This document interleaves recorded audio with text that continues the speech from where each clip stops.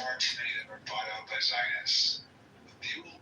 If Netanyahu visited Trump when Obama was president, and the proper thing to do when a foreign prime minister or president visits a country, he went straight to Congress.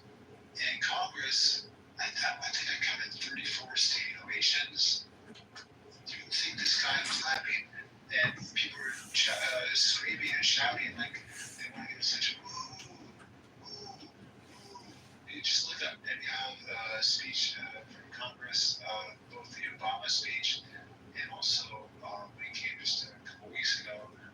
They're basically calling him Riles to shake his hands. Probably, literally, you'll just see it. It's so nauseating, it's so sickening. Like, why? Why are they jumping at the helm just to shake this man's hand? It's like they're posing with them, trying to get his patience for any president. Democrats have it, or Republicans, if they don't party's president, they won't even stand that many times for their president. 34 times it was like that. Why? This war criminal coming to how? Why does he have so much influence in the U.S.? Why do these politicians? Why do they Israel? Man, it is just so. Thank God, Americans are waking up. We're waking up. A lot of us.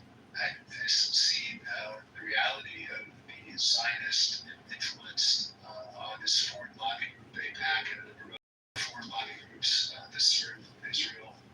Their influence on American politicians.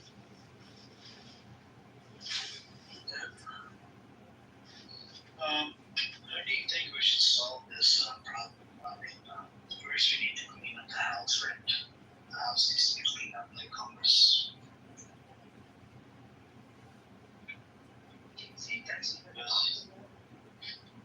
So, I was thinking, Crystal, if, I don't know, if Iran or somebody was able to, I don't know, get hold of the documentation related to Epstein files.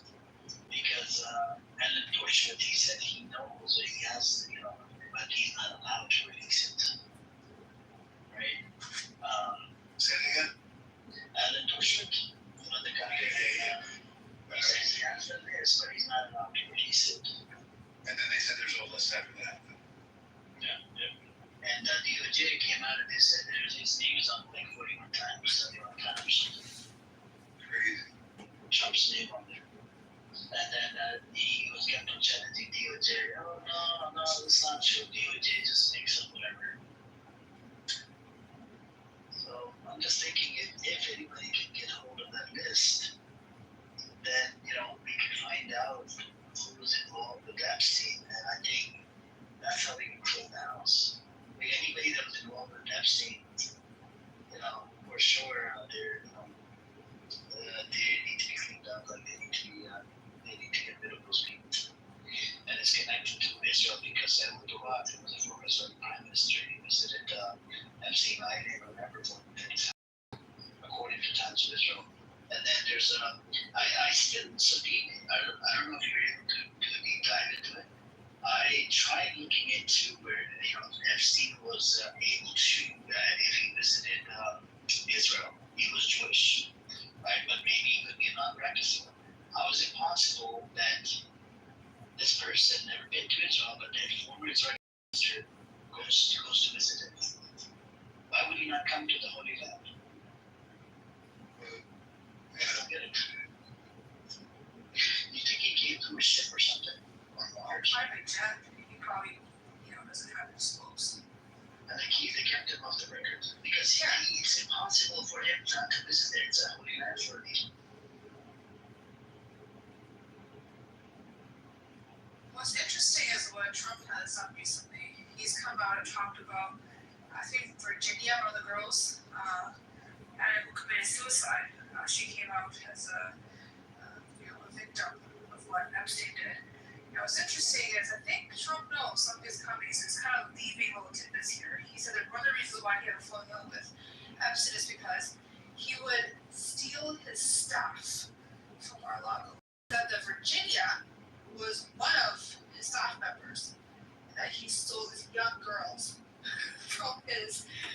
I think she was a spa or something. What's interesting is at that time she would have been around 15 or 16. So Trump saying this and bringing this out even making any connection of any sort that Virginia was bringing up as one of the victims that came out and that she was so unfortunately. So there is something coming and he's trying to already build the narrative before the drink. He also imprisons many healthy and youthful women as his wives. The only wish is for a healthy baby to carry on his great work.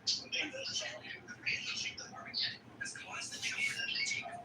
The Mentis comes over to pick on Immortal Joe, and all Immortal Joe needs to do is appreciate it. And Immortal Boy jumps down from a great height. As Epstein in front of you terrifies Dementis. Immortal Joe points his hand, and Dementis offers Furios to Immortal Joe. This time, The Jersey spies who captured the more of their answers to questions redacted. Particularly if you have, I think the question was, do you have foreknowledge or involved in either the tax? That, the answer to that question is redacted, in fact, not accessible questions. But other questions are asked are, they're able to see the answers to those questions, but the spies answer. Why was asked if they have any involvement or foreknowledge in either the tax? Why is it blacked out? Let us know. We need to know more about this potential Israeli Zionist Larry Silverstein, spies who were caught accompanying cheering the first media ready for cameras. So not knowing something that happened, they got the first plane striking the building and they're happy about it, they're cheering. Like they shot a child, a Palestinian Christian or Jewish Christian Muslim child. 15, remember he had his documentary. Yeah, because my problem is that's all fine and dandy, but is it gonna really move the dial and enrage enough Americans on both sides of the aisle? I think that's the same thing, because there's a big moral conundrum. If it comes out that Israel, their spies, Mossad, whoever was, that orchestrated 9/11 attack, that will upset America. All of America will be upset about that. They're going to Yeah, but it's not remove Trump. Doesn't remove Trump. That I don't know. I don't think that is still. I don't think remove Trump, but America as a politician faces so much pressure against by the populace. Saying, don't send any more money to Israel. We need to get these bastards convicted of crimes. The crimes they must pay us back. There will be so many Americans. Don't piss off more Americans. Also, the JFK assassination. I think that having within some politicians. a lot of it was redacted for JFK. Yeah. The good parts, the important parts are I redacted. think there is a connection between JFK at that time did not want Israel to build a nuclear program. Oh yeah. There's the nuclear base and also APAC, which was America's Last Council. He wanted them to register as as they probably should be, a foreign line group, and JFK was adamant about not allowing them to do so because that's not according to American law and policy. They're supposed to be a foreign lobby group, but he resisted. JFK just went out to no, we're not doing that. We're not allowing you to do that. And then months later, he was assassinated. And also months later, after insisting that Israel was allowing U.S. inspectors to inspect their military, their nuclear program, to make sure they're not building weapons. Israel denied. And months later, he was assassinated. So this is a time when Israel wasn't as strong as it was. As it is now. And that's all proven, right? It's not even a conspiracy. That's proven, yeah. The fact that JFK, every time JFKs are fact.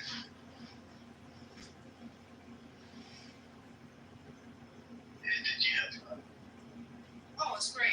Wonderful. I know I started it, but No, don't apologize. It's great.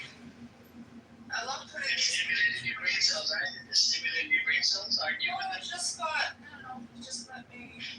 They wouldn't let you speak. Like, I don't know what the deal was, man. It's like they were used to dominate the fucking conversation. No, that's a problem. Because then the weird thing is to compare. It's like nobody compare the U.S. to, and then to assume white races. We weren't even comparing the Americans. Yeah. Right? America is on a different side. We're talking about the amount of rape cases that take place in India. It's just too much. It's to the next level. It is. You know, and I you know, every time I bring up the moral character of Modi and his rules or whatever, I actually look at this one case, Billy's Mommy, you heard Yeah, of of it? course. It's an 11 rapist. That was a famous case, right? This right winger, Modi supporters, right? They not only gang raped her, they killed a whole bunch of family members. Yeah, man. It's disgusting. What happened recently? They're denying it. It's in the U.S. media. A girl was transported from fainting from school in an ambulance and she was raped. Yeah, it was I heard that it's a 13 or 15-year-old. Yeah. Yeah. Ridiculous. You can't trust anybody at all. Like, anyways, when the issue with them is they feel like they can't talk about the ills of their country because they feel like they're somehow, putting themselves down, which is not true at all. And Benny Adam really fucked up. That fucking guy. Yeah, it won't be down. He's a racist piece of shit. So next time if he does it, just move it down. Yeah, I was going to. He was really annoying. Yeah, I walked away to eat some ice cream. I'm like, okay, you're engaging with them, but then I went to go grab some ice cream. I was gonna get some popcorn and so That was a show for you. I'm like, what's going on? Do you guys there's more videos of seeing more videos of the Israelis, the IDF or the Israeli Genocide Forces, also known as IGF. I've seen that coined in places on social media. Israeli genocide. I mean, in Kitover and cheering about it. Look Yeah. what's body food. These baby killers, they're relishing in killing babies, shooting people. The Green Beret, American, Anthony Aguilar, he was part of the Gaza Humanitarian Foundation. He basically exposed how their U.S. this organization is a client of the IDF. Right? They serve the IDF. They do what IDF tells them to do. They're not to disobey orders of the IDF. And they said they were going to shoot children. And Anthony Aguilar did not want them to shoot these kids that were just simply trying to get food. And they're on top of like they come to Smallville, and people are starving, and they had a command to shoot these kids if they don't get down. 91 just yesterday, by the way, were killed trying to get eaten. Yeah, and it's a slaughterhouse. So the Holocaust is happening again. The same people who survived the Holocaust, the children that Well, survived. they're not even connected to the Holocaust, most of these people. Yeah. Well, there are a lot of other survivors. They say this is a Holocaust. These people are committing the most atrocious crimes, concentration camps, starving people to death. The skin and bones that we saw with the Jews back in the Holocaust times. We're seeing those images now. We're seeing that the kids, Israel's intentionally starving. It's not as a lie either. On purpose. Yeah, that's part of the strategy. The moment you don't have the nutrients in this milk, so what's that? They're shooting children for sport. They're posting on social media. They're laughing about it. They're cheering it. They're having a great time shooting children. They're laughing, and it's a sport to them. And Do you have links for that? yes, there's a video. Yeah, sure. There's a video that came out. It's Hamas and Hamas propaganda. No, and everybody in the world now is Hamas propaganda to them. U.S. mercenaries too? Interesting. Yeah, exactly. Hamas propaganda. Even a U.S. mercenary speaking out against Israel. That's how they're trying to kill children and so forth. And they have luring children to their death, luring men to their death. They're trying to get food for their families. Everybody's Hamas propaganda. Well, let me hear that. They said if you go into the waters to fish, you'll be shot on sight. Yep. Yeah. They will see. No,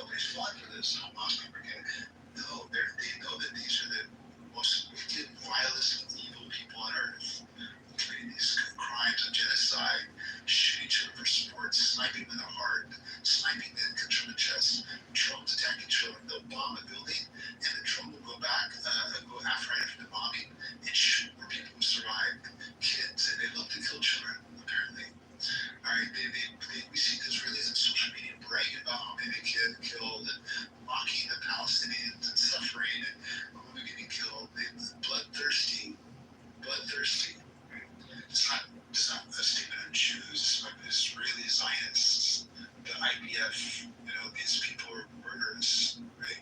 And there's many Jews against this, Jewish organizations like B'Tselem, and I think it was Physicians for Human Rights in Israel. These two organizations came out a week ago saying this is a genocide.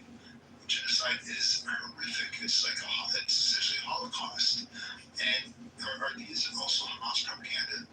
Are Israelis who are part of the human rights organization also Hamas propaganda? Nobody's falling for this crap.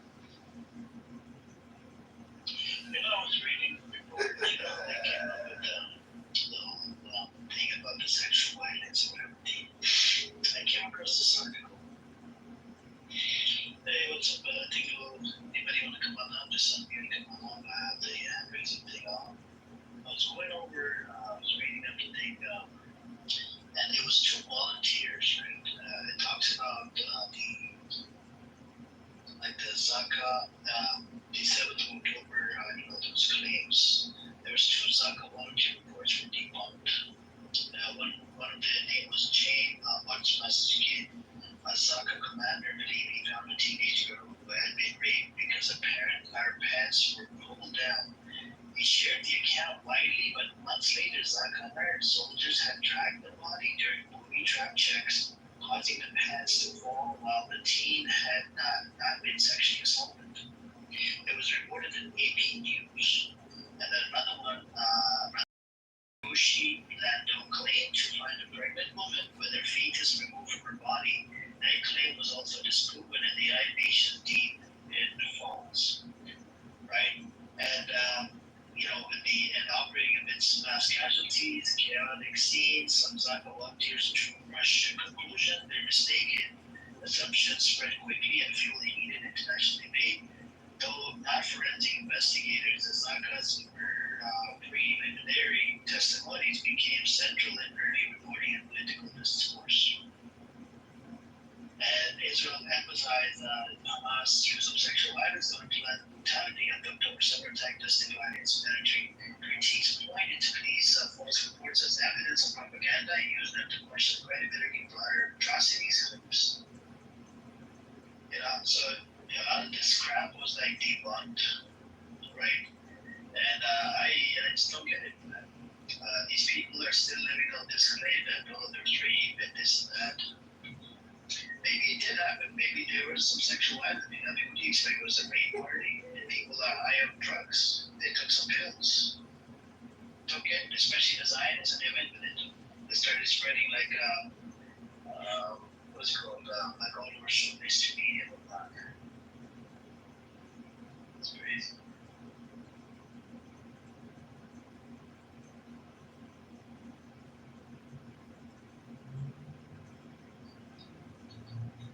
What Crystal mentioned about Christians defending Israel is so strange. It's strange. It's these evangelical Christians, Jews, they'll even openly say it, they hate Jews, but they want Jews to construct their temples so that Jesus can come, and that's their belief, that's their motivation for supporting Palestine, for supporting Israel, and the genocide, and their denial of it, just convenient denial. We keep right from their eyes, but it's do these Christians matter less to you because they're brown? They're not white Christians. They speak the Arabic language. Is that why they see them as equally Christian? Do their words not matter to you when they're saying, "Oh, they're killing us. They're out to kill us. They're committing genocide"? That we stand with our Muslim brothers and sisters as Christians against the shared enemy, Israel. Does that matter to Christians? Come on.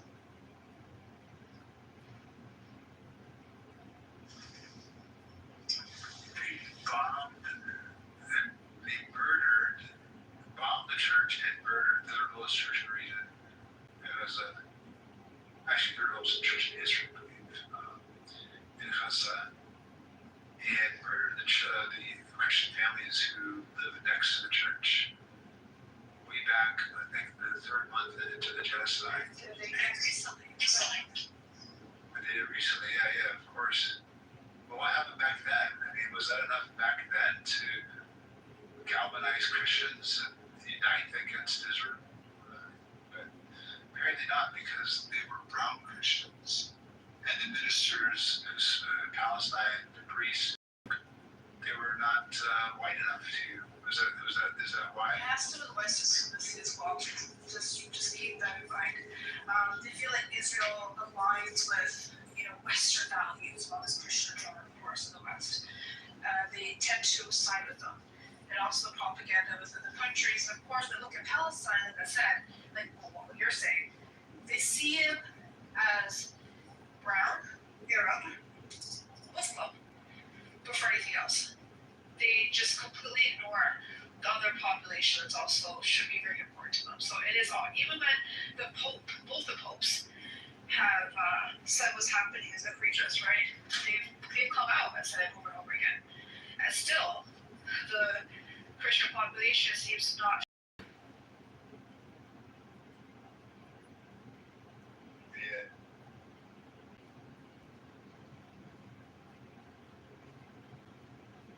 We have had the audience denying. That's the same, man. Is that the same? No. This one is an email. This one is a Chinese student. Wait, Hannah, would you like to come up and just say hello? Introduce yourself. I'll give you a phone back. I just need to know if you're not or something. They're kind of left. No, she's down there. She's back. Oh, but this is a different profile. Yeah, this is a different Hannah. This is not the same. This is a different Hannah. But if you look at the comments, Hannah left. The other one, Hannah H. That says really good. If you see, Yeah, that says there you go. Yeah, Hannah. Yeah. Before I had you back to Hannah, it was her friends. Just we'd have to come up and speak before people would be comfortable. I had you back. It was her friends to account. Yeah, if you would have. Just say hello, Hannah. You can go back down. I don't mind you sitting in the audience. It's a good job. People like to listen to the stuff, and they get educated on a lot of these things. Even yesterday or day before, somebody told me, they said, I learned a lot from this room. Even Scotty was telling me the other day. That's good, that's good. Everybody comes in, contributes, and they have value to the conversation. And then sometimes we have fights as well related to politics. We had this from earlier. That guy's very controversial. That guy is, no, that guy called cheat, that kid or whatever that is. That guy is. And, he's, if you were to open our room on India, your account would get clipped right there. It has happened before. oh wow. I opened a room on Reiki. Wow. Was a big population of Indians was reporting it, mass reporting. It wasn't the Muslim India that came in that much, it was the Hindu Indians that were RSS. and I had some people from Kashmir, Kashmiri Muslims from the UK. Oh my God, they went back and forth. They were, attacking each other, whatever. And it just went sideways in the country. Over again. That was a burner account, by the way. I knew all about this, right? You got to do a burner account. It could be a second or third account. But last time somebody had their second account got clipped because they opened one in case they couldn't account the second. Oh, Bima's here. I want to bring Bima up. I was in a room with her the other day. Hey, what's up? Hey guys, remember did you see the two Israeli-based reports by someone? Yeah, right. It's coming down. You can do it. You change it up because of you being on this app. You go into the Zionist room just as she was trying to find different talking points, She held it down. With the Mohan and the whatever Randy's and whatever. By the way, Dina, did you hear there was a clip earlier Suki played in this space? You know what he said? He wants to put broken glass in my mouth and choke on it. What? That's what Ron said. Rohan said that? Yeah, you can hear this. You were here. I hear. Do you know what? I think he's like losing. I'm gonna be honest with you. What was it? I usually like a year ago, he seemed to be like pretty reasonable. No, maybe less than a year ago. And no, more than a year ago. It was before October 7th, I think. Right. And then I think he like lost his shit.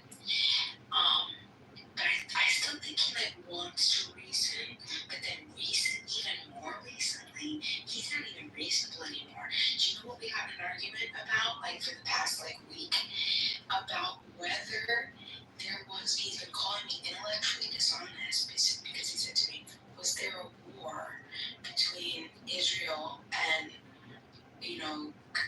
Gaza/Hamas/Palestinians on October 6th, meaning the day before October 7th. And I was like, yeah, of course. And then he's like, you're intellectually dishonest. He's like, it was not. The war started when Hamas, attacked people on October 7th. I'm just saying, that doesn't make sense. And I said, we can look at this in so many ways. It's like, why would you think that I would say no? You can ask any historian. You can read Jewish historians. You get that in writing about this.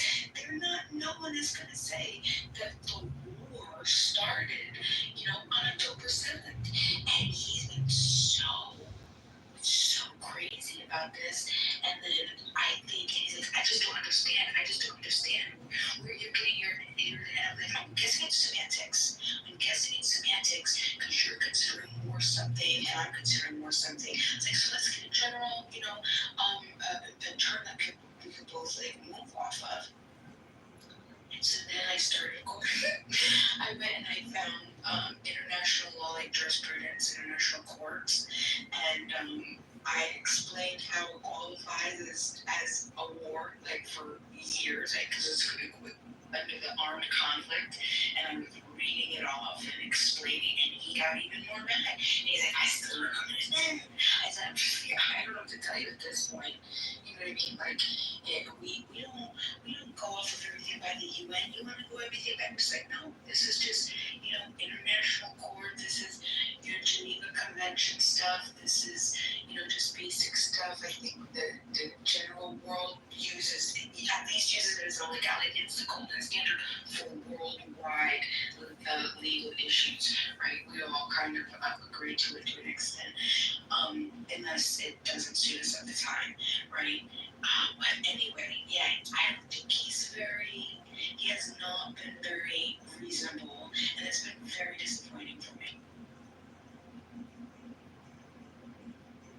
He did the restoration yesterday. He did? Oh, yeah. Big time. Do you know what they did, Rohan and, so Edward told me, he said I was in there about a month ago, and they were like, what is the blockade? It's Egypt that's blocking the Republican. So they were putting the blame on Egypt. Like, Egypt doesn't have to coordinate anything with Israel before anything comes in. So, right, and then it's intellectually dishonest, and I think. Oh no, he brought another argument up. Stupid as hell. He said that after winning that one, what war does the other side feed the country they're warring with? I'm like, no one's saying Israel should feed them. It's international aid that's sitting there. No one's saying that Israel needs to do anything. They haven't done shit all, but they're blocking it in every which way. This guy's like, no, it's because the United Nations won't distribute. I'm like, what the hell? I'm like, these international organizations are literally waiting and pushing for Trump. I'm like, shit, even Trump is saying there's full-on starvation and Israel should do more. He's like, no, I don't understand. Well, why is it that there's like fat people there? I'm like, what are you talking about? This is how Rohan's gone crazy. Yeah, that's another talking point that they've been using. And who was it? There was some I was arguing with a girl named Enigma, today, and she was using that same talking point. She's like, why does Israel have to feed? There's a literal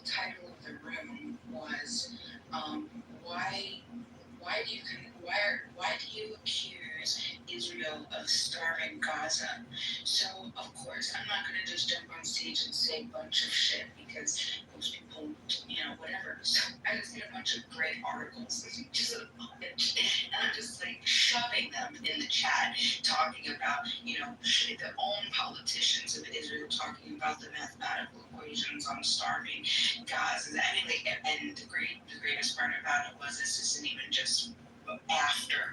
This isn't after. This is October 7th. This is like circa 2006 when it started.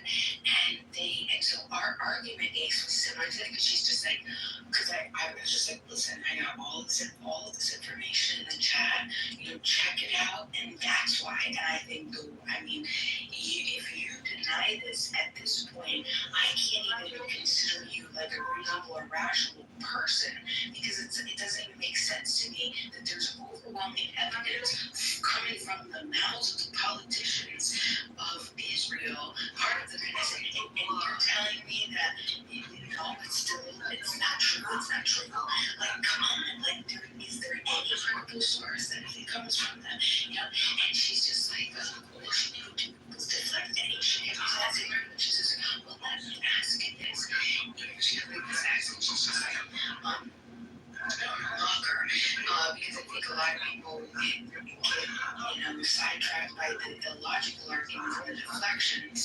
But she says, why is it that the UN isn't providing the food? Why is it that Egypt is providing? Why is Israel responsible for providing the food for enemy? And I'm just like, listen, it's like logically, okay, first of all, they don't have to provide it, but they can't prevent it. And that's exactly what they're doing. They're preventing aid from it. And she's like, oh, well, you can get in through the pit inside of Egypt.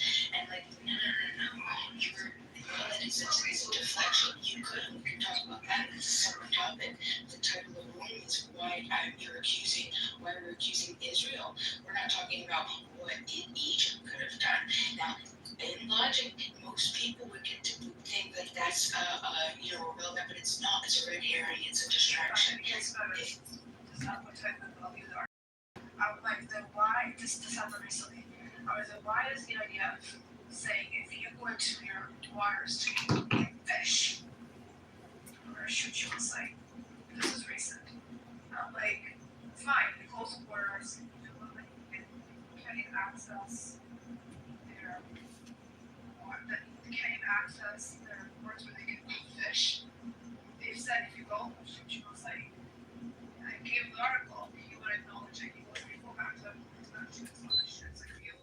It's like the conversation was shifted right away. Because it's true. What you're saying is 100% true. And then the other part that's true is, okay, fine, all of these provisions you don't want, then what about this factor? Like, if you could go use natural resources to fish, you will be shot on sight. And I put the article in the chat. And what's crazy though is I don't know how they're still arguing this when we have massive reports before October 7th that are all saying and give you all of this information. I compiled just between 2021 from a Threshold Cross report by the Human Rights Watch accusing Israel of genocide in 2021, okay? From 2021 to September of 2023, right before October 7th, there was about a dozen reports from UN, UNICEF, OSHA, who else? UN, UNICEF, OSHA. There's a whole list, and they're all saying the same thing. Like, what? I don't know. I worry. So the next one, how do you guys call an open plan prison when there's a luxury population proposal? Do you know how stupid that argument is? That was opened by a Palestinian. That doesn't mean shit because 2007, I believe, is when the blockades were put upon Gaza. I mean, their airport was fucking bombed by Israel. So you can't leave, you can't come. You're in this corner isolated. You're at the mercy of Israel. You can't do any trade. Your movement is restricted. You have to get so many permissions just to try to get to the West Bank. So you're isolated completely. Open air prison is you're living in this space, but you have absolutely no autonomy. You can't do anything. You can't even they're restricted. The bit of money people pay for fishing, etc. They restrict us so much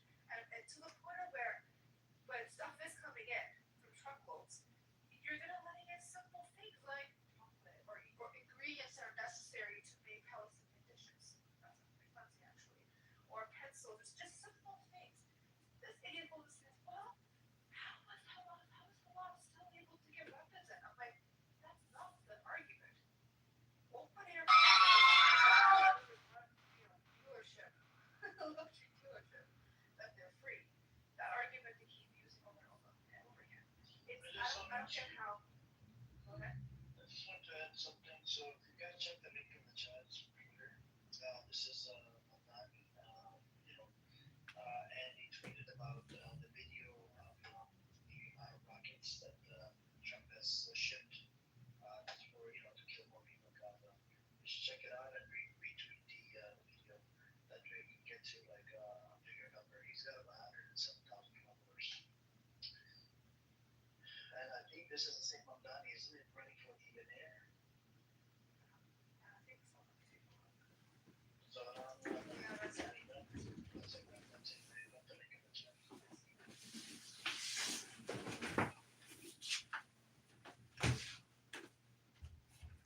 Anybody else want to come up? Come on up, guys.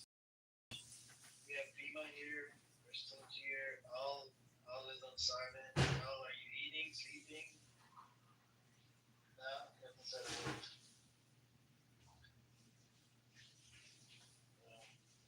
Philip is probably sleeping. Shape spent 4 hours with him while we were with Rohan on 3 hours. I think you and Shape went in there together, right? No, I was there before. I think I was there. Yeah, I mean, so you guys give a lot of time to Rohan. And then after he was done with his room, he came into this room and started talking to me in the chat. No, who attacked you? The Rohan. I wasn't there. He said, you're a Jew hater, I'm the biggest Jew hater. I'm speaking with facts. I didn't even mention his daughter. I'm like, your daughter's pro daddy. What the fuck are you doing here in the Israeli side? You're not even an Israeli citizen. Like, how do you make a decision for the Israelis? Like, these people I don't get, like, these are American people, Australian, whatever. How the hell do you make a decision on behalf of Israelis? I just don't get it. Like, who the hell are you? Yeah, he has the right, but he doesn't have the citizenship. If you don't have the citizenship, then you don't get the right. There's no right. I mean, what are you gonna say? It's just like a blindly, like, remember we had people from a certain country, they were defending blindly. They didn't want to hear anything about their country. It just makes you want to be like, okay, this is how it is, man. No has dependencies that you'll never just go Jews or shit up with like, yeah, start talking about Zionists first. I think You should bring up Black Sunday. Oh, we brought that up. Black Sunday. Yeah, we brought that up. There's a bunch Shape is the one that gave me Black Sunday, and that was good. market, special market. Booby trapping since 1930s. Like, this paycheck track, that's not me. Yeah. They don't like to admit it. They like to derail and turn to, well, 90% of all terrorist groups are Muslim. He asks me, is it due to the West? Tell me, no, but listen, it's perception. Okay, it's exclusive power giving these types of labels. Think about the military of these countries. They don't hate as terrorist attacks, but they don't get that label. And it too did the West. It's like anti-Muslim. No, not particularly. And then surprisingly, somebody on his camp came in and said, well, that is true. It depends on who's looking at it. They derail. It is so disgusting that these people today are still saying that there's no genocide, that there's no starvation. You know how disgusting that is? Maybe I want to ask you, what is your position in relation? Do you believe in two-state solution, one state, or no state? You're not gonna like my answer. You're not gonna like my answer. The 67 order? Well, yeah, hell no. I believe in a pre-1917 freaking Palestine society.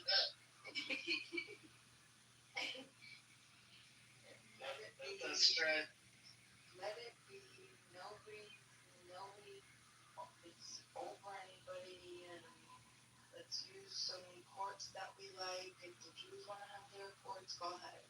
We can have other Sharia courts, go ahead. Everybody just get along and no fucking borders. I don't want your laws over somebody else's laws.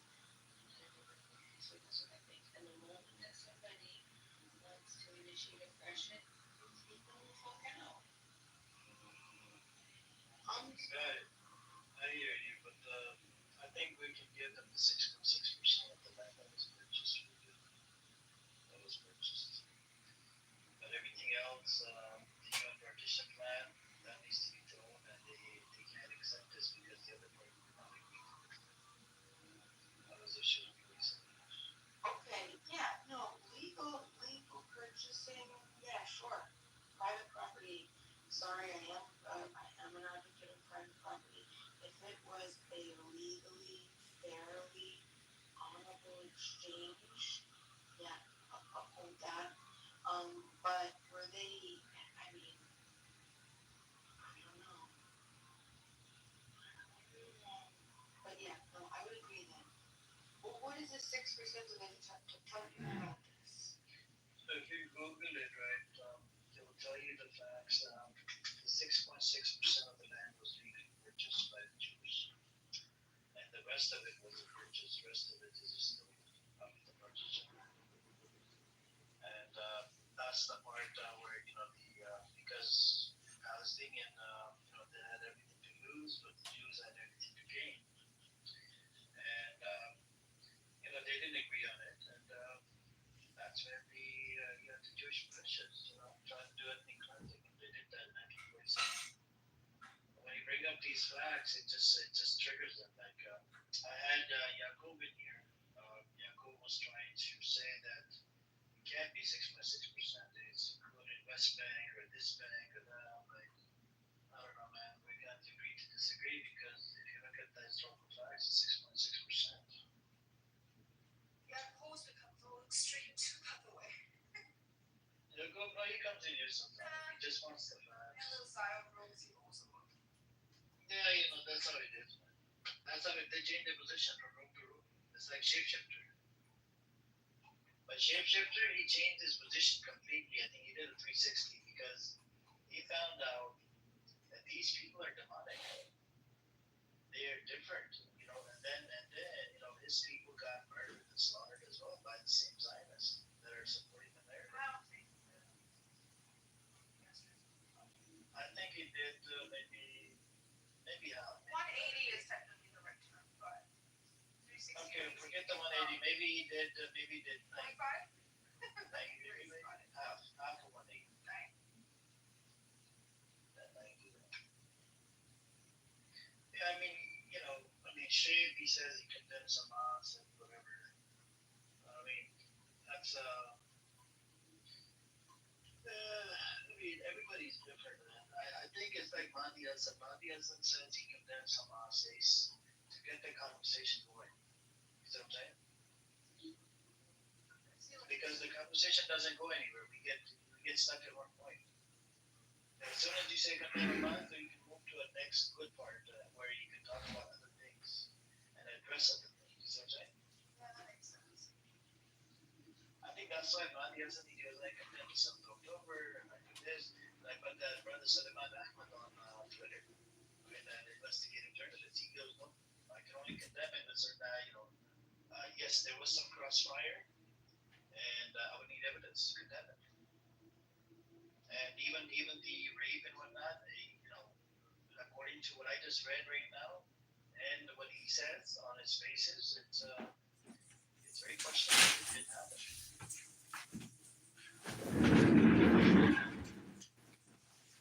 UN came out with it, and UN said it didn't happen. Point the fingers at Hamas that Hamas did that. And there was one girl, I just read it out to you guys. Her pants was, down or whatever, but that wasn't because they forced it down. You see what I'm saying? I'll put the link in the chat. You guys can read up. I'll actually read up a small thing again. Let me see. Do you remember the Zionists that said that once some of the nations or whatever, once these hostages come out, they must have been being married? They're crazy. One of the hostages, she got raped by her trainer. Yeah, that girl. Yeah. In Israel. So I'll read you guys just two very key highlights, right? How they came to this report. So Chaim Otzmaskin, the Zaka commander, believed he found a teenage girl who had been raped because her pants were pulled down. He shared the account widely, but months later, Zaka learned soldiers had dragged the body during booby trap checks, causing the pants to fall while the teen had not been sexually assaulted. Another volunteer, Yoshi Lando, claimed to find a pregnant woman with her fetus removed from her body. That claim was also disproven, and the United Nations deemed it false, right? And then the misinformation in the aftermath, operation amid mass casualties and chaotic scenes. Some Zaka volunteers drew rushed conclusions. Their mistaken assumptions spread quickly and fueled heated international debate. Though not forensic investigators, Zaka preliminary testimonies became central in early reporting and political discourse. And what verified evidence exists? Independent investigations, including by the UN Special Representative on Sexual Violence and Conflict, found reasonable grounds to believe sexual violence occurred during the October 7th assault. However, forensic evidence and survivor testimony remained limited. The witnesses' release of hostages and some video or photographic footage suggests widespread abuse, but the scale and specific remain unclear due to the lack of systematic evidence gathering. They didn't allow the UN to interview or ask questions to the victims. That was another problem. So how do you believe it? You can't believe it. They made a whole bunch of bullshit claims, man. That's why the credibility of the Zionist entity went down the toilet.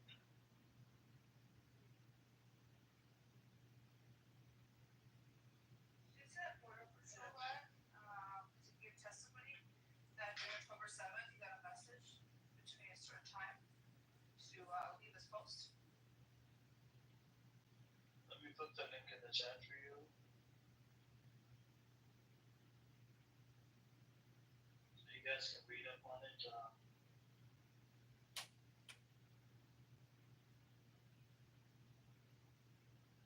And it's a PBS thing, by the way. PBS is American TV channel.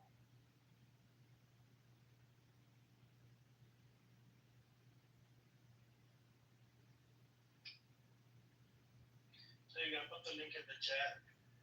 You guys can read up on it. Ask ChatGPT to read up on it, summarize it for you, and you guys can read up on it. It's pretty interesting, and I'm finding new stuff in relation to 7th October, which is good, and a lot of this shit is getting debunked. We have Anan down there. He's not an Anan, he's an anus. He likes to record my rumors and streams it on YouTube, this fucker. Yeah, I mean, what is it? Yeah. Loser, why don't you come up and have a girl's picture on there? Why do you act like you're a girl? Do you become a girl at nighttime? A little recording bitch? Yeah, he becomes a girl at nighttime. It's like a demon hour after 20 or whatever. What's up? Yeah, how late? I just woke up. You're not gonna eat anything? You're just brushing your teeth? What kind of tea do you drink? Yeah, you drink black tea? Look at you, man. Englishman living in English land and drinking English tea. Oh, yes, man.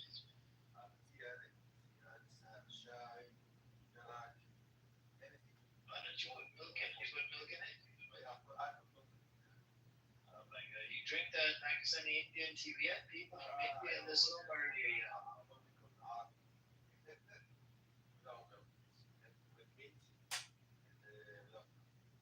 Oh yeah, mint one is pretty good. The broth.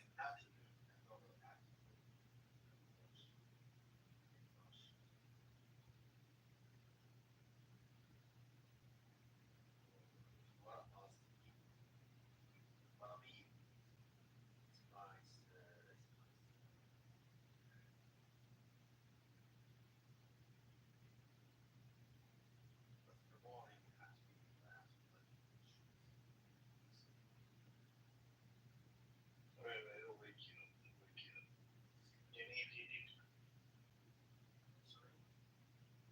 In the morning, I don't know tea. If you're immune to tea, I'm actually immune to tea. Even if I drink coffee or tea at nighttime, I can still go to sleep on it. I have this immune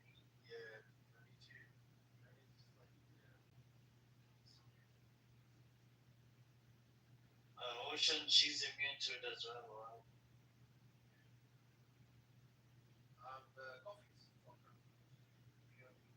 Sister, you drink a lot of coffee, sister. You need to drop it. Hey, Ocean, drop it, drop it. Don't drink coffee.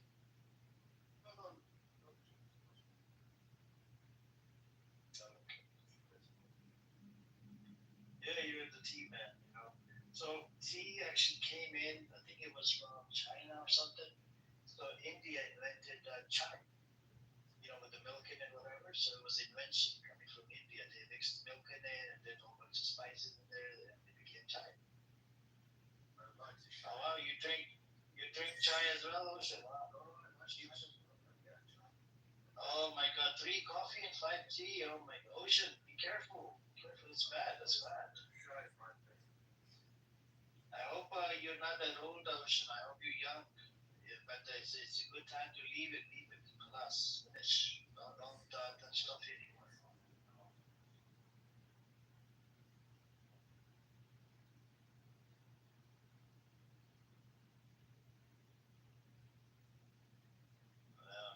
Bima, I think he agrees with you. We have the free down in the audience. He's a Palestinian brother. He agrees with you. Go back to the 1970s. Oh,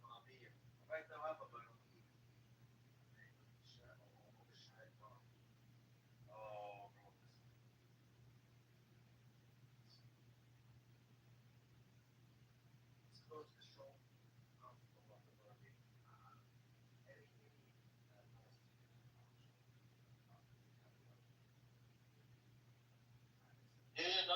Bima, by the way, free. Bima said she agrees to the 1917.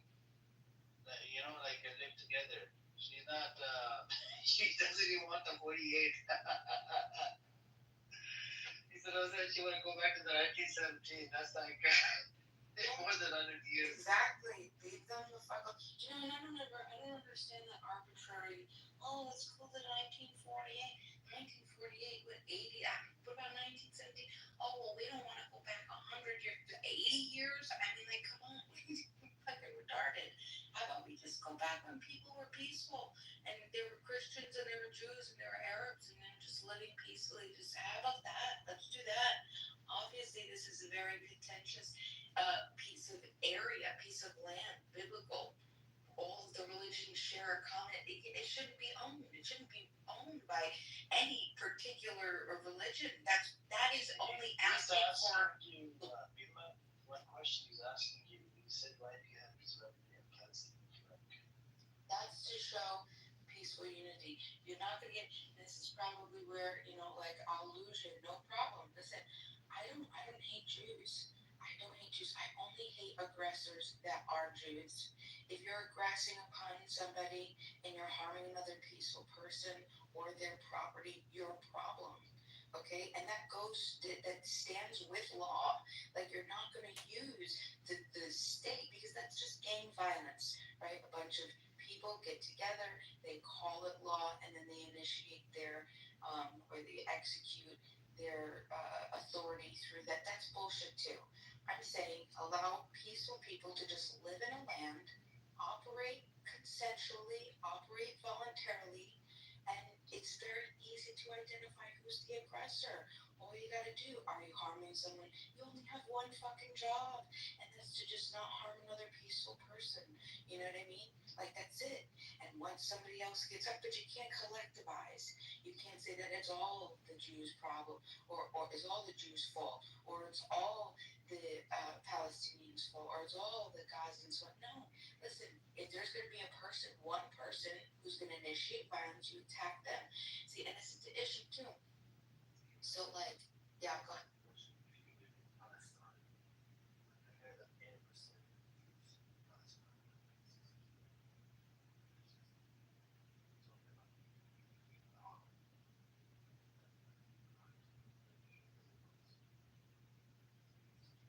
So this is the thing.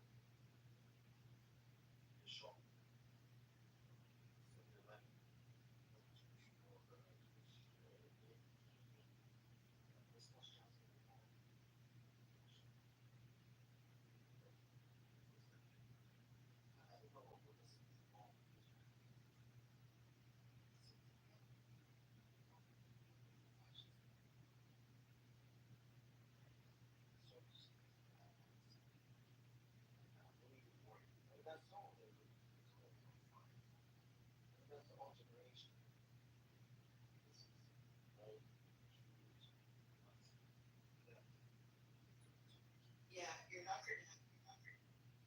So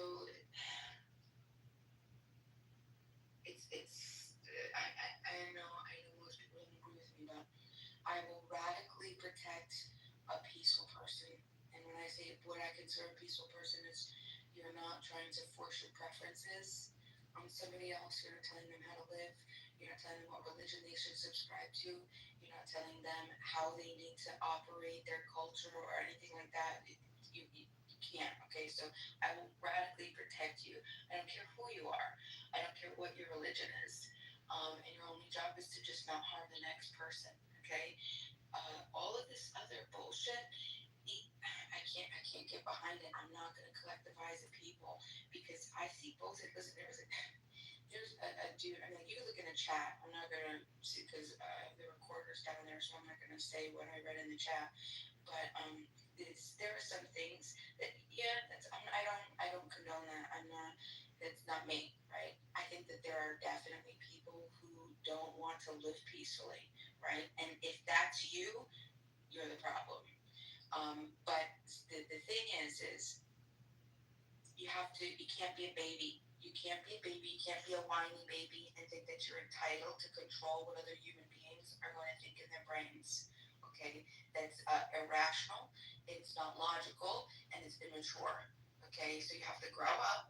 You have to accept that your neighbor is going to believe whatever they're going to believe, and the only control that you have as a human being on this planet is what you control, and that is your private property. It begins with you, and whatever extension of your private property is. If you want to slowly, you know, buy up the land, then you know what? Then you can do whatever the hell you want with it. But you have to get it rightfully. You have to get it peacefully, right? It can't be awarded to you through some superstitious myth of authority from some foreign land, foreign people. That's just crazy shit. These are all just bullshit ideas that we use to control each other. You know what I mean? So live peacefully, don't bother anybody, and that's it. So at the moment, and the great thing about it is, the moment that someone begins to tell somebody how to live, that they would have to initiate aggression. They're going to have to use force in some way, and it's a very objective thing. It's non-arbitrary, which means you can pinpoint it. Right? It's not an idea. It's not a concept. It's something that you can actually visually look at and say, okay, this person has physically harmed me, has physically stopped me from moving freely on the planet, has violated myself or my property, right? And in those moments, those are violators. And like I said, I radically defend you. And so then defender's choice, take them the fuck out. I don't care how you do it. I don't care. At that point, defender's choice.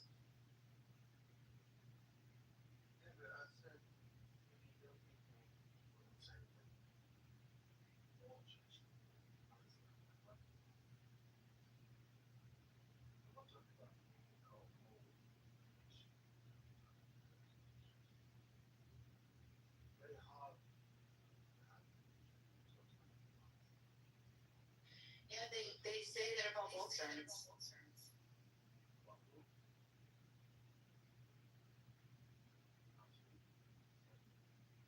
So they say that about Palestinians too.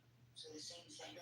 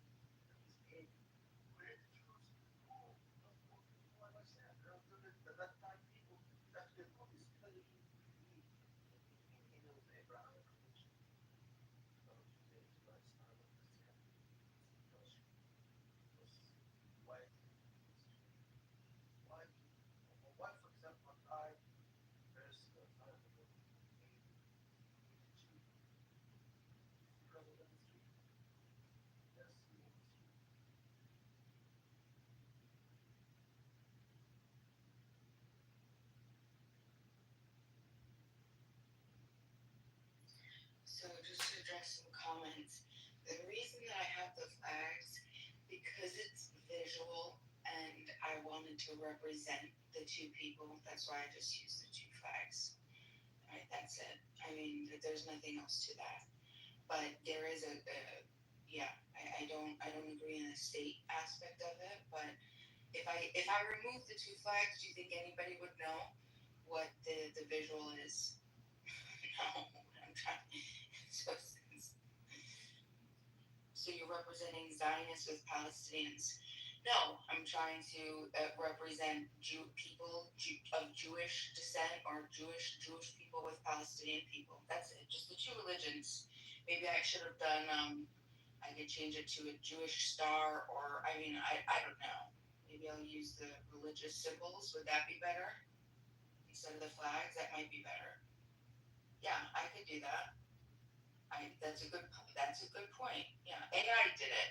I didn't tell it to do the flags. I just I don't remember the prompt I did, but no, that's a good point. I could change that.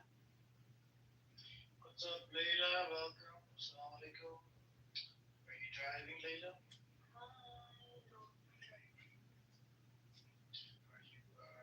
you at the house? Like, did you make it home safely? I did, yeah, I'm in my house. Okay. I'm still thinking about a few days ago when you were driving. That was yesterday. Oh, okay, it was yesterday. Okay. You made it home safely, right? How was it done? Okay, good. Yep. I was just saying, we were just talking about, Bima was in the other room, giving them the new points and whatnot, and sort of like debating with them. So, and then I think it just went sideways. I think I asked her a question about the idea of Israeli flag, but Bima is really representing the Jewish people and Palestinians. So, Oh, is that Diva's profile picture? Is that what we're talking about? dude, that's what Free is addressing in the chat. I think it's they're going back and there's animosity here between the two. I think we need to coexist. You want to come up, Free? Come up and let's coexist. This was the longest time I've heard Free not speak. He's been quiet for so Do you long. miss him, Layla? No, I'm just saying, like, it's just really shocking that he's good Seems as long like without you miss speaking. him. Free, do you want to come up for later? No, I don't. Stop it. Sounds like she misses your voice. Can you stop it, man? Sounds like You're not Rabbi. funny. Sounds like Rabbi misses my voice. Fucking I think Black Rabbi just has a huge crush on you. And his religion doesn't allow He him wants to to. kill me, and he wants to pull up in Compton. He said he wants to kill me and whatnot. So, what's a better terrorist? Somebody that moves from Los Angeles? Yeah, he did. And he says everybody, including animals, are terrorists inside Gaza. And he says West Bank is not part of Palestine. West Bank is Judea and Samaria.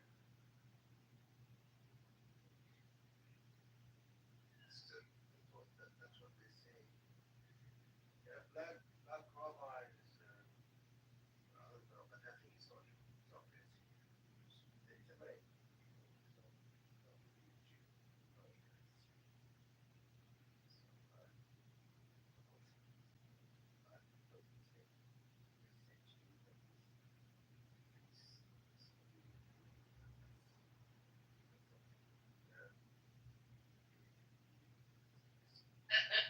Free.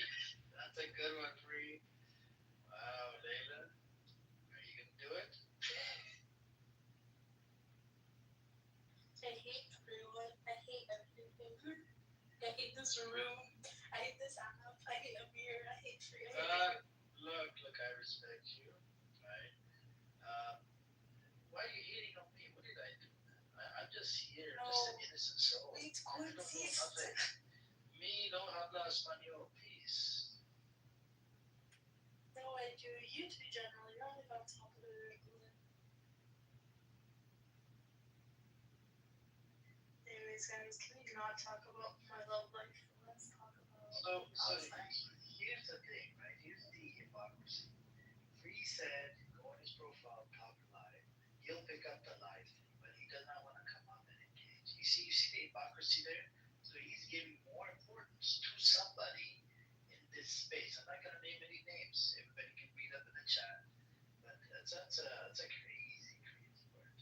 Ace, are you seeing this? I'm seeing it. Free. Everybody's seeing this. Everybody.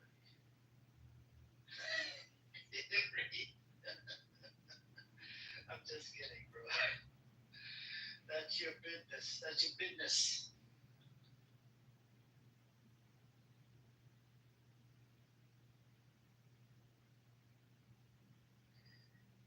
Anyways, Black Grandpa, should we bring you up? You Oh wanna give me? God.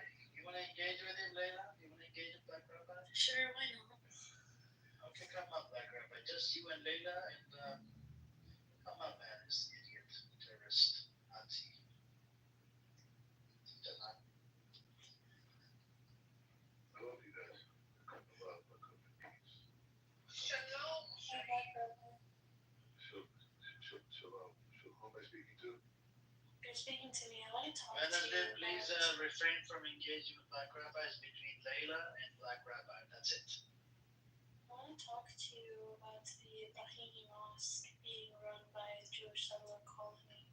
A few weeks ago, my family received word that the Brahimi Mosque, which is near Khalil, or as you guys renamed it, Hebron, there's a mosque there that is very sacred to Muslims. It's a mosque. It's perceived where Ibrahim alayhi salam, Abraham, and Sarah alayhi salam were buried. And a few weeks ago, the mosque was taken by the Israeli occupation, and is now being run by a Jewish settler colony. We don't know. I've prayed there multiple times, and people like who visit us who visit Palestine, who go there on pilgrimage and stuff like that, don't know if they're gonna be able to pray in it anymore because it's being run. The timings, entering, etc. Like what you can do inside, when you can go inside, when you can even come onto the property is being decided by a Jewish settler colony. So, what do you have to say about that?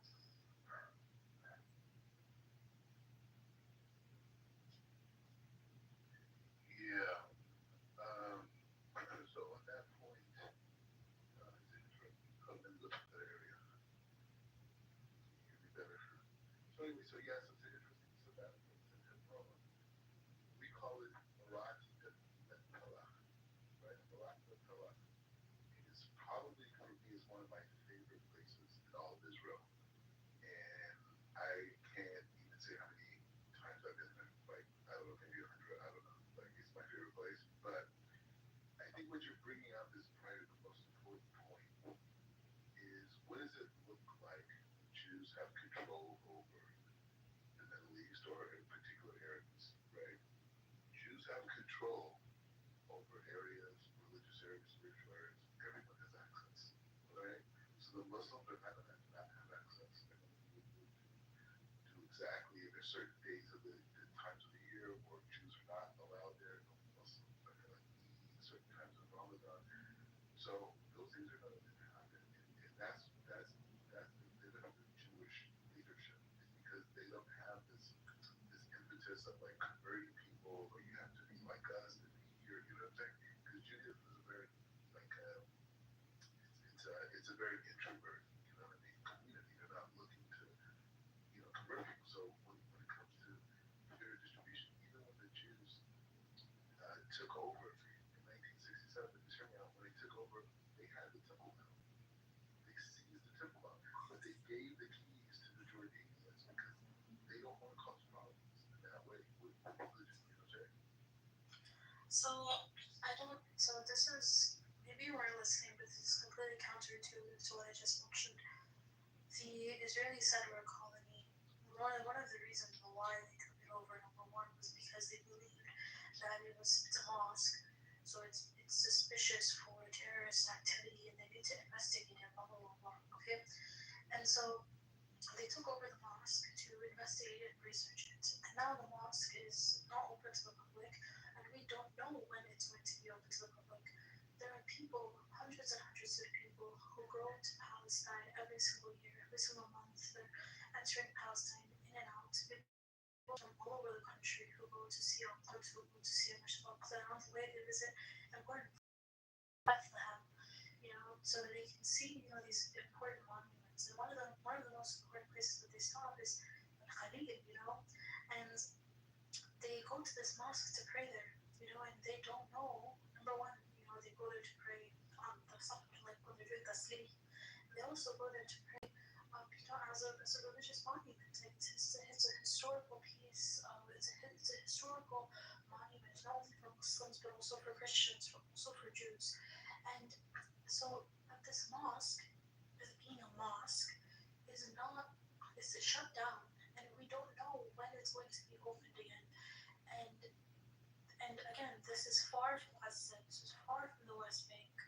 This is sorry. This is far from Gaza. This is in a place where there's it's a place, a tourist attraction. People, Americans, people, Muslims from all over the world come there. In fact, the area that it is actually there's marketplaces and stuff like that. Like people know that tourists come there, so it's not like a space where there's necessarily going to be tourist activity. No. Let me finish. It's like what I'm trying to say. It's a very touristy area. So it's not the most ideal place where quote unquote tourist activity would happen. Okay, historically, if you look at tourists, let me finish. Tourist activity doesn't historically happen in these touristy areas. If you look at even if you look at terrorist attacks throughout history, it doesn't happen in these places. So what I'm trying to say basically is that there's no reason for the Israeli occupation to take over the Ibrahimi Mosque, unless and until it is only to subjugate Muslims and to oppress them and to take over their places of worship. No, it's a really good point you're bringing up because it's like Hebron, and I feel like you should educate yourself more on the history of that area, right? Because there's been violence, uprisings, and all the way from the 1920s with the Hebron massacre, right, where Arabs came in and murdered Jews and Shabbat. He signed the same safeguards. But I'm just saying, is the point you're saying? Okay. Either way, I'm not debating. Yeah. Lisa is between Layla and Black Rabbi. But Layla, can you ask him what was the reason of the massacre that happened? What was the reason behind the massacre that took place in Hebron? Or I'm going to say Khalid, because I don't go by colonizing names. That's what it's called in the Torah. You colonizer, you created a new name for it. It's in the Torah. It's Hebron. That's what it is. Abraham. Can you give us the reason? Can we move away from that point? Can you give us? We're not here to debate religion. I'm just here to I'm not ask. debating religion. I'm just saying you said the term. You said we have a colonizing term, and I'm saying that's the term that is in the Torah. You created. There's no history. Centuries. There's no history. That's millenniums later. Jahash, but your Torah doesn't reference. I thought it was just 101. Doesn't Yeah, but that's not the biblical land in the Torah. That's not. Hang on. Forget about the term. I want to know what actually happened in Hebron. Go and tell us. Educate us. We don't know. We're just idiots. We're dumbasses. Can you tell me what happened in Hebron? I think it was 1927. 19, yeah. Yeah, so the Jews were having a Shabbat, and out of nowhere, by What was the main reason? Why did they do the attack? they murdered all the Jews inside the city. Why did they do the attack? Why? The point is just saying, No, my point is, why did it happen in the first place? I don't know. No, we're talking about your point. I need to know the answer. Can you give me the answer? Why did the Hebron massacre happen? I'm saying to you that it's a historical violence. My question again to you, hold on, Black Rabbi. Okay, but no. Okay, Amir, even if, okay, you know what? I'll play by your words. Okay, I'll with you for the sake. No, let me finish. Let me finish. I'll agree with you for the sake of the argument that there was historical violence in Khalil. Okay, that there was. Okay, that it's the birthplace of uprisings, even though everybody knows that the birthplace of uprisings is actually in Al-Quds. But anyways, okay, well, I'll agree with you for the sake of the argument. Okay, at the end of the day, a mosque, by international law, is a sanctuary space. Okay, it is a place where people seek refuge. Okay, the same way that a church is, the same way that a synagogue is. Okay, and for the Israeli occupation to justify to go out and say that okay, there is terrorist activity in a sanctuary space, we are going to go and we're going to take this sanctuary space and we're going to investigate it, thus then creating religious discrimination onto Muslim population that is constantly subjugated and discriminated against by the Israeli Authority. It's insane, and not only to Palestinians living in Palestine, but also to Muslims that come there for pilgrimage. So this now is not just an issue of Israel and Palestine. This is an international religious authority. This is an international issue now. This is something that is like people are advocating to be brought to the United Nations attention, because it's the same way that, let's say, okay, that there is this one of the oldest churches. Some of the oldest churches are in Ethiopia. Like, if anybody were to go and demolish them, or if anybody were to go and to say like, okay, we're going to demolish these are now going to be under this occupation, and like nobody's going to be able to see them anymore. It would be the same way it would be brought to an international court. It would be seen as discrimination under international law. People have the right to go seek pilgrimage the same way that they have the right to go seek refuge. And for Israel's occupation to come and say that we are going to take over this mosque to investigate it, which they have been for 2 to 3 weeks now, and they still have not opened it up for public use. Well, I think you should be aware that the tribe, the clans that are the Arab clans that live in the Hebron area are partnered with what you call they are partnered with what you call Jew settlers, and it was actually the Arabs who educated the Jews on the fact that there is terrorist plots around Hebron, because it's right in the West Bank. That's what it is. It's like there's 97% of Hebron is Muslim, 3% is Jewish, right? And there's a little small Jewish community right next to the mosque itself, and Do you have sources for that? I live it. Okay, so I'm just supposed to take your personal experience? I'm not lying to you. Like, I have no reason why you could look it up. Exactly. So why don't you do your due diligence and give me the source? I lived it all day. So I'm supposed to take your word for it? Yes. Rajesh? Yes.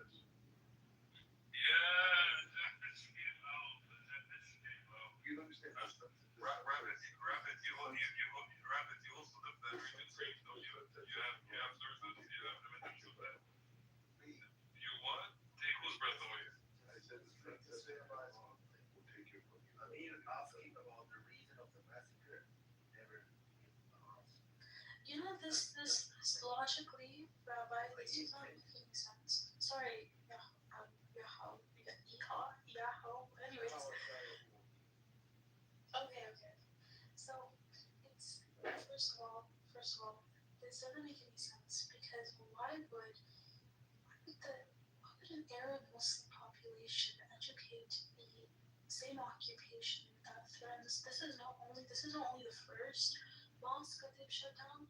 They've completely demolished and shut down the Omari Mosque, which was named after Umar ibn al-Khattab, and also is the same mosque that's one of the oldest standing mosques, like one of the most oldest standing mosques in Palestine, in the world. When that mosque got destroyed, right? It literally shook the entire Muslim Arab population and for those of us who live in the diaspora, we know that our parents, our grandparents were talking about it, were crying on the phone, okay? So this doesn't logically make any sense, because why would a subjugated population, that has historically seen places of worship being taken over by the Israeli occupation forces, go and tell the Israeli occupation forces that there's terrorist activity that is happening there. That doesn't make any sense.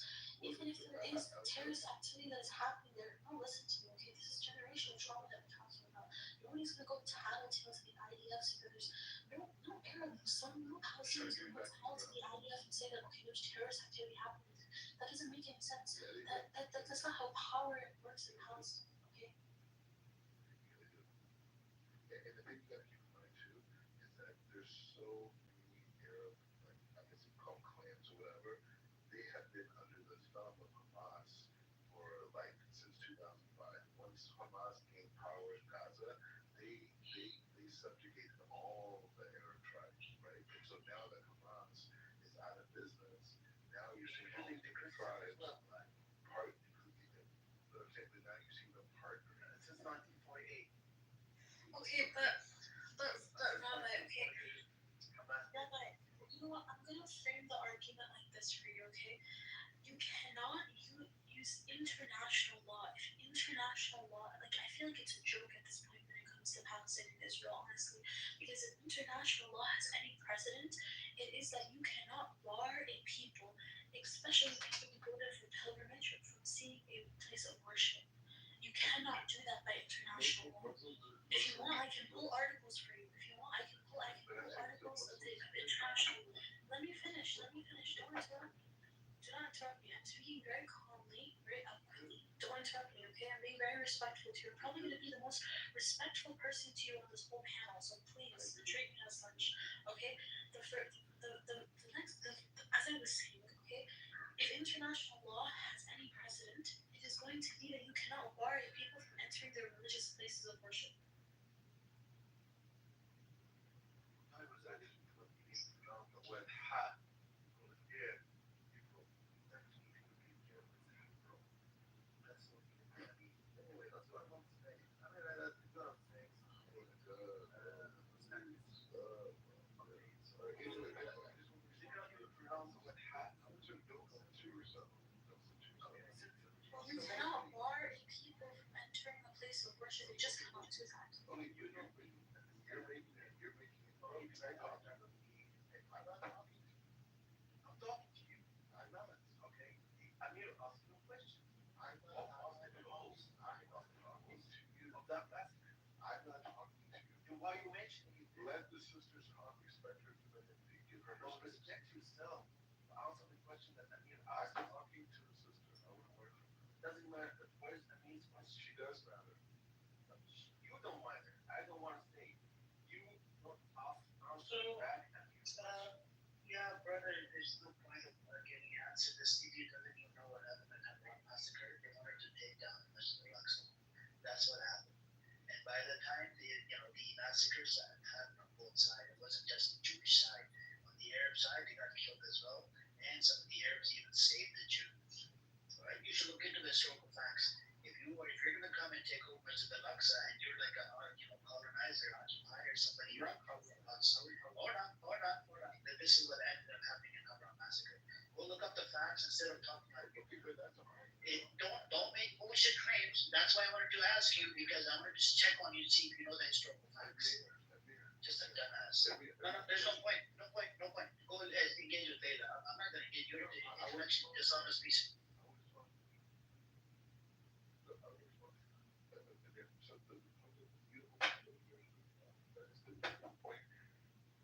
There was a rumor, right, that there was a Rabbi Cook, It wasn't just a rumor. They weren't going to do it.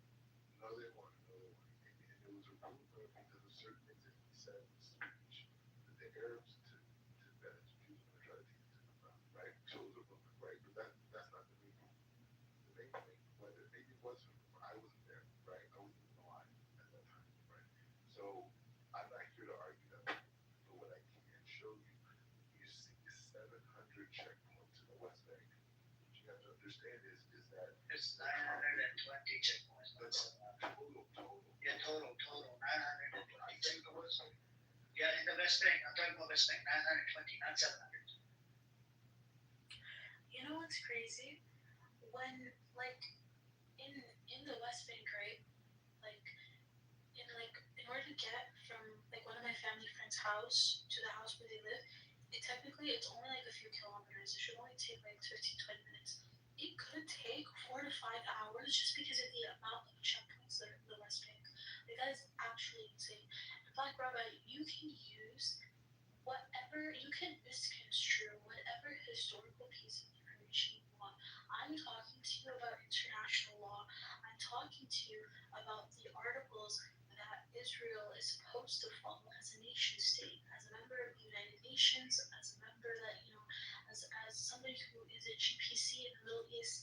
I'm talking to you about that. Okay, I'm talking to you not even, again, I'm not even talking to you as a Palestinian. I'm talking to you as an international relations student, somebody who studies this. You cannot bar a people, you cannot bar a group of people from entering their religious spaces when they are on pilgrimage.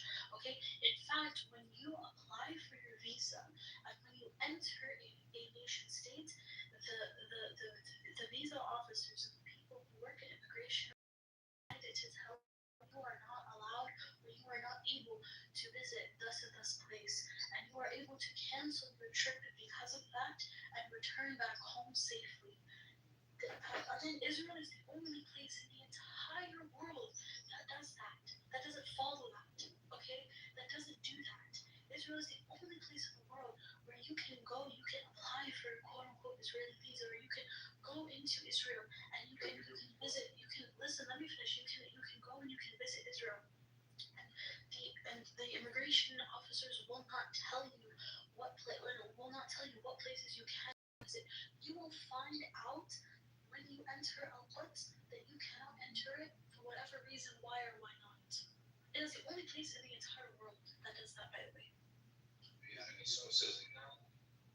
So this is the thing and right now I'm just speaking as an American, right? I'm not like, going on Jews and Arabs and Torah and all this. I'm just speaking as an American who grew up in Los Angeles and just came to a different part of the world and observed, right? And the challenge with international law, this should be a thesis, right? The challenge with international law as it relates to this conflict is that there's a different type of militarization that has happened here that we've never seen before in history, right? We've never seen the idea that, okay, 1967, Israel, defeats its enemies and starts expanding with the support of the United States, and then all of a sudden you say, hey, there's a people here that was Jordanian Egyptian, and now we're going to call them a Palestinian, and they're going to be a resistance movement. And then you go back to the international courts and say, hey, these people who live in these particular areas, these should be considered Palestinian territories because they are a people, and this is the mechanism to stop the West and on what they. That does not make any sense. That's wrong. No, that's wrong because you're literally lying, bro. Palestinians have had representation in the United Nations since What I'm saying to you is the concept of Palestine has existed for 2,000 years. That's what the Romans called my ancestors, right? In Israel, they called them Philistines. That's what they call it. It's a Greek You're word, from Los right? Angeles. Stop acting like you're from there. Stop. So what I'm saying is that in 1967, there were that were militarized as a resistance movement. That means that everyone who defined themselves as Palestinian past 1967 was militarized individuals that were there for resistance movement. So they went to the international courts and they said, hey, you know what? We live in these areas. We are a people. We're indigenous. We need sovereignty. We need support. We're going to lose. And that was the response, was to take certain territories and say, hey, these are Palestinian territories. Right? Because the Jews didn't have those territories per se, right? So that's what we're talking about. So now you go even a step further and you look at Gaza, you look at Hamas, now you're looking at a population of people that are completely militarized, right? Completely militarized. And the focus of destroying Israel, right? So now how does Israel deal with that? How do you deal with that when women are conceiving children to create terrorists? Right? That's what their goal is. Their goal is to create children that destroy Israel. That is their goal. Martyrdom is a fitna, right? So we don't want to accept it. Are the IDF and the martyrdom? All I'm One second, brother, one second. I'm gonna put your mom's information on my What? PTR. Check my PTR. One Check my second. PTR. I told you don't speak about the children of Gaza. Check your mom's information on my One PTR. second. Look at it. One second. There's nothing you can do about it. Look at your mom. Hold on a second. Oh my Wait. Hold Look on. at your I mom. got a Look at your question. mom. Look at her. Look at her. Hang on, brother. Hang on. I was asking a question. Are those IDF soldiers, when they lose their life, are they called murder dog? Yes or no? It's a yes or no. Don't give me an explanation. And the people that died during the Holocaust, were they murder dog? Go on, tell us. When the Jewish brothers, your Jewish brothers and sisters and whatnot, they were working for the Nazis, they were putting them in the oven, were they sacrificing them? Go on, tell us. No. Answer yes or no. Yes or no. Yes or no. Are the IDF soldiers murdered now? Yes or no? Go on. The IDF soldiers, when they lose a life, what does Netanyahu do? What does the IDF do inside Gaza? Inside Israel? Go on, tell us. Alright? The Holocaust, right? During the Holocaust, the Nazis, there's a whole bunch of Jews that were working with the Nazis. They were putting the Jews into the ovens and turning them into soap or whatever.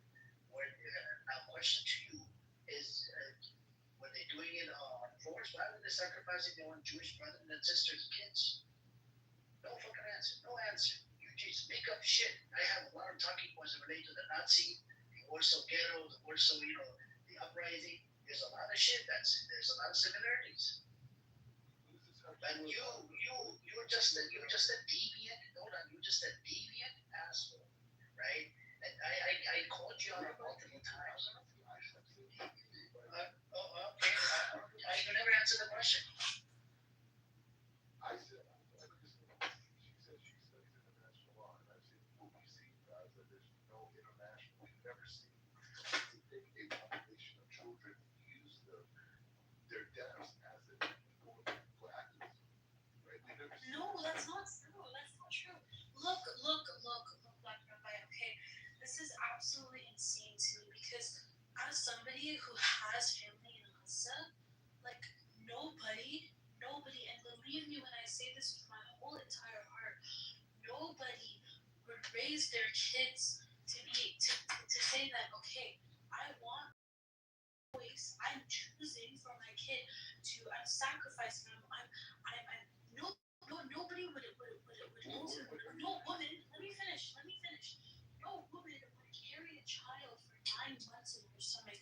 No woman would feed her kids every single day. No woman would want to send her kids. No woman would want to send her kids to a rebellious camp rather than sending them to school. No woman would want to do that. That's not even my opinion. That's not even my opinion. That's not even my opinion. Rabbi, you want more? You want more, buddy? You want more? Or you want me to stop, or you're gonna stop? You want more? It's not true.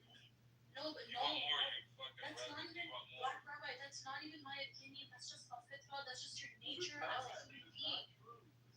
It is true. It is true. That's not Islam either. It's not. Nobody wants to raise their kids. I have family in Gaza. Not once did my aunts and uncles. Let me finish. Not once did my aunts and uncles. Not once did they ever say, "Okay, we want our kids to be members of the resistance." Not once did my family ever come into my dad and say, I live "Oh, here. Who cares about what your family did? I live here. what do you mean? Who cares about what my family did? How can you sit there and say that in your privileged ass space? You are not from there. You live in your own bubble. You live in an occupied land. You live in your own little bubble. You live in your own little colonized world. You don't look. You don't open the curtains. You don't listen to the idiots. You don't look out and see people that you're actually speaking about. I have experienced it. My family has experienced it. I've seen it with my own eyes. What you are saying is complete BS. You grew up in SoCal, bro. You grew up in Southern California. You're out here talking mad shit. You're out here talking this and this and this about the Israeli occupation, but you don't know the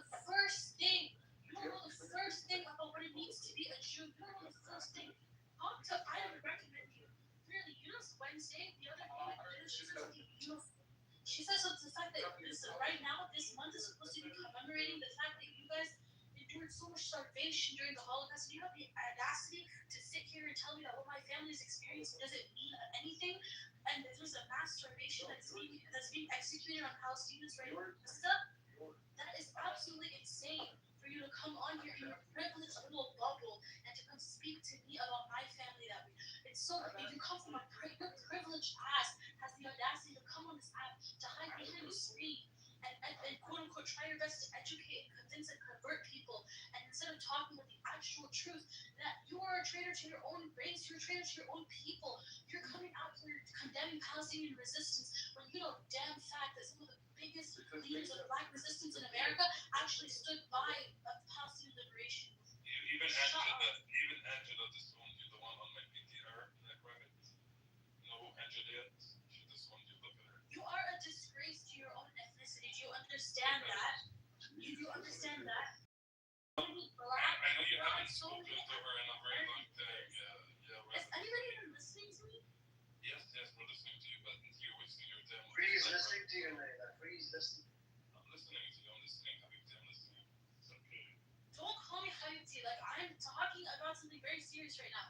Like how can he sit here and if we just put in your privileged little bubble and how can you talk about my family that way? You have no I shame. didn't say that. I asked you what was your experience. He is somebody You told me nobody cares about what my family is experiencing.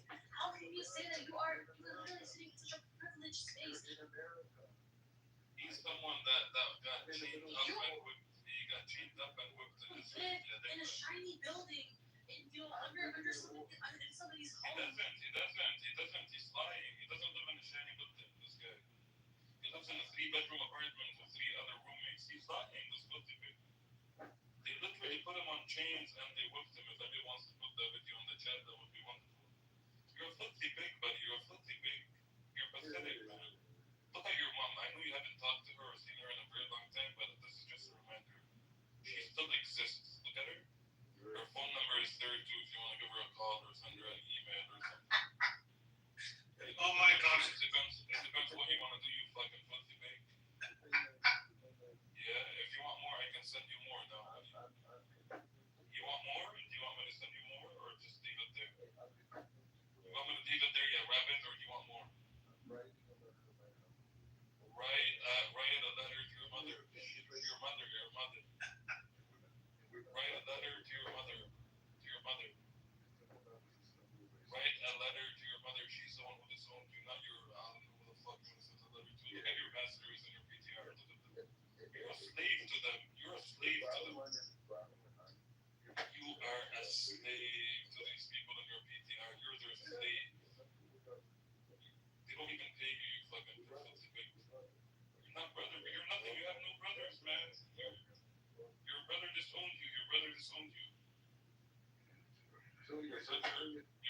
from your other mother disowned you. You know? Your brother from your stepmom disowned you.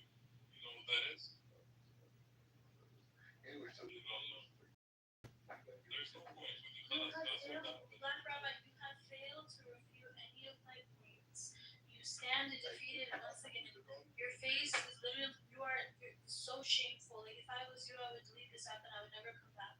You know, the fact that somebody who is literally 1/3 of your age was able to grill you in an argument, Basiani, I would never come back. That's just me personally. You still have not refuted the fact that you cannot bar a people from entering their places of worship. You cannot do that. Even if you do, you have to inform them before they make their trip.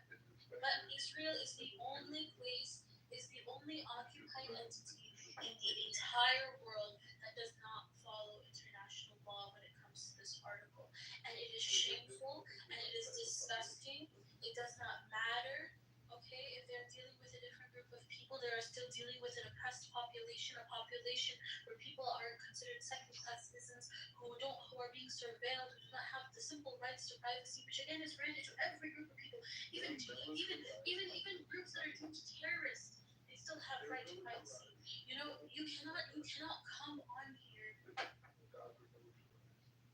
Indians that with their families, especially Palestinians in the diaspora, that with their families Palestinians are experiencing doesn't matter because you sit in a privileged place, you sit in somebody else's home, you eat from somebody else's dishes, you eat from somebody else's garden, you eat from somebody else's land. You guys create. How do This you is say fake. that? This is all fake. This is all fake.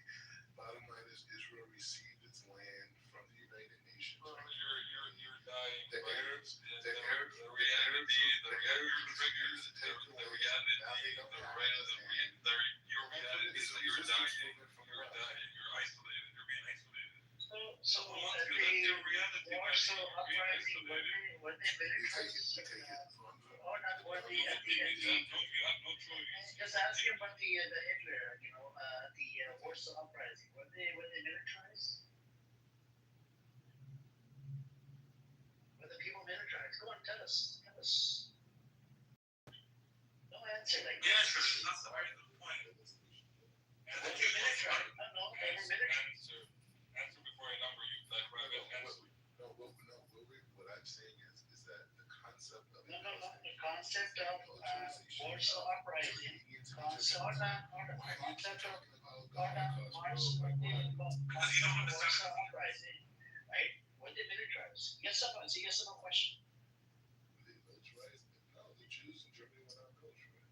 No, so they were not militarized. They didn't have anything to fight with. They didn't have no weapon. They did not fight anything. No, okay. Literally, your Jewish Palestinian brothers concept. were part of Nazi. Hold on. Your Jewish brothers were actually serving under the Nazi, and they're the one that sacrificed their own brothers and sisters and turned them into martyrdom. Did you not know this? You know, the concept of Israeli didn't even exist until That's what they did. years ago. What's going on, guys? That's what they're doing right now. Be a man. What the Palestinians. You're not even a true Black Rabbit. Be a No, man. but hang on. I'll draw a comparison. This is what they're doing right now. The Palestinians come from a Jewish lineage, and what the Israelis are doing, the Israeli Jews, they think that they have the upper part or whatever, and they're sacrificing their own brothers on purpose. They killing their own brothers, sisters, and kids. So what you have to say to that is there's a lot of similarities when it comes down to Hitler. The difference is that you say you love Palestinians. You're not. And I fight for the Palestinians. We don't fight for the Palestinians when you call the Muslims terrorists. You fight for the Palestinians. We don't fight for the Palestinians. Yeah. You fight for yourself first. You fucking slave for them. Fight for I, yourself, bro. They chain you up. They whip you. You fucking faggot. What are you talking about? Fighting for the the Palestinians. key thing is like this. Fight for yourself, buddy. They took your soul away from you. Fight for yourself first, buddy.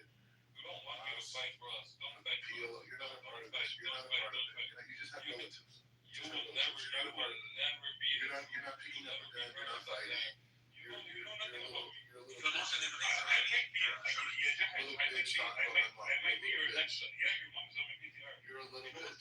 You're not a man. If you were a man, and my cousins were dying, I wouldn't get in the house. Nothing you can do If about my it. cousins were dying, I wouldn't get in the Look like your house. mom. Look like your You're a mom. bitch. Nothing You're a you can bitch. do about it. Nothing My you can do cousins about were it. dying, I'll be picking them Yeah, up. I might be your next door neighbor, don't care. Robin. You never I been don't telling care. you. I don't care. Look at the issue. Hold on, guys. Hold on. See, the Rabbit is triggered, and there is nothing you can It do was about then it. that Israel is committing these atrocities to the Palestinians. Thank Who you for said admitting that. atrocities? They're at war with the people in Gaza.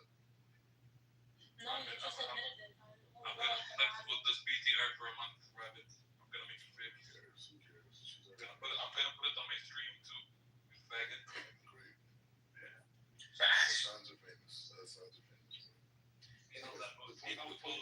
the point. I'm gonna teach you a lesson about the online world. You Yeah, fucking yeah, shit. yeah. What? Yeah, that's ridiculous. Just watch, Grow up, buddy. Just Free. watch.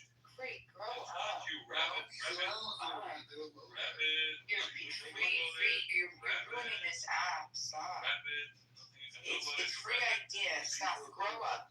Someone give this a baby bottle. Listen, we're having a discussion as adults. We're having a discussion as adults. You can't act as an adult. I suggest that you Hang on, please. Let's not do this.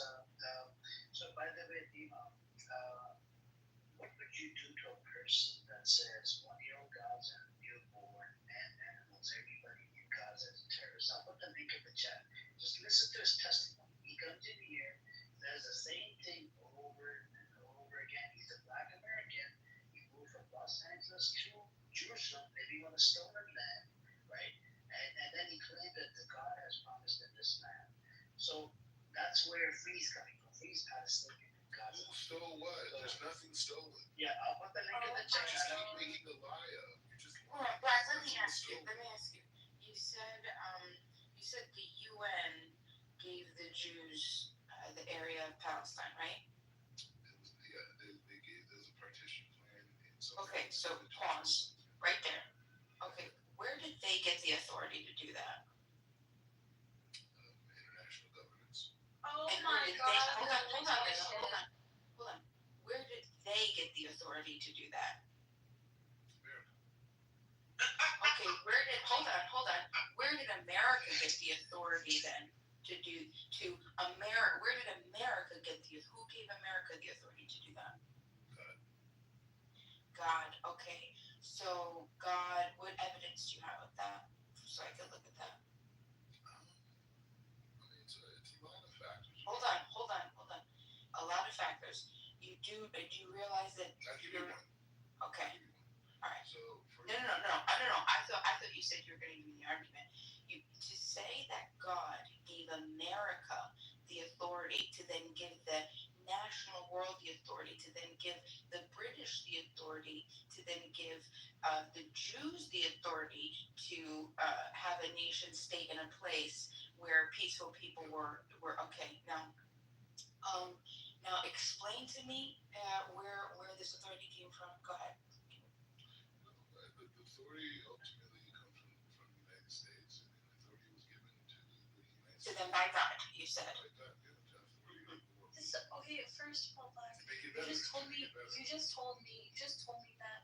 Judaism, Jews are a type of people who never want to push their religious beliefs. Like, you guys are not universalizing religion. You're not trying to put your beliefs onto any people. So why would you use that as for sake of argument to justify colonizing Palestine? Why are you using your religious beliefs as an excuse? Which, by the way, I'm sure aren't even your religious beliefs, because literally I've talked to multiple rabbis who have told me that one of the reasons why, you guys are cursed for not having a land is because you disobeyed multiple prophets and their commands. That's one of the reasons why you guys were put into slavery multiple times. Because you continue as a group of people to deny God's commands and to deny the messengers and the prophets that come. You're a deviant group of people.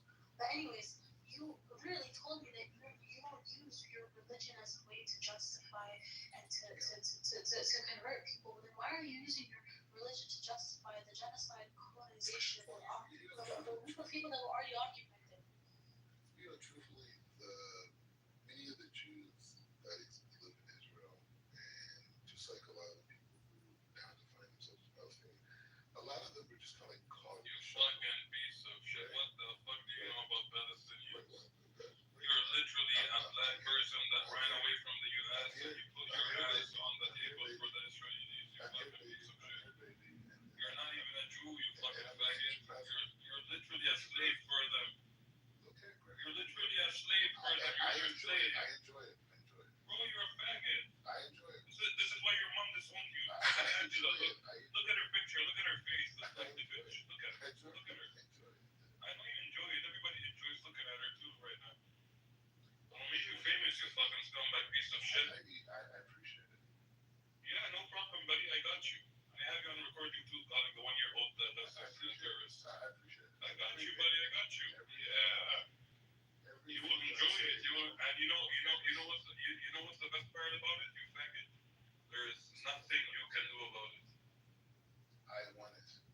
There is nothing you can do about it. I want it. I'm giving it to you. I literally just gave it to you. Yeah. And there's nothing. God is making you. Nothing you can do. God is making you do it. So just sit down and enjoy the show. Yes, sir. Yeah, you understand? I'm a Jew. You're nothing. You're not that hateful. God is making you. Nothing. God wants nothing to do with you. God didn't tell you to go to the white people and make yourself a slave for them. God didn't tell you to be a slave to the white people, you faggot. He didn't say that. They're white. Yeah, of course, they're white Europeans. You fucking piece of shit. Why What do the you fuck come are to they? these rooms? I have a question. Why do you come to these rooms? Why do you come to get degraded? Like, I'm sure you have your own spaces. The degrading thing hasn't been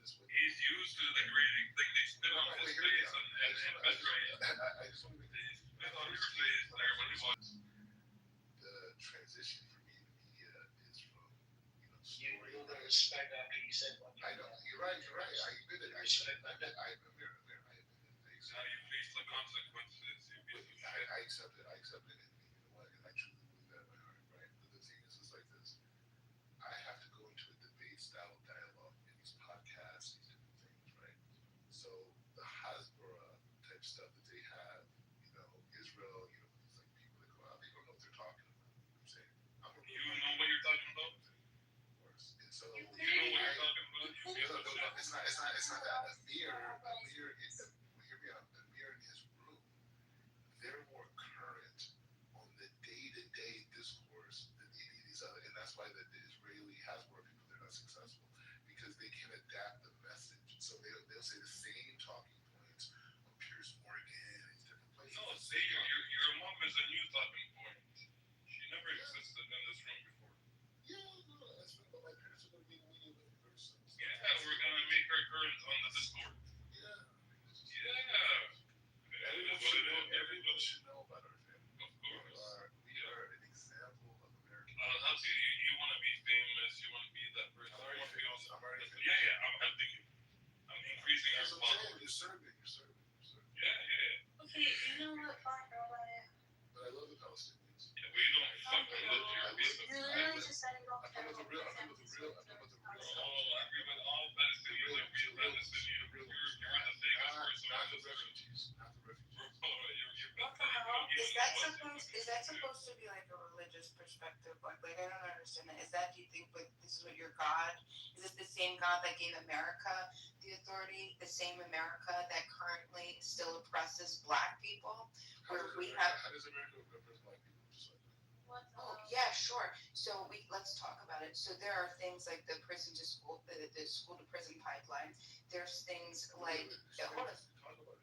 Explain it. Okay. Well, we could get into. You know what? We could let's Because my question is that limited to Black people or just poor people in general? Poor white people go to prison. Poor Black people. Poor Hispanics. Middle class Hispanics. Middle class Okay, Blacks. all right. So you want a Black statistic? No, but I'm saying, is it a well statistic or Black statistic? Hold on. Let's talk about the Blacks. Let's talk about the Blacks, the American Black. Let's talk about the American Black statistics. Okay. Let's talk about how America, okay, indiscriminately, disproportionately sentenced Black men by up to what was it? I think it was 20%. You have for the same exact background, the same exact criminal background or non-background, Black men get sentenced up to 20% greater with greater sentences with the same exact background. How about 50 to 80% of Black Americans are removed from juries? Just because they hold on, right? And these are facts that you're not going to be able to dispute. So what do you think happened, Black? Hold on, Black. What do you think happens when 50 to 8? You could go depending on the region, where 50 to 80% of Black Americans are removed from what is supposed to be an unbiased jury of your peers, to then what do you think happens? What do you think happens when that happens? Because I can provide you recommendations. So the key point is, right now I'm going to respond to you talking about Black people serving on juries in local courts. What I'm saying, you said to me that America oppresses Black people. I understand how we're oppressed because I don't see that anywhere. I've never seen it in my entire life. Now I know there's segregation existed and Jim Crow existed, but that was like almost like 100 years ago. You know what I'm saying? Like it has nothing to do with my reality today as a person of melanation. Yeah, it sounds like your mind's been colonized. Do you understand the difference? Hold on. Do you understand the difference between de jure and de facto?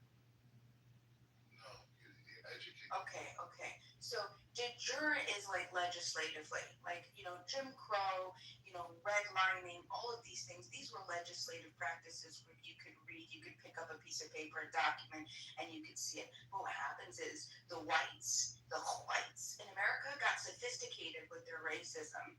So then they removed, but they still use the direct targeting to suppress Black Americans through what would be now de facto, just by the system, because they understand where the weaknesses and just understand exactly how the system works, okay? So that's what we have right now. We have implicit racism. We have systemic oppression.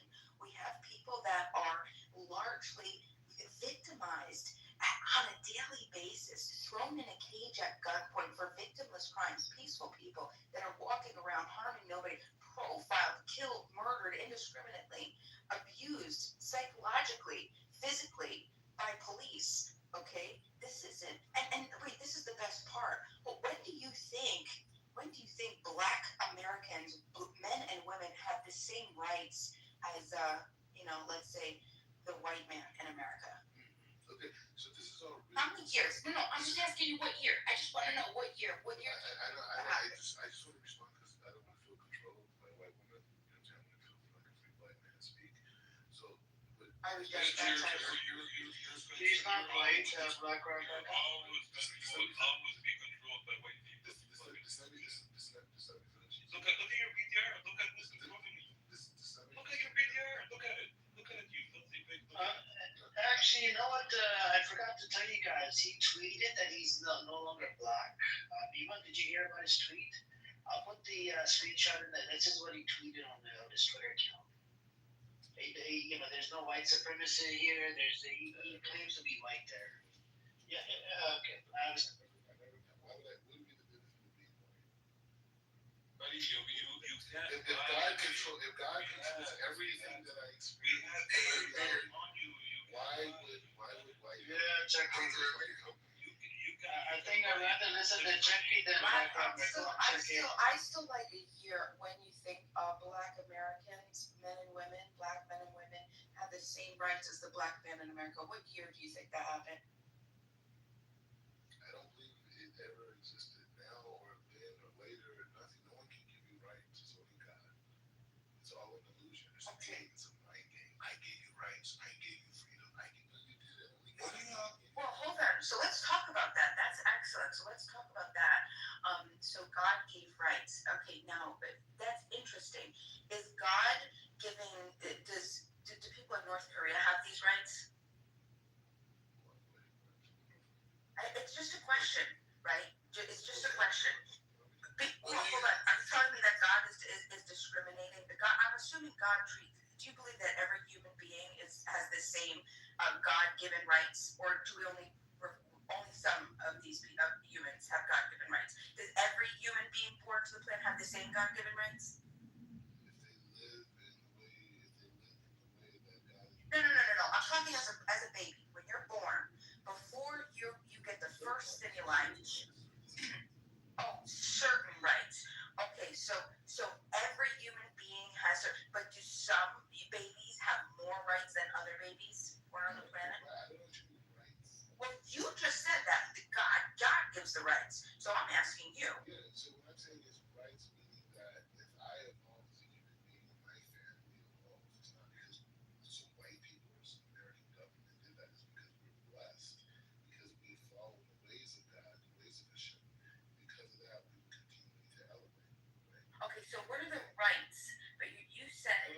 Rights. I'm talking about in terms of rights. I'm talking about my intellectual, spiritual, financial advancement in the world is only determined by God. Okay, do you believe that people can harm other people and oppress other people? Not without God's permission. Not without God's permission. Okay. So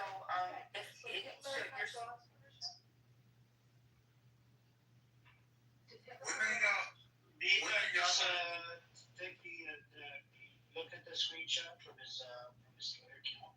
Sorry, Ace, Chucky, do you want to go really quick? Just say it really quick, bro. What you want to say? Yeah, when are you guys gonna understand that Mordecai, aka the Black Rabbi, is a proud Caucasian man? Like, when are you guys gonna realize that?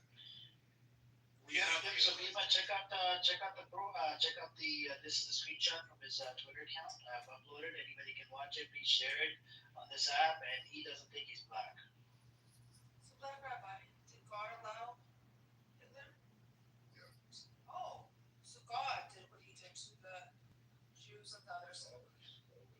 Wow. So why do you mourn it? To celebrate it, if God's did it.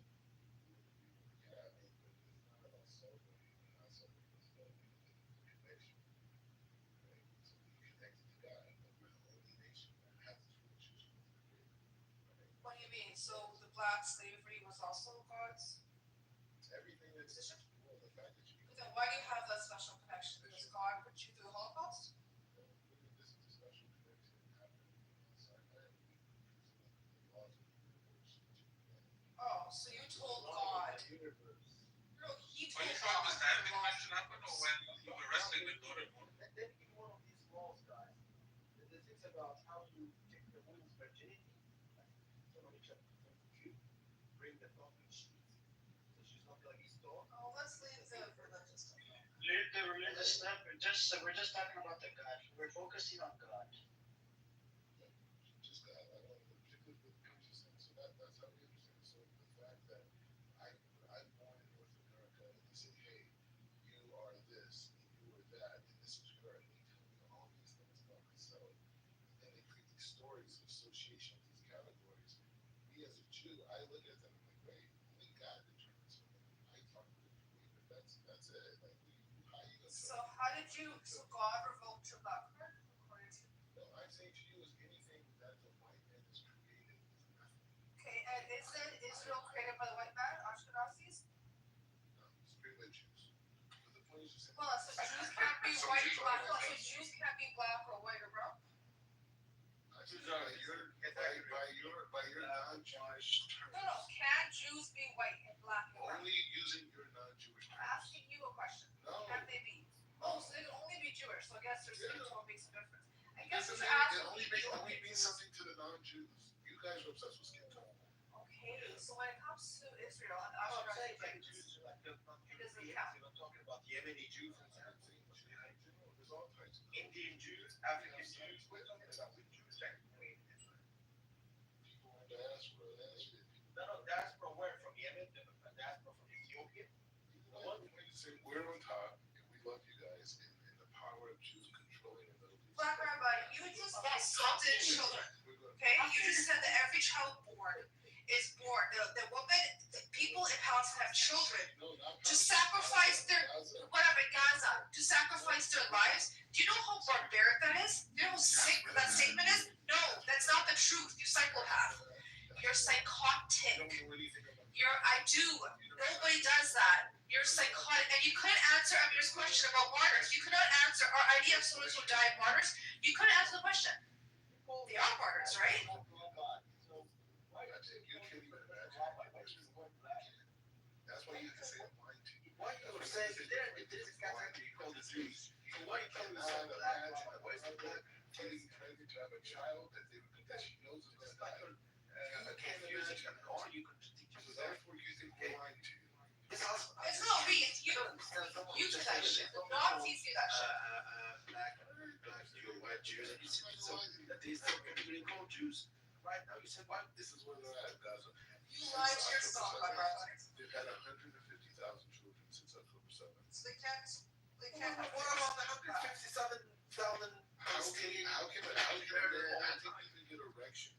we're talking about Okay, hold on. You know the the family idea right now, of like you take a second. Palestinian You know people the idea dying of family that you caused. We're talking about the genocide right now. Hey, listen, are you a black or are you a rabbi? Are you a black or rabbi? Because you say that there's something called it's a category of no, there's no family in Ghana. There's nothing called black. Right, but Trump said there is. You follow Trump, right, Black? And U.S. policy has said there's family. No, okay, I mean, there is something called black Jews. It's either a Jew or not. Well, there's nothing called black rabbis. You just think. Lex, I have a question. About your God. You said that I asked you about oppression, and I said, what was my question? Oh, do you think that people could be oppressed on the planet? And you said only if God, you said allows. God allows it. Can you? Because allow is that's that could mean a lot of things. Do you mean that like permissively, like God doesn't intervene? Or prescriptively, like God actually wills it, or observationally, you think that God willed slavery. Everything that exists in the world, from its creation to now, God is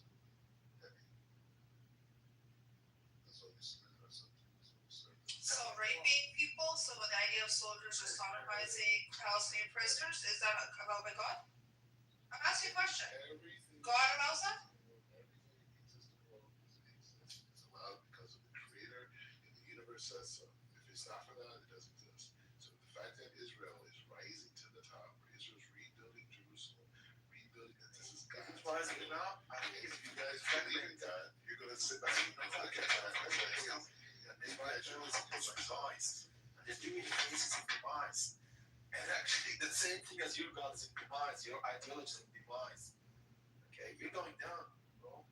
Religion, philosophy, and you saw Jewish people.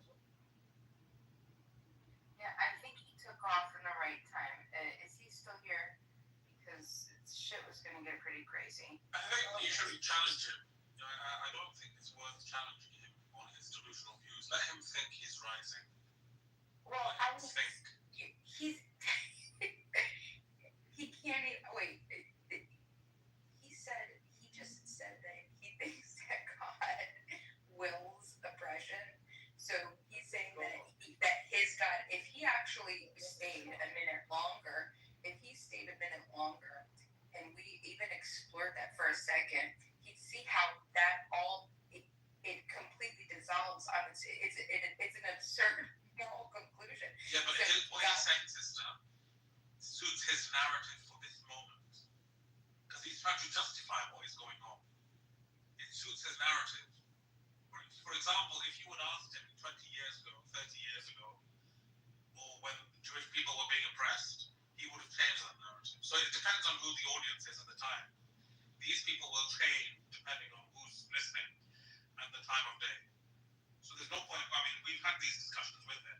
He changes like. I was going to say something really bad. Anyway, you get my point. Yeah, I wish that he could have. He's basically saying that evil is good if God wills it.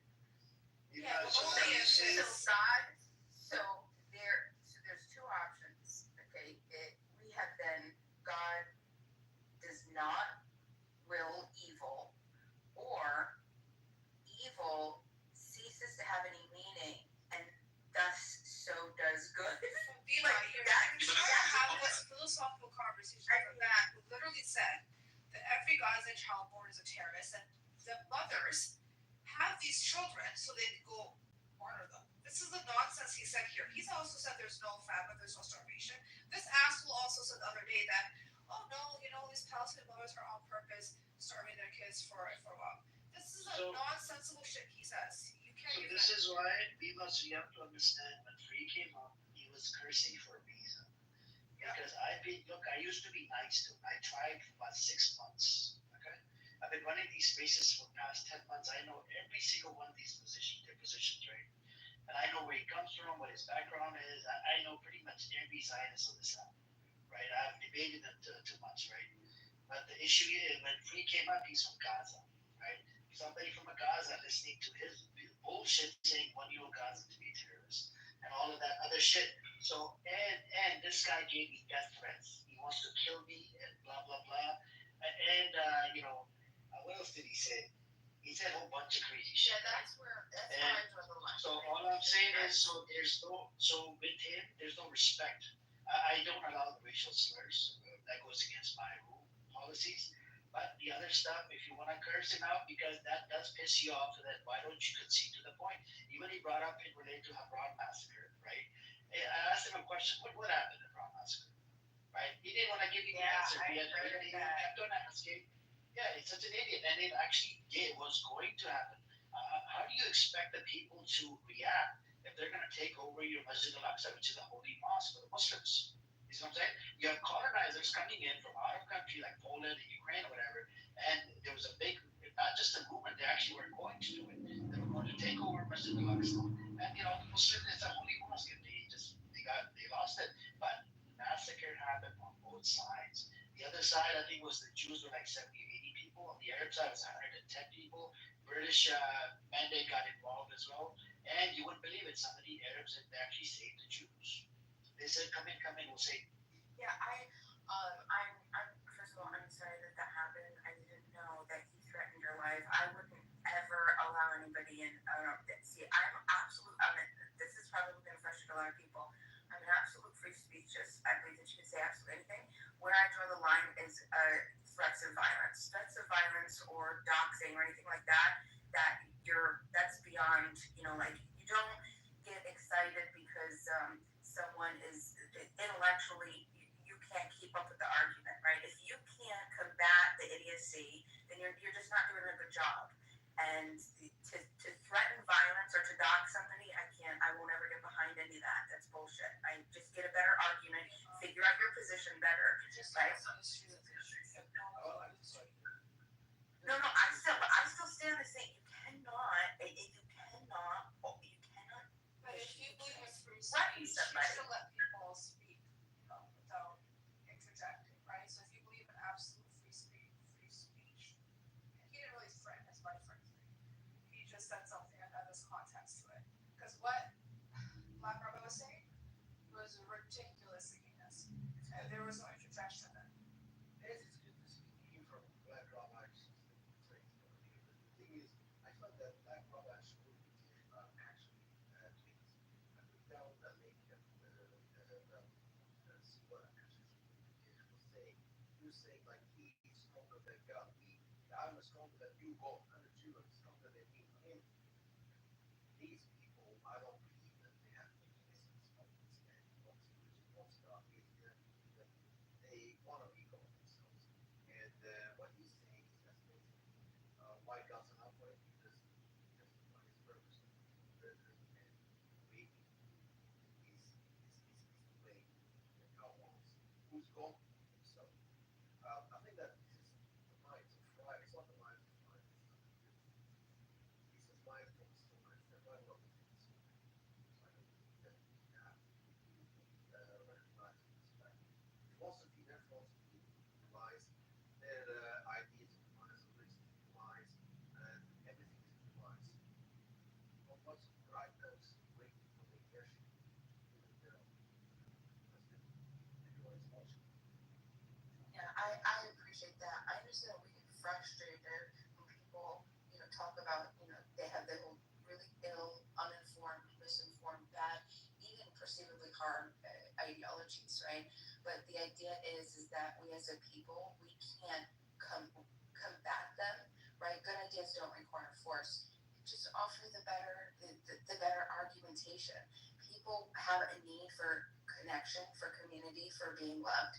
This is, and I didn't want to go like psychological, and it's definitely not my forte. I'm not a professional, but I mean, I don't think anybody can you not understand that something like that. He clearly has severe identity crisis. This guy's going through a lot of shit.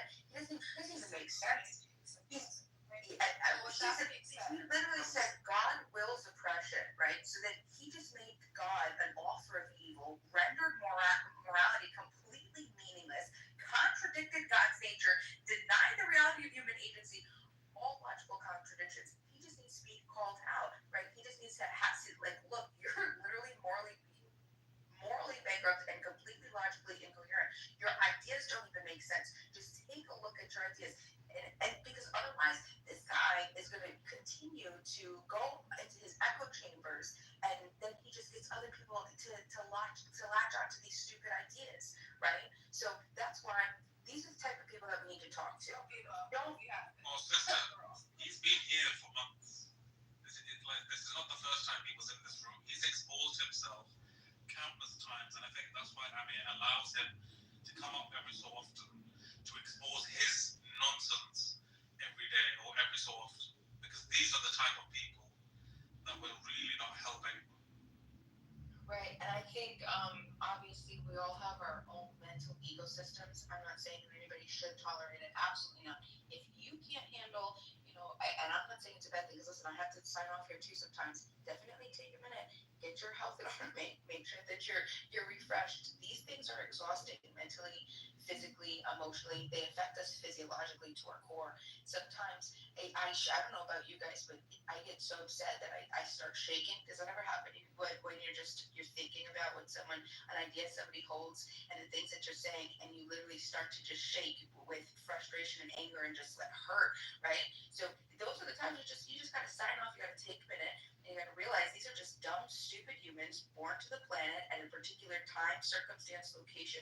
We're all going through our own shit. We gotta help each other. We gotta stick together. No threats of violence. That's the one thing that you don't do. Allow them to get their shit out or not. Violence. He never was. Oh, I will say this. You brought up a point earlier saying that, you want the 1917 back to those borders where everyone just lives together, kumbaya. Do you see how that's just a complete and utter, like it's just a pipe dream? It's impossible. How do people who are currently being genocided, starved to death, and Black Rabbi is not the only one who has these extremist viewpoints. There's unfortunately many. I think a recent survey came and said over 82% support ethnic cleansing, or over 50% agree with IDF's actions inside of Gaza. So to even have that stance, and then to say that, well, the other side says that, that the Palestinians have done X, Y, Z, it's not even comparable. It's almost in the whole, in the middle, both sides argument. There is no both sides in this.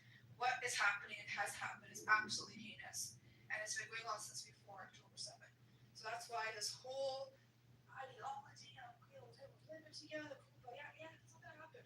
There's no way God's green earth will somebody want to share space when they've actually come out. And you do know the IDF, everyone that pretty much is of age has to join the IDF, and they serve.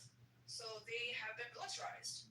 There's been a lot. I have a friend whose ex was actually an IDF soldier. She didn't even know. She got up in the States. But long story short, he said it took him almost 10 years to have a whole different exposure, to rethink and have different views and opinions, because he had that visceral, that hate when he was seeing Muslim, because it was so deeply ingrained in him. So that whole point, impossible. I could see Free's pushback that he was giving in the chat, because it's like, damn, how do you even, after giving, and you do know that there's a lot of peaceful resistance, a lot of it. Even when they were protesting at the border, Gazans, and they were what? Shot, bullet sprayed. There's over 45 resolutions that UN has issued against Israel. And you know this. Every time we talk about this, they always say, oh my God, they're anti-Semitic. This organization is anti-Semitic. That organization is anti-Semitic. I mean, shit, in 2000, I believe it was 16, there was an international organization who said, we want to come in and investigate claims of crimes against humanity in both Gaza and Israel. Hamas said, sure, come on in. Do you know what Israel said? Oh my God, investigate us. That's anti-Semitic. So I know you have your right to your own thought process and opinion, but just look at this from this viewpoint, and I can see why people get triggered, right? I know you were kind of getting irritated with him and calling him certain names and calling him a baby and stuff, but just think about it from that perspective. When you heard this ass white Black rabbi come in and say some heinous shit, this is nothing. You have no idea. There's so much of the backstory of what he's done. Even trying to go after Amir and me and these people, those people threats he's put out, you have no clue. And it's not just him. It's not exclusive to Black Rabbi. You had conversation with many of these Zionists, and they're not the minority. Unfortunately, they are the majority. Because if they were the minority, oh my God, the Israelis would have been pushing back and getting rid of that government ASAP. But they're not. Well, I appreciate you guys. You guys did a great job. Minus the doxing and the threats of violence. We don't have to do that. We don't have to go to that low. I think that's something that we still have the choice to, step above that, rise above that Amir. He's given that information every year. It's publicly available. He's told everybody about his whole story. There's articles that are out there about his family. So no one actually got doxed. So I understand that. I still feel like if you're trying to threaten a person outside of the app in some odd way, I'm actually listen. If there wasn't a threat, then I don't care. I'm only saying they just let these Do you people know the story of why? Let me tell you briefly. So there was a recording that Amir made, and he said some really crazy shit about little Gazans being terrorists and saying that it's justifiable to kill them. And has said this about children, and you heard some of it today. And I know this guy's from Cali. His parents were Christians, and they became Muslims. He was actually Sharif. went to Israel. Now, what's interesting is Amir did this and said, you know what? Maybe do your parents know this is a crazy thing to say? Maybe you're so he was trying to be like, you're so disconnected. Maybe somebody like your family can put some sense into you. And he has shared everything public. It's all public. There's no searching for any information. All Amir said was, what would happen if I sent this reported to your mom? How would she feel about the crazy things you're saying? And this was again a way to help and maybe rethink it because we can't get through him. We've tried for a long time, believe me. He went crazy. I was there. I have the evidence. He sent me about. You know, that's something.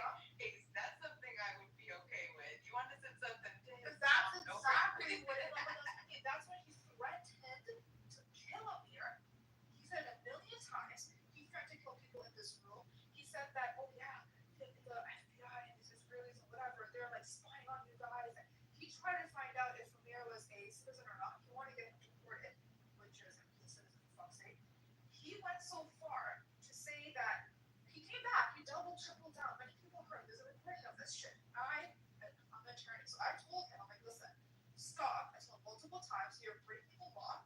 I'm like, you cannot do these threats. You're gonna be in trouble. Stop. He didn't do it. He tried to say that Amir was a terrorist or he was doing something so illegal by potentially sending this recording to his mother. He went batshit crazy. He even said, you know what? I got some gangsters I know and they'll come for you and they'll kill you. These are the things he said.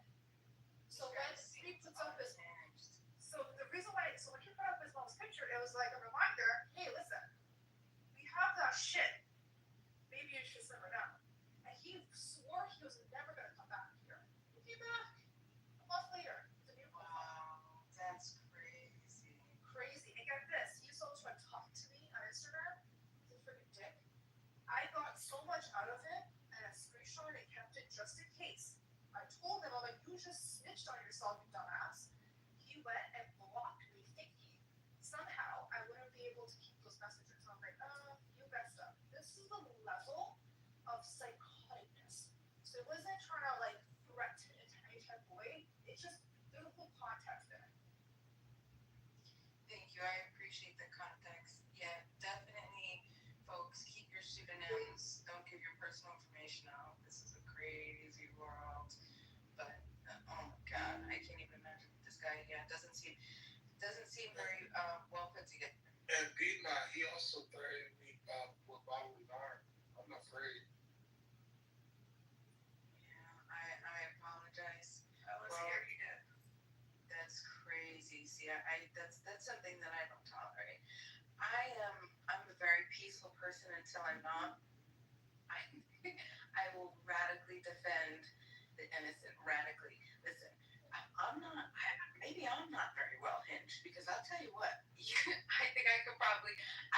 This is what I dream of. This is how sick I am. Okay, guys. This is how sick I am. I think right before I go to bed, what I could unleash as like an unsuspecting person, just put me in Israel. That's all. That's really all I want to be. Like, just put me. Just put me in there, and I swear I'll end this shit tomorrow. Okay, I will organize. I will fucking. You said that. You said you wanted to.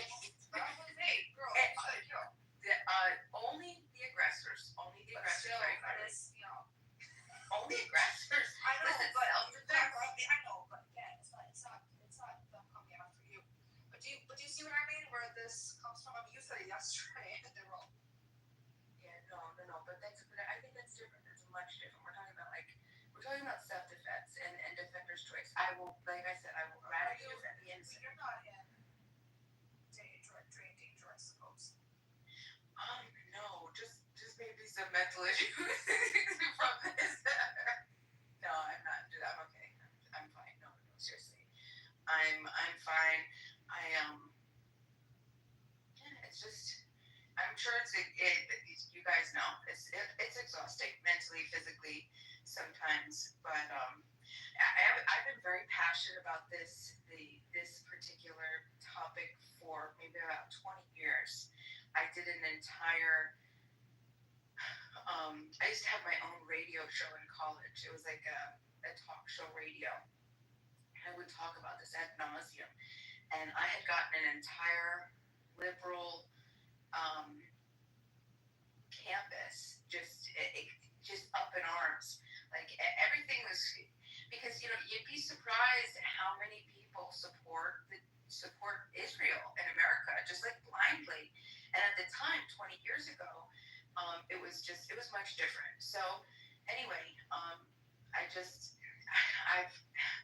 for the longest time I thought like maybe I'm supposed to. This is my delusion, guys. Okay, I'm gonna give you a little.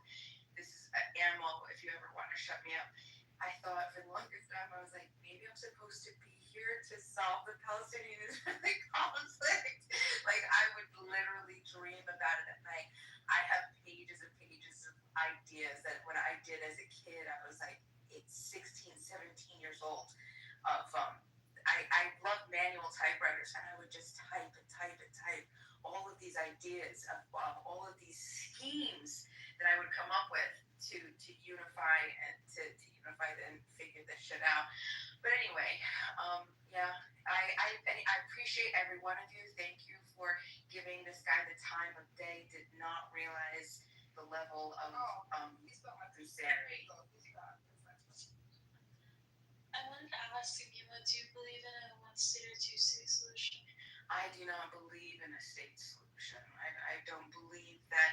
I don't believe in authority granted by might makes right, by gang violence. I don't believe in gang violence.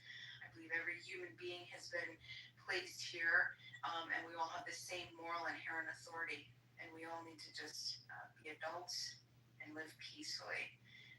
Fuck any type of idea that you could congregate and then use your majority rules as might makes right and force other people to submit to your preferences. If you believe that you're the problem, just leave everybody alone.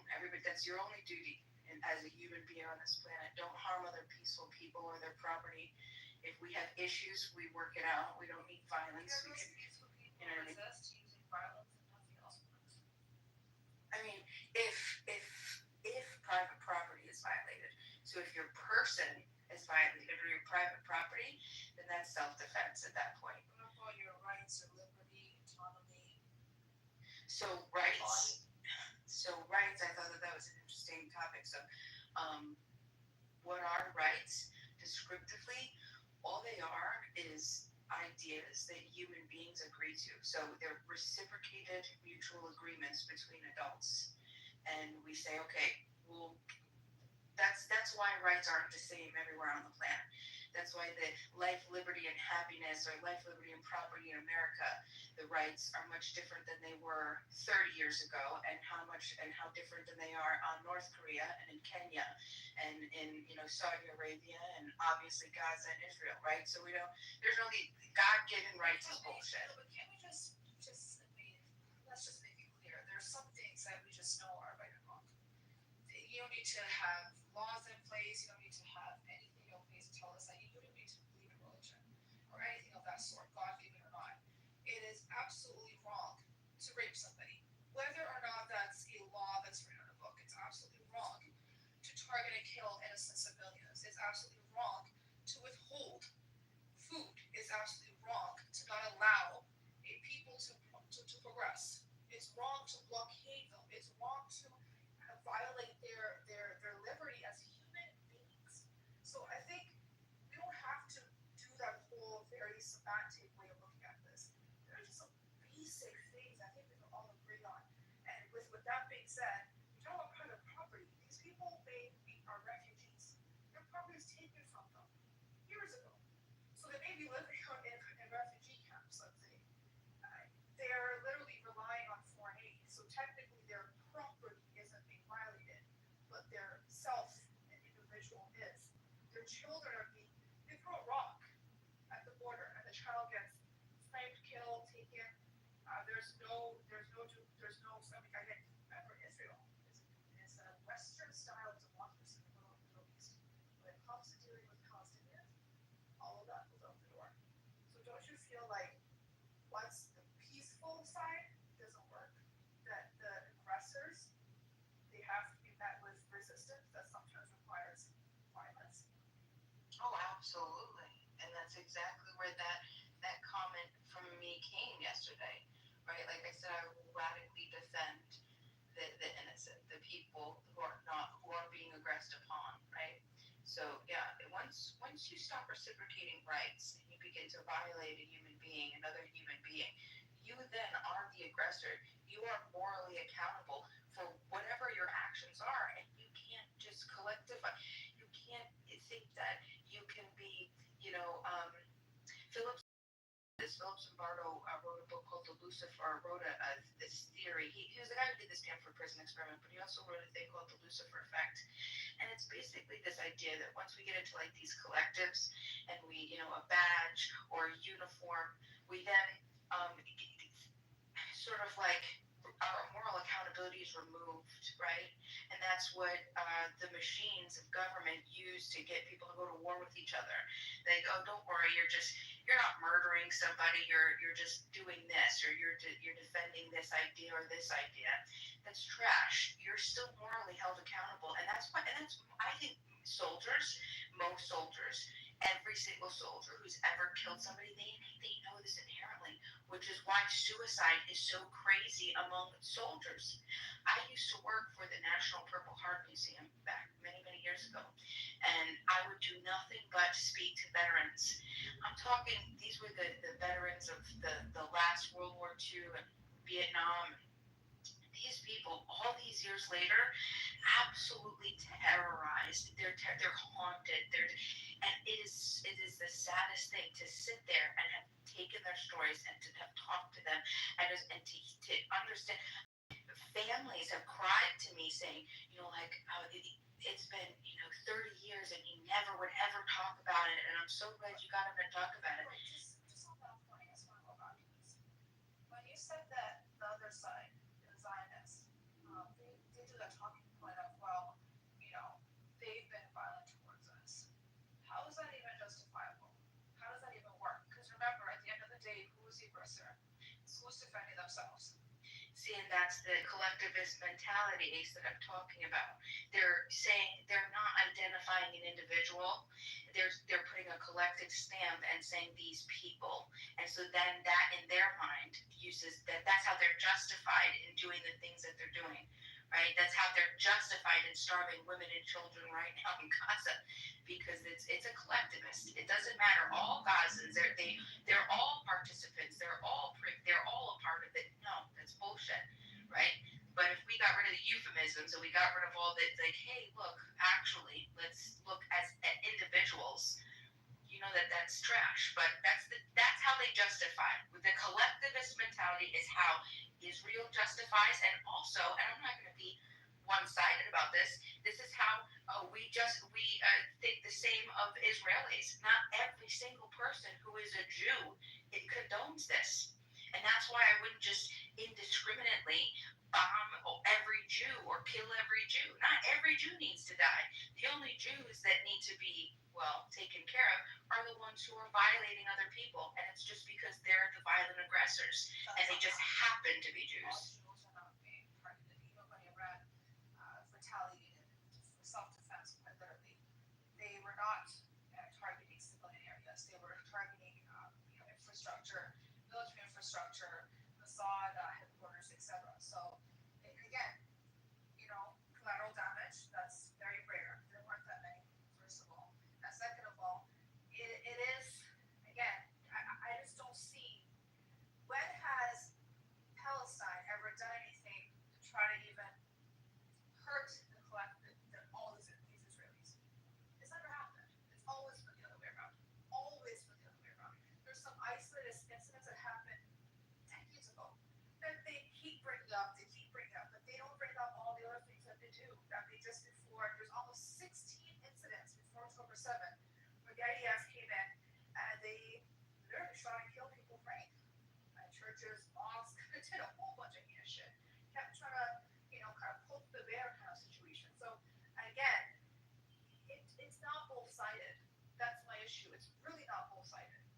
I wish it was, but it's not. There's no equal footing. If you're under oppression and you're being occupied, you don't even have the means to even fully properly defend yourself, to be very honest. You don't even have the world support to defend yourself. Israel is backed up by the most powerful country in the world right now. But then been one-sided, to be very honest with you. And when you look at what happened, it wasn't the Palestinians that were responsible for World War II and all those acts. No, the aggression should have been taken out where they needed to. Instead, they took the kindness of Palestinians and spit in their face multiple times, and then justified it. I don't. Here's another question. What makes you believe that Iran didn't find civilian areas in Israel?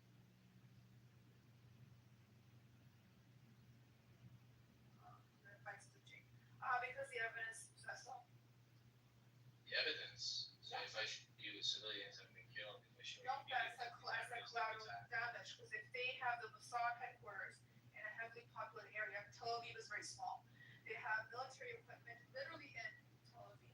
So I guess they use their civilians as shields, I suppose. Are you aware that How many Iranians? One second. Oh yeah. Well, that's the thing. Are you aware?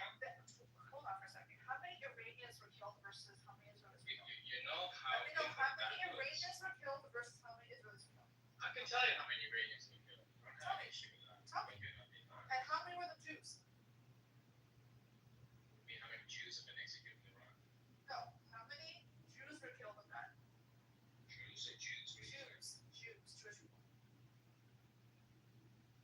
When Israel attacked Iran, or what are you referring to? When Israel attacked Iran.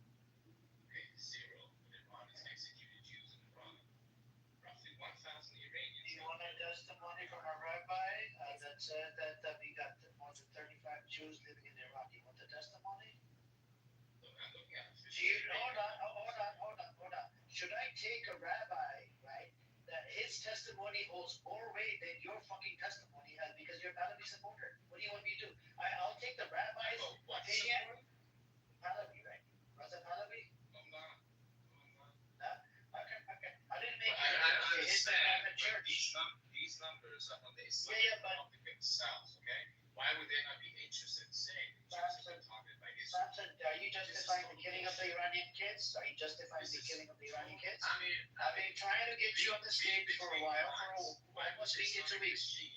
I'd be interested in saying that Jews have been killed by Israel. I'm asking. Hold on. I have a testimony from a rabbi. He said, You're not answering my question. I am answering your question. I said they're getting treated good. This is the testimony from a rabbi. Are you going to deny the testimony from a rabbi? Are you going to deny the testimony from the rabbi? I don't care about your rabbis. Okay. So which one holds more weight? A Jewish rabbi versus you, somebody that lived in fucking Germany, be a Nazi or whatever, right? Should I take your fucking testimony over rabbi's testimony? You're all over the place. Germany, Europe. You're not thinking. You do know this, right, Samson? You told me this long time ago. You do realize. You speak German, right? Don't you speak German? I speak German, yeah. There you go. That's it. That's a Nazi language, right? You speak Nazi language? That's not a Nazi. Yeah. That's fine.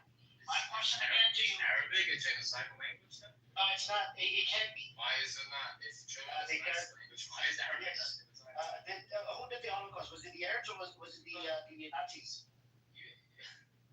Did the Arabs do the Holocaust? With all due respect, With all due respect, who did the Holocaust? Was it the Nazis or was it the Arabs? Official Iranian numbers, the casualties in the Israel strike and all, right? Why would Iran not be interested in these 35 Jews? It would look super bad for Israel if Iran could actually officially say, hey, Israel, you're not killing people, you got Jews. Is this like U.S. Why haven't they done that then? Can I share the numbers? Sure, which number? Let's talk about the numbers. Are you justifying the killing of 50 children, or was it more than 50 children that got I'm not killed? justifying anything. I'm saying. Okay. Do you feel bad? Do you condemn the attack? Only 10% of the civilians. Do you condemn the attack, the killing of innocent children in Iran? Look. These attacks. Do you condemn it? Yes or no? It's a yes or no question. I'm not asking you to justify it. Hey. Israel should not have attacked Iran. Let's get that straight. I'm not. No. Do you condemn the Israeli attacking Iran? Do you condemn it? Of course I condemn it. Then why don't you say it in the fucking Zionist spaces? Why don't you say it? Why do you pussy out in Zionist rooms? Why do you pussy out in Zionist rooms? Why do you fucking pussy out in Zionist rooms? Quite frankly, this is the first time I'm speaking in a room for months. Oh my God! Oh, you don't go into any rooms, right? You don't go into any rooms. I do, but only. You You don't talk to the Zionists on this app, right? You don't talk to Zionists on Twitter Spaces. You don't talk to anyone for months. Just keep on lying. Keep on lying. Yeah, sure. This is a problem. I came across a whole bunch of that, right? So what? Who are you referring to? What are you trying to say? What you? I came across when I opened up a room on Iran, right? I didn't see you up here, right? The room got big, 80 to 90 people. Yeah, I had fucking hold on. I had Reza Pahlavi supporters. These motherfuckers were literally justifying the killing of innocent children. They got killed in Iran. You know why? Why did they do that? It was because of what? Because they support Reza Pahlavi. They said the kids were actually from IRGC. What does that have to do with me? We're not a monolith. There's more than 90 million. Because you like to support the killing of the kids. What do you want me to do? When have I ever supported? Okay, if they killed a kid of IRGC, do you support it? I don't support anything that Israel did in Iran. I never heard you speak up. Why don't you speak up? Why don't you speak up? Why do you pussy out in the rooms? I don't even know you. Like such a pussy, man. Such a fucking. This is the first time I'm speaking for months. So you're talking about why I'm going to get bigger on Clubhouse. You think my life revolves? Yeah, sure. This number is not coming from. This is actually a US-based organization, okay? That's reported that 1,100 people were killed by Israel. Yes. Over 4,000 women. Now, the Times of Israel themselves reported that 28 Israeli civilians have been lost. Yes. Can we talk about those numbers there? 28 casualties versus 1,000. Yeah, Iran doesn't have Iron Dome. Plus, it was a preemptive. Well, they call it preemptive strike. You know how it is. Like when you get taken down, you get taken your ass down. Obviously, it's hard to defend yourself. So they had air superiority.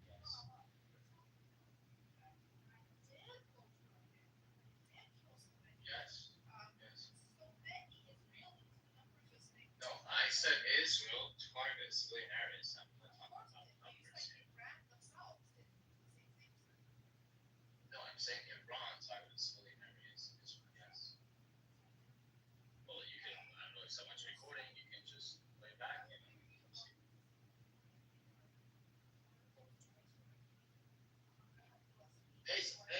Quite honestly, this is quite disrespectful. You know what? I can pull out names of the people who were killed in these civilian areas. I can show you videos of these areas. I have a friend who got injured. I think this is I know, so. let's not get to then I'm telling you, this does not go along with your whole argument that they targeted civilian areas. If they did, would the casualties be fucking really high? No, casualties are low because of Iron Dome. Actually, Iron Dome wasn't doming. Did you not know this? shit. I think you forgot about that. There was reports from the U.S. and from the Israeli sources that the Iron Dome wasn't working. Anyways, I think Leila wants to chime in. We have the Leila go on. Yes, sir. I mean, how are you? I just want to go by his narrative here. Let's say Iran did target civilian areas. So what? So what? Yeah. I just want Yeah, to so what? Why is that an issue? because they said it. Okay. Do you so what areas in Israel? So stop glorifying What this. areas? Hold on. You seem to know numbers yet. What areas in Israel was impacted during that 12-day war? Several areas. Such as? Oh my God. What about in Haifa? Well, like areas in Haifa. What were they Everywhere. targeted? Everywhere in Israel. Civilian areas. Can you name them? What were they? I don't know what you're trying to do right now.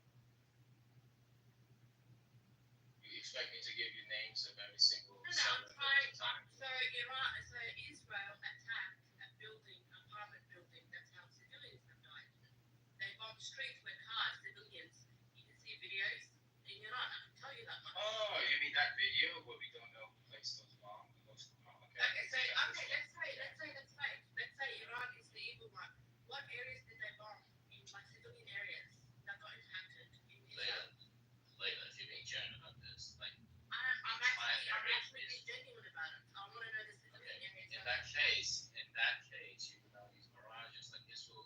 entire area of Israel was attacked. Is it It's not civilian just area? Syria too. Many civilian areas, yes. Okay, I and think it's quite stupid to say that just because there were only 20 something deaths, that so when what were they the attacked, numbers that's for? it. What were the numbers? Like, are we comparing apartment buildings that have people in it? But we're not comparing numbers, we're comparing intent. Okay? Israeli intent was not to kill civilians. And I can demonstrate that because if we compare what's going on in Iran to, for instance, other areas, you can see these very So I just want to clarify what you just said. I just want to clarify so I'm not understanding. Sorry. 87,000 something people have been killed. Can you pause for Out a of second? 31,000 Anderson, can you pause for only a second? 140 were women and children. I just want to clarify something about what you said. When you say they don't target civilian areas, are you talking about just Iran or general? I'm talking about Iran. We're talking specifically about Israel and Iran. Okay, I just wanted to clear that up. So the first attack was apartment building. Was that not a civilian area? No, I actually see you living there. What about the other people that were living there in the Some apartment? other people where in the other apartment penthouse buildings in the really nice areas of Iran, all I just No, that same apartment building, other people that died there. I don't care. There you go. You don't care. That's all I Okay, get. you're not sticking to the point. Israel is not targeting They civilians. killed people in that apartment building, and you just can't simply That's admit that. not what we're talking about. We're talking Okay, so about when they killed the members over there in that building, were there any other people that died, or was it just those members? that doesn't matter. What does that have to do with No, it intent? doesn't. It doesn't. Motherfucker, that does. That doesn't matter. Because you're speaking again to snipe people. You know this, right, Samson? Okay, how did they assassinate Ismail Haniyeh? Can you tell us how did they assassinate Ismail Haniyeh? It's the reason you don't. Samson, Betsena, and the Organization for the Physicians that came out from Israel. They're saying it's genocide. Okay. We're gonna stick to Yeah. the point. Are you denying Betsena report? Are you denying the Betsena report? We're gonna. Are you denying an Israeli source called Betsena? You have to finish the topic in Iran. Are you denying the Jewish source called B'Tselem? Are you denying the genocide claim from B'Tselem? You're denying it. Okay, you're a genocide denier. I didn't know that. Okay. I'll go back to Iran. So, how did they kill Ismail Haniyeh? How did they kill Ismail Haniyeh? It's Iran.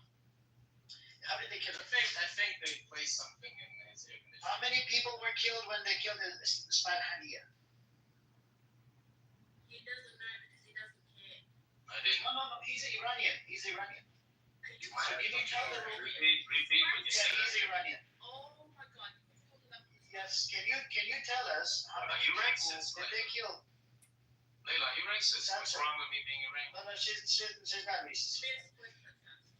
Yeah. Can you tell us how many people did they kill when they killed Ismail Well, Haniyeh? wait, what was that reaction? I don't get it. What was that reaction? Forget the reaction. Why are you deflecting that?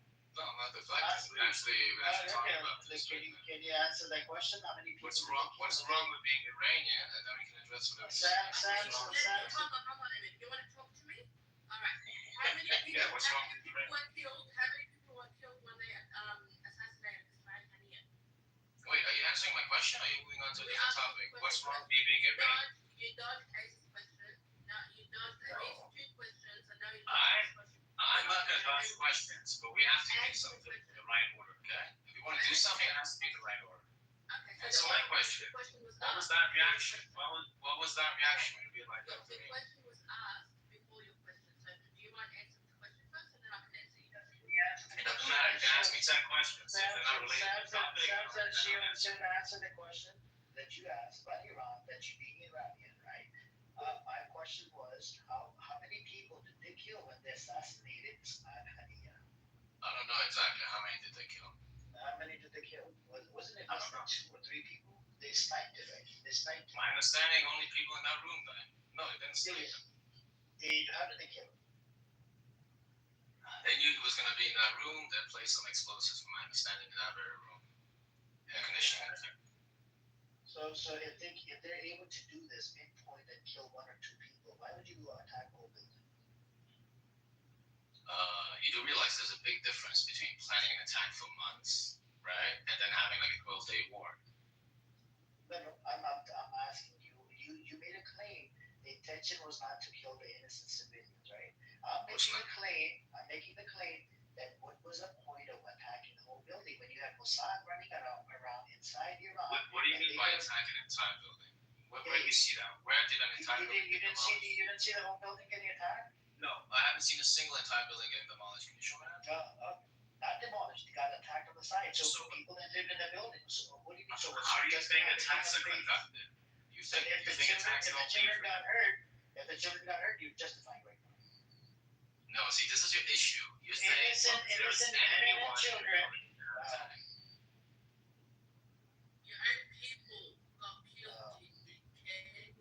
Yeah, but your issue is you're not being realistic. You think during warfare no civilians are getting killed. There's obviously a difference between intent here and you fail to realize that. For the other side, for both sides.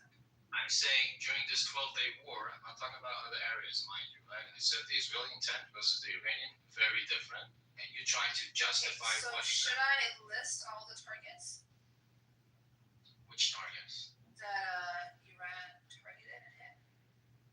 It's all. I don't think you can possibly do that because we're talking about thousands. But yeah. Wait, Right. no, there's a whole list. There's thousands of targets. There was only 2 people that were killed in relation to Ismail Haniyeh and his bodyguard. I actually looked up from multiple sources. Thank you.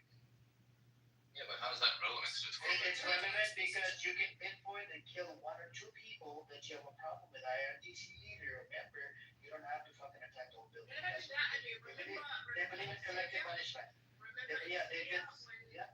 Syria when they targeted the Iranians in Syria, they only killed them. They didn't kill other people. I mean, you didn't listen to what I said. I mean, we're talking about a 12-day war when people are moving around, they live in different areas. You compare that to Haniyeh, which took months, and they knew exactly on that day, because of what had happened in Gaza, they knew that Haniyeh would be there, and therefore. Did you see? There was one more important thing. I think you guys forgot about something. You forgot about this. So when Iran did the attack, Rabbi Shamouti's dildo shop got attacked as well. I think you didn't realize that, right? I realized Iran attacked when his dildo shop got attacked as well. Did you see it? It's located in Tel Aviv. I don't know. He got attacked. And you had a bunch of guys, they wanted to do orgies at a bunker while, Iran was attacking Israel. So, I think you should be aware of all these incidents that takes place. Okay, so again, you're showing your true face here. I mean, whenever you're getting, hit with these facts, like you just. I'm giving you the facts. You deny the Metzler report. You deny the physician. These are Israeli sources. They're saying genocide. We're not talking about that. We're not talking about that at all. We're talking about it. And if they can kill Ismail Haniyeh and his bodyguard 2 people, then it was so easy to kill 5 or 10 IRGC members instead of killing 1,000 people. Yes or no? I mean, you cannot compare a 12-day war. How many officials did they kill? How many IRGC members? How many IRGC members did they kill? Well, that's the thing. Thank you for that question, because this is really, really interesting. Iran has not said how many of these people are civilians and how many are RGC. So I'm just going to assume that all of them. No. So I'm going to, hey, as long as Iran has not been official in this, I'm going to say all of them are related to IGC in some way or another. Including the kids, women, children, and then. Exactly. IGC. You're justifying the killing of the kids now. There you go. You see? No, I haven't justified anything. Yeah. You think the kids are IRGC, right? Well, there you go, man. That's the problem with you, Samson. I wish you were honest, right? You're such an intellectually dishonest person. Look, which part of me is not being honest? Okay, I gave you example. Ismail Haniyeh with the assassinate, it was just 2 people, him and his bodyguard, right? Yeah, but this is such a fallacy. I mean, if this is. Okay, can you go look it up? How many people did they kill? One assassination that was planned, months. Okay, how many Mossad were inside Iran? That's dynamic. Hold on, how many Mossad did they find inside Iran? How many Mossad? If you're taking Iran's perspective on this and saying every Jew is a Mossad agent, what are you trying to say? No. They didn't say every Jew is a Muslim. They were. Are you aware of what's going on in Iran right now? Samson, they were pointing to Afghans. Afghanistan, they're Muslims, right? Did you know this? You do realize the largest community of Jews outside of Israel and the Middle East is in Iran, right? Do you understand what's going on in Iran right now? I have a testimony. Yes, I have a testimony. Okay, so what's happening? They even serve in the government. Yeah, He served the government. Okay, how many seats? How many seats do Jews have in Iran? What's happening with the Jews in Iran right now? What's happening is they're all getting tried. They're all getting accused, suspected of being working with Mossad in one way or another. They're executing Jews falsely. 70 Indians that were working for Mossad. Indians.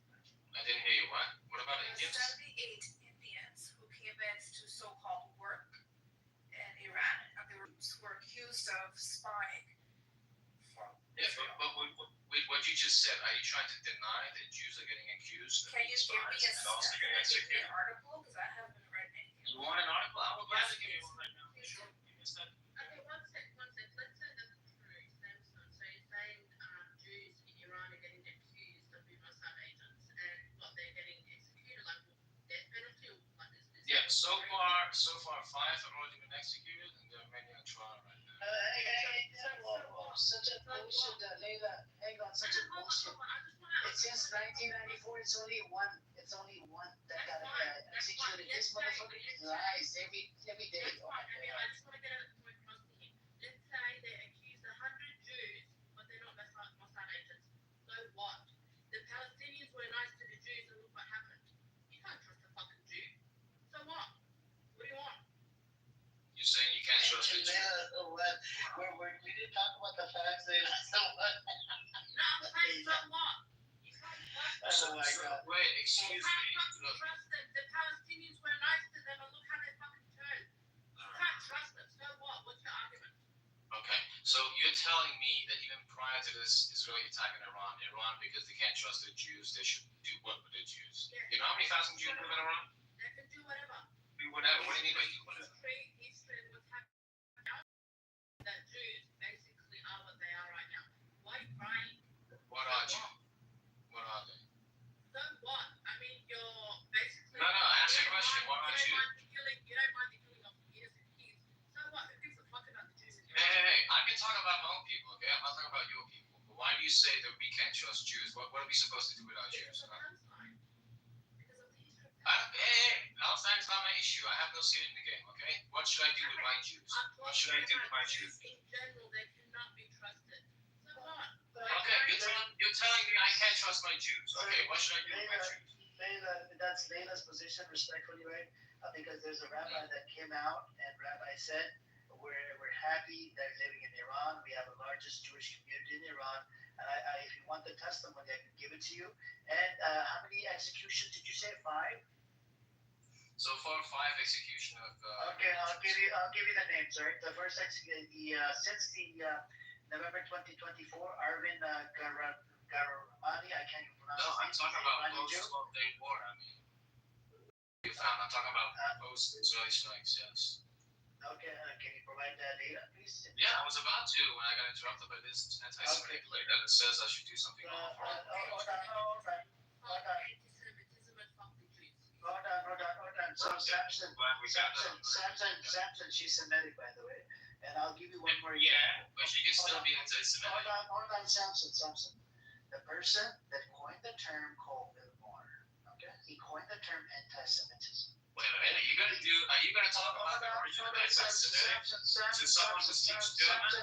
Samson, the person that coined the term, his name was Vilmore. Anti-Semitism, correct? You agree? Do you know that he married 3 religious Jewish women?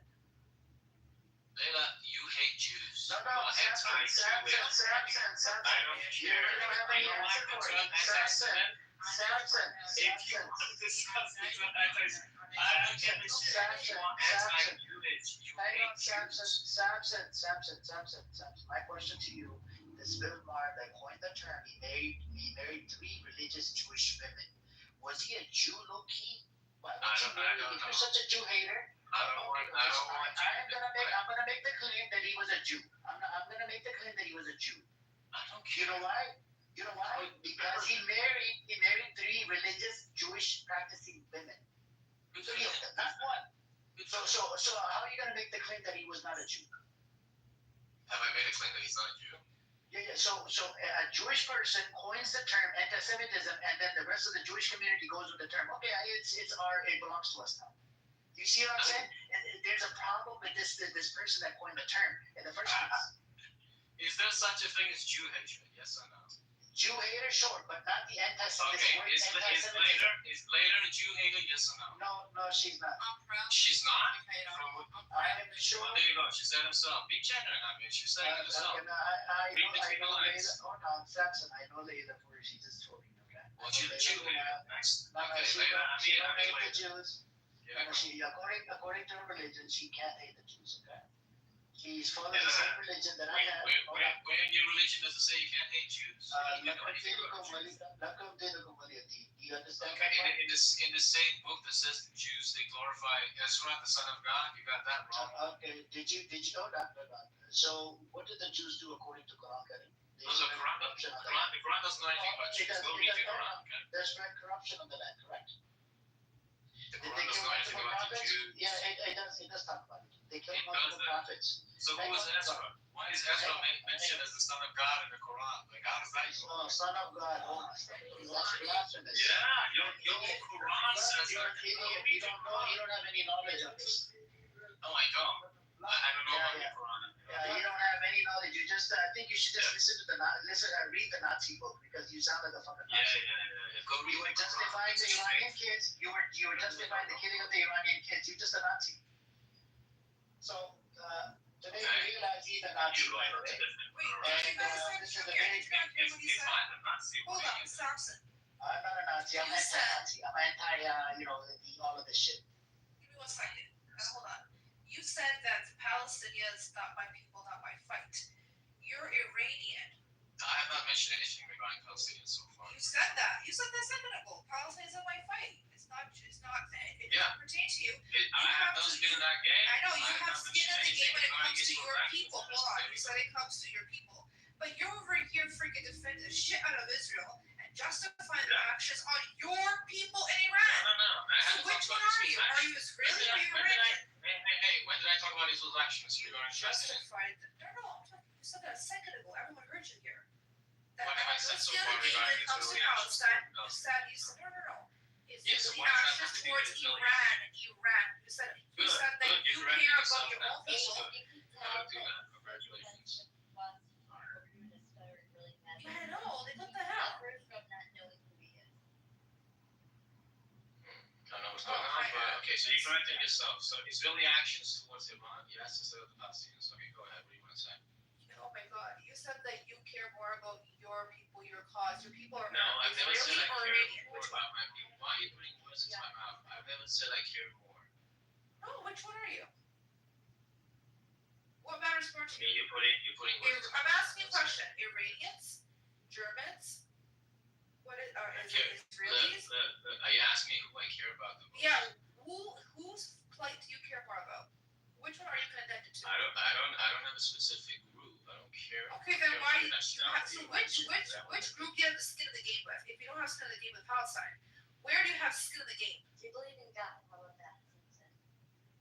Yeah, I mean, Just to help you out, there's a term called Nayus. He supports Nayus. He's one of them. oh wow, okay. Layla, What does that mean? wow. Let's go there. Okay, your true colors are really showing now. Okay, and this is the religion of peace. You don't even know Islam is a religion of peace. Like I'm getting here. I haven't even brought up Islam or any religion so far. And all of a sudden I'm like, okay, Layla, this is the religion of peace. I see. Yeah. It's religion of justice and truth. Samson is all about peace. Peace to the devil.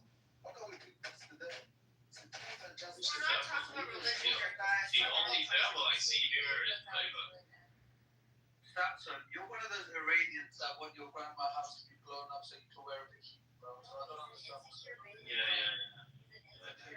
Does anyone have an actual point or is my time up? So look, I think what Layla called him a pimp or something. I don't think he's a pimp. I don't think he looks like a dayuth, by the way. I don't think he's nowhere near the. Did you just look up that word? I'm here.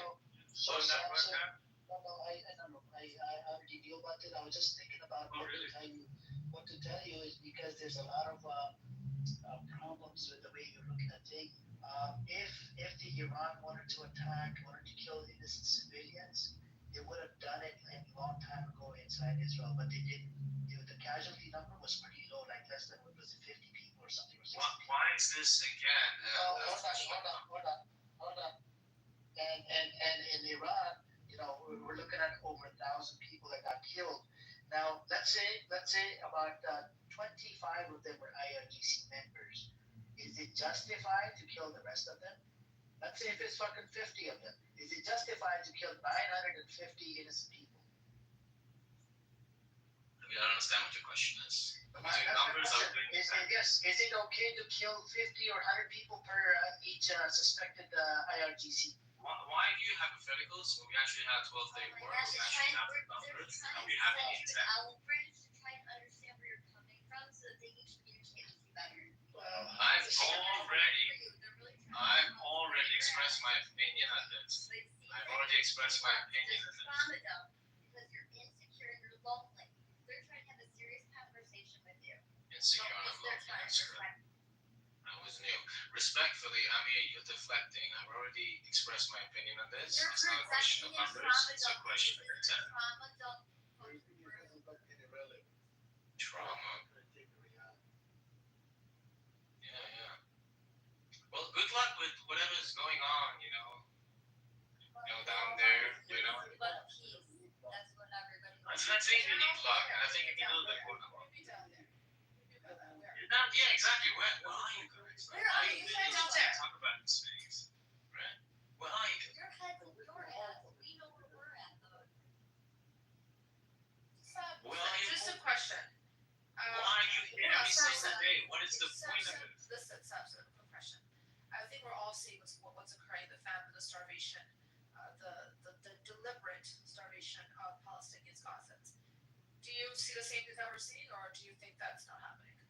You're not listening to what I'm saying? I'm asking we questions. We need to finish Iran first. I'm listening to Iraq. You don't even consider yourself Iranian, man. You don't know who you are. Answer right. You have no fucking idea who you are. I don't think you know what you are. He's a Nazi. Wow. He speaks German as well, by the way, man. Yeah, he speaks German language, and it's a big thing, When you speak German language, you act like a Nazi, you are a Nazi, you talk like a Nazi, you eat like a Nazi, Yeah, I also know Arabic, so that makes me a genocidal fuck, right? No, makes you great. You're so awesome. Yeah. Get out of the sewage before it's next. Look at your, I'll be there. So apparently Arabs are genocidal fucks. Arabic is such a genocidal language, You know how Arabic language This is why they copied, how many words did they copy when they were reviving the Hebrew language, the Eliezer ben Yehuda in Israel? Can you tell us? He was reviving the language. How many words did he copy out of Arabic language? Why are you talking about Hebrew? Why did he shitty language called Arabic? Hold on. You made a claim. Let's talk about Israel. Eliezer ben Yehuda, he was the one that revived the language, and he fucking isolated his kid. He exposed this fucking language that he has revived in 1921, and that's how he became national. And guess what? He approached the Jews in Jerusalem, and they actually excommunicated. They kicked him out because they didn't believe in Zionist or Zionism. They excommunicated, and then he got together with a bunch of his Goonie buddies, Zionist buddies, to amidst a British mandate to nationalize the language. That's how this fucking language came to its existence. Otherwise, it's a dying language, the Hebrew language. And tell me, how many languages did Arabic kill? How many languages did they exterminate? So when you make that courageous statement that the Arabic language is genocidal, can you break down how you mentioned that he was? Well, this is a language that came from where exactly? The Arabian Peninsula, right? So with the caliphate expanding throughout, large, vast areas, all these languages that were spoken were Arabic. What, sorry, now? When they want, they do have critical thinking and they ask questions. The caliphate system, the caliphate brought the Jews back into Jerusalem. Did the caliphate bring the Jews back to Jerusalem? Says something, they look every pixel and prove your point and give me resources, and they go down and down and down. So Did the caliphate bring the Jews back? You Did the caliphate bring the Jews back to Jerusalem? Yes, the first Muslim caliphate. Yeah, did the caliphate did it or not? It was always Jewish. There was only. No, the Christians kicked you out, by the way. Daniel, There was always Jewish existence on the land. Christians kicked you out of Jerusalem, by the way. Look at the Jewish people in the Bible. You're talking about Despite expulsions. there's no even Jews. You know that? Okay. Okay. You know what's also not in the Bible? There's no Palestine in the Bible. There's no Muhammad in the Bible. There's no Clubhouse in the Bible. And there's no Islam in the Bible. So there's Ishmael in the Bible. There's no Aziz in the Bible. There's no Jews in the Bible. There's no Palestine in the Bible. There's Ishmael in the Bible. There's Palestinian people in the Bible. There's no Jews. Really? You know, Give me the verse. Give me the verse. he's an atheist, by the way. There's no point of engaging with him. He's an atheist. Chapter 21. I'm not illiterate. I'm not illiterate like you guys. I can actually read, and you know, even if they teach. Hang on a second, guys. He's just an atheist. We're not going to get into this. You're an atheist. I'm muted everybody. I'm muted everybody, not just you.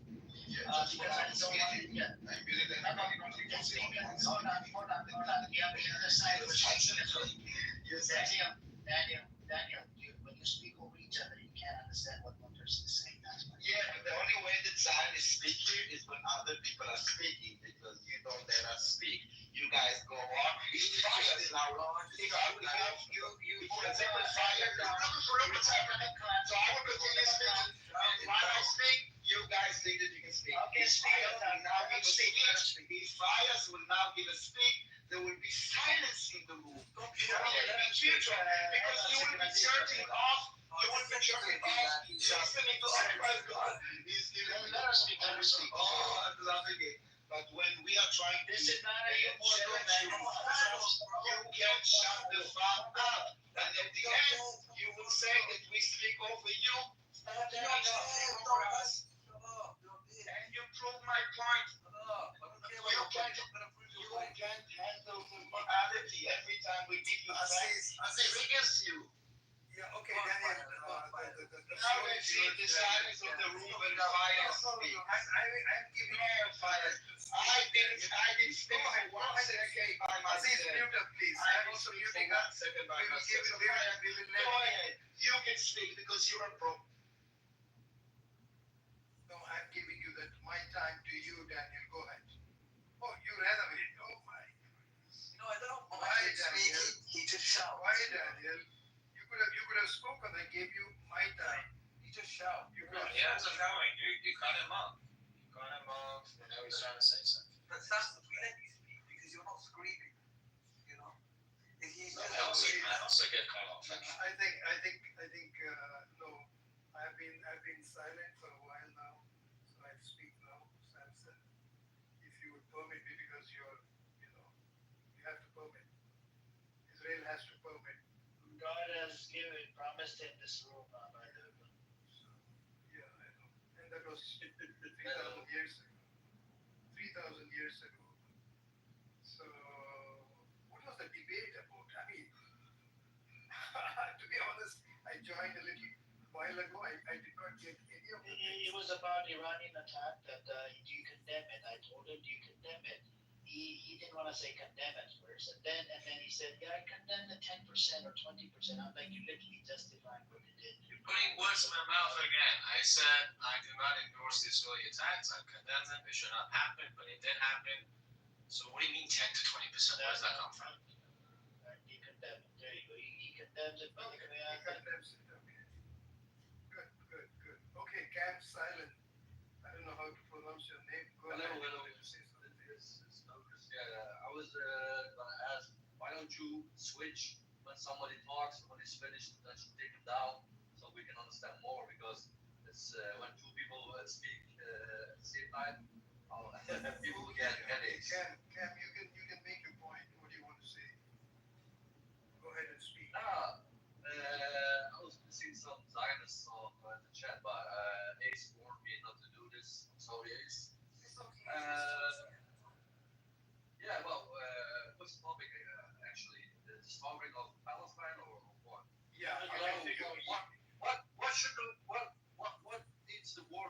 foresee that when is the world going to take action? The Muslim world or the other world? So I want to raise this one question. Pam, we should focus stop the killing, stop the genocide. Yes, yes. We need to focus on this one thing. Hang on. Samson, do you agree to the Benson report and the physician report that came out that says it's a genocide? These are Israeli sources. Do you agree to it? It's a genocide? What's the hang on, Cam. I'm asking Samson now. Samson, do you agree to it? There's two sources that came out that says it's genocide. So, I mean, I told you from the very beginning, I will not proceed to this topic before you correct yourself and admit that Iran did attack civilian areas in Israel, and Israel did not attack civilian areas in Iran. Intent is important. Don't talk about numbers here. We can agree. We can agree. I mean, look. Iran did attack Rabbi Shimoni's dildo shop, right, in Tel Aviv. That was unfortunate, right? They shouldn't have done it. And they did attack, a whole bunch of, gay people inside Tel Aviv, and they ran into freaking bunker, right? They were talking about how they're gonna do, what is it called? What's the word? What did I say earlier? How they were gonna do? What was it? Do what? They were gonna, do something. What was it? They're doing audience disciples now. So this is So what we're basically talking I about the understand. Shimoli's daughter's dildo shop? So the concept of the story is So the concept of the Daniel, woman that you guys are you just need to like. mute up. Daniel, I'm talking to Samson now. Thank you, he's Iranian. So the concept of the story is like you guys are installing ideas and you say whatever you just want to say. Daniel, And if the majority is with you, if they can. when Brother Fayaz wanted to engage with you, you ran away like a little bitch. I don't give a fuck about Brother Fayaz. Can you mute up? Like you understand that I don't. Okay, thank you. I warned you before I moved you down. Thank you. When Brother Fayaz wanted to speak, you ran away like a little bitch, like a pussy. So Samson, going back to you, we can agree to disagree, right? I hold this position that it was their intention was to kill civilians. Okay, we can agree to disagree. You're never gonna learn until ICJ comes out with a ruling that it's a genocide. My question again to you: are you denying the Benson report and the other report that came out, the physicians from Israeli source? Are you denying it? Are we moving on to this topic now? So, like, what? Yes. We're moving on to the Benson report. Are you denying the Benson report? But I still don't understand. Are you admitting that Iran did attack civilian areas? No, I'm not admitting that. You're not admitting that. Agree. So how are we gonna agree on anything in the future? No. The Benson report, Israeli sources. Yeah, but you're deflecting again. Like, I'm asking you a question. How are we gonna agree on anything? Samson, it doesn't matter if he agrees or not. Okay? No, it does. Because look, if I let me please let me finish. It does matter because if I intend on engaging with this gentleman regarding a different topic, how are we gonna reach a conclusion afterwards? We are not supposed to be reaching. How are we supposed to conduct a debate with like valid arguments? You can't even agree that Iran was attacking civilian areas in Islam. How? Okay, fine. Agree to it. Go ahead. So I'm going to switch the topic now. I'm going to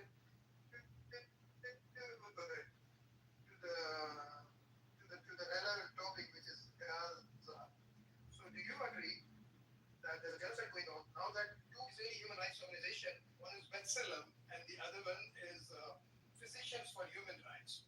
These two organizations, human rights organizations based in Israel, they have now come out and they have published a report saying that what Israel is doing in Gaza is a genocide. Do you agree to that? What does it matter what I think? You are a big shot. It does matter when Am I? you are. Samson, the name itself. Samson.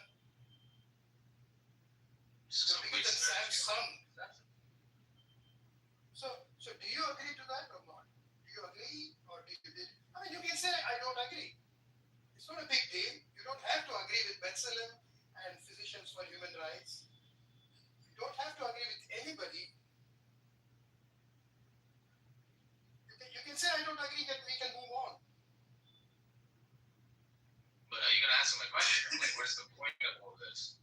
No, I'm asking you, do you think there's a genocide going on in Gaza? Okay, let me rephrase. If I agree or disagree, irrespective of my answer, right? What's going to happen afterwards?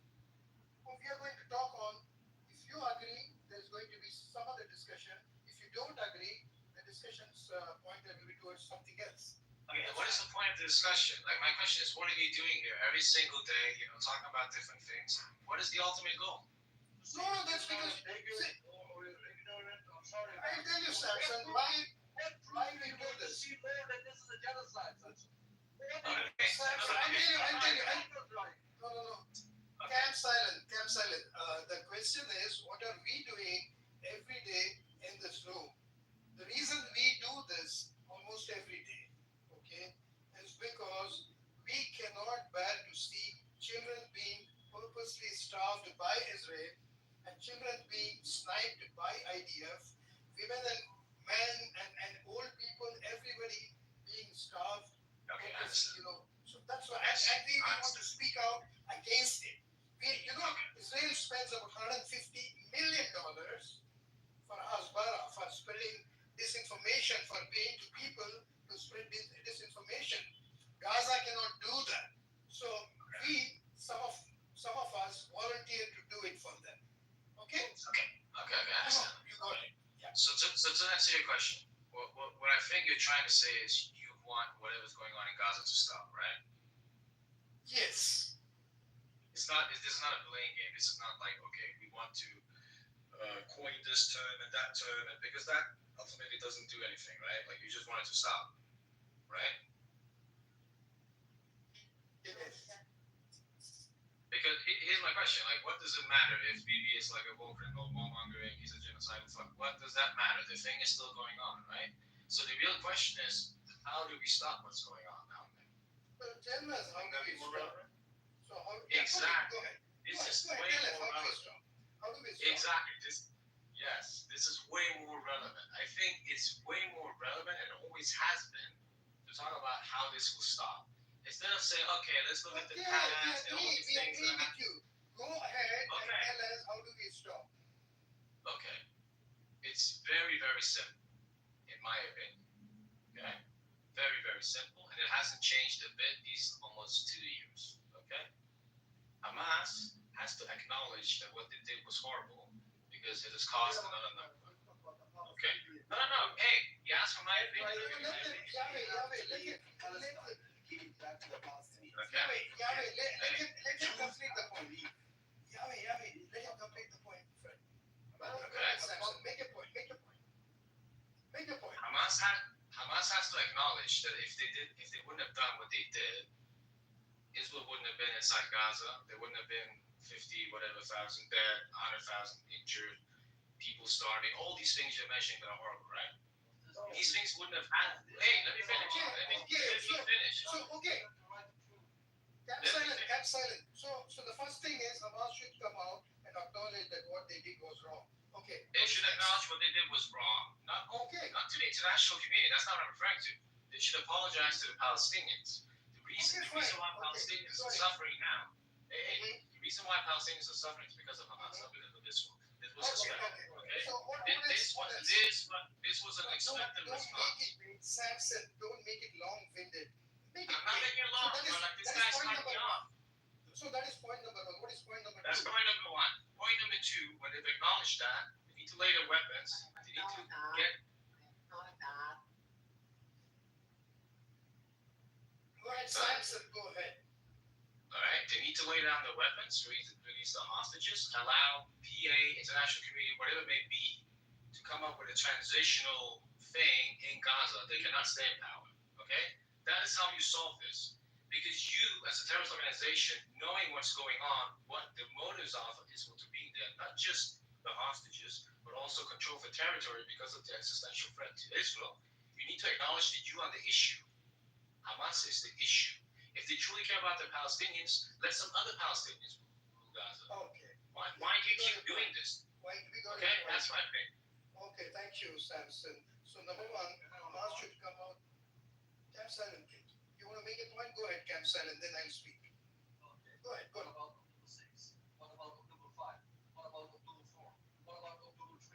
Was Israel inside Gaza? On September 13th. Huh? How many have we killed? Huh? Zero. How many have you There was zero Israelis in Gaza killing people. I'm sorry for my language, fucking years you have killed children. That's not true. Show me. Give me a source on October 6th, on October 5th, on October 4th. Your dead do not see the truth. I don't know, you're blind. You saying that Yeah, this is the issue. You are part of the issue. okay, what Palestinians should go? There are no fucking Palestinians left. You killed them all in the fucking idiot. Camp Silent. Now I'll speak, okay? Thank you, Camp Silent. Yes, you are right. There is October 6, 5, 4, 3, 2, 1. You can go back up to 1948. And every day, literally, Israel has been doing something bad for the Palestinians. Killing them. Can I comment that for you? No, I'm speaking now. I gave you the time. This is my time. Okay? Thank you. So, first of all, you said Hamas should come out and apologize and acknowledge that they apologize to the Palestinians and acknowledge that they made a mistake or whatever it is that you said. Okay? Now, this is between the Palestinians and Hamas. For them to decide if they want to seek an apology from Hamas, they can. And if Hamas wants to render an apology, Hamas can. There's nothing that you and I can do about it. Okay? That's as far as Hamas and Palestinians go. Number two, you said Hamas should lay down its arms and get out of Gaza or disappear. Somebody else should rule Gaza. Okay, I understand. Hamas itself has said that we are ready not to rule Gaza after the ceasefire, after everything is over. We are ready to give up power. Hamas itself has said. Okay? Even after Hamas said this, Israel is the one that is blocking the ceasefire. It's not Hamas. Israel wants a 60-day ceasefire in which period it wants all the hostages to be released. And after the 60th day, Israel reserves the right to resume the genocide. And I'm going to call it as a genocide. It's not a war for me. It's a genocide. You can call it as a war. I have no issue with that. So Samson, this is the main bone of contention between the two sides now. Okay? Hamas wants a permanent ceasefire against the release of all the Israeli hostages at once. Whereas Israel wants a 60-day ceasefire, and Israel also says that in this 60-day period, there can be phases. In each phase, you will release X number of hostages. Hamas doesn't agree to that. In my opinion, Hamas is right. Why should Israel have the right to resume the genocide after 60 days? It is the very reason that it is asking for a 60-day ceasefire is because after getting the hostages back, they have nothing else to worry about. At least now, even though Israel doesn't really care about the hostages, especially Netanyahu doesn't bother what happens to the hostages. If Israelis had cared about the hostages, they would have had the hostages back long time ago by making a deal with Hamas. No, every time there was a deal. In fact, in March, there was a very good deal on the table. It was being implemented. The first phase was implemented. Before the second phase could take effect, Israel started bombing Gaza again, broke the ceasefire. So it is Israel that doesn't care about its own hostages. Okay? So in my opinion, what ultimately Hamas will do, we don't know. Or what Israel will do, we don't know, and we don't have the power to tell these two sides. But this is what I think should happen. Hamas should not agree, whatever the pressure, because see, Israel is a genocidal, maniacal country. It's not just Netanyahu.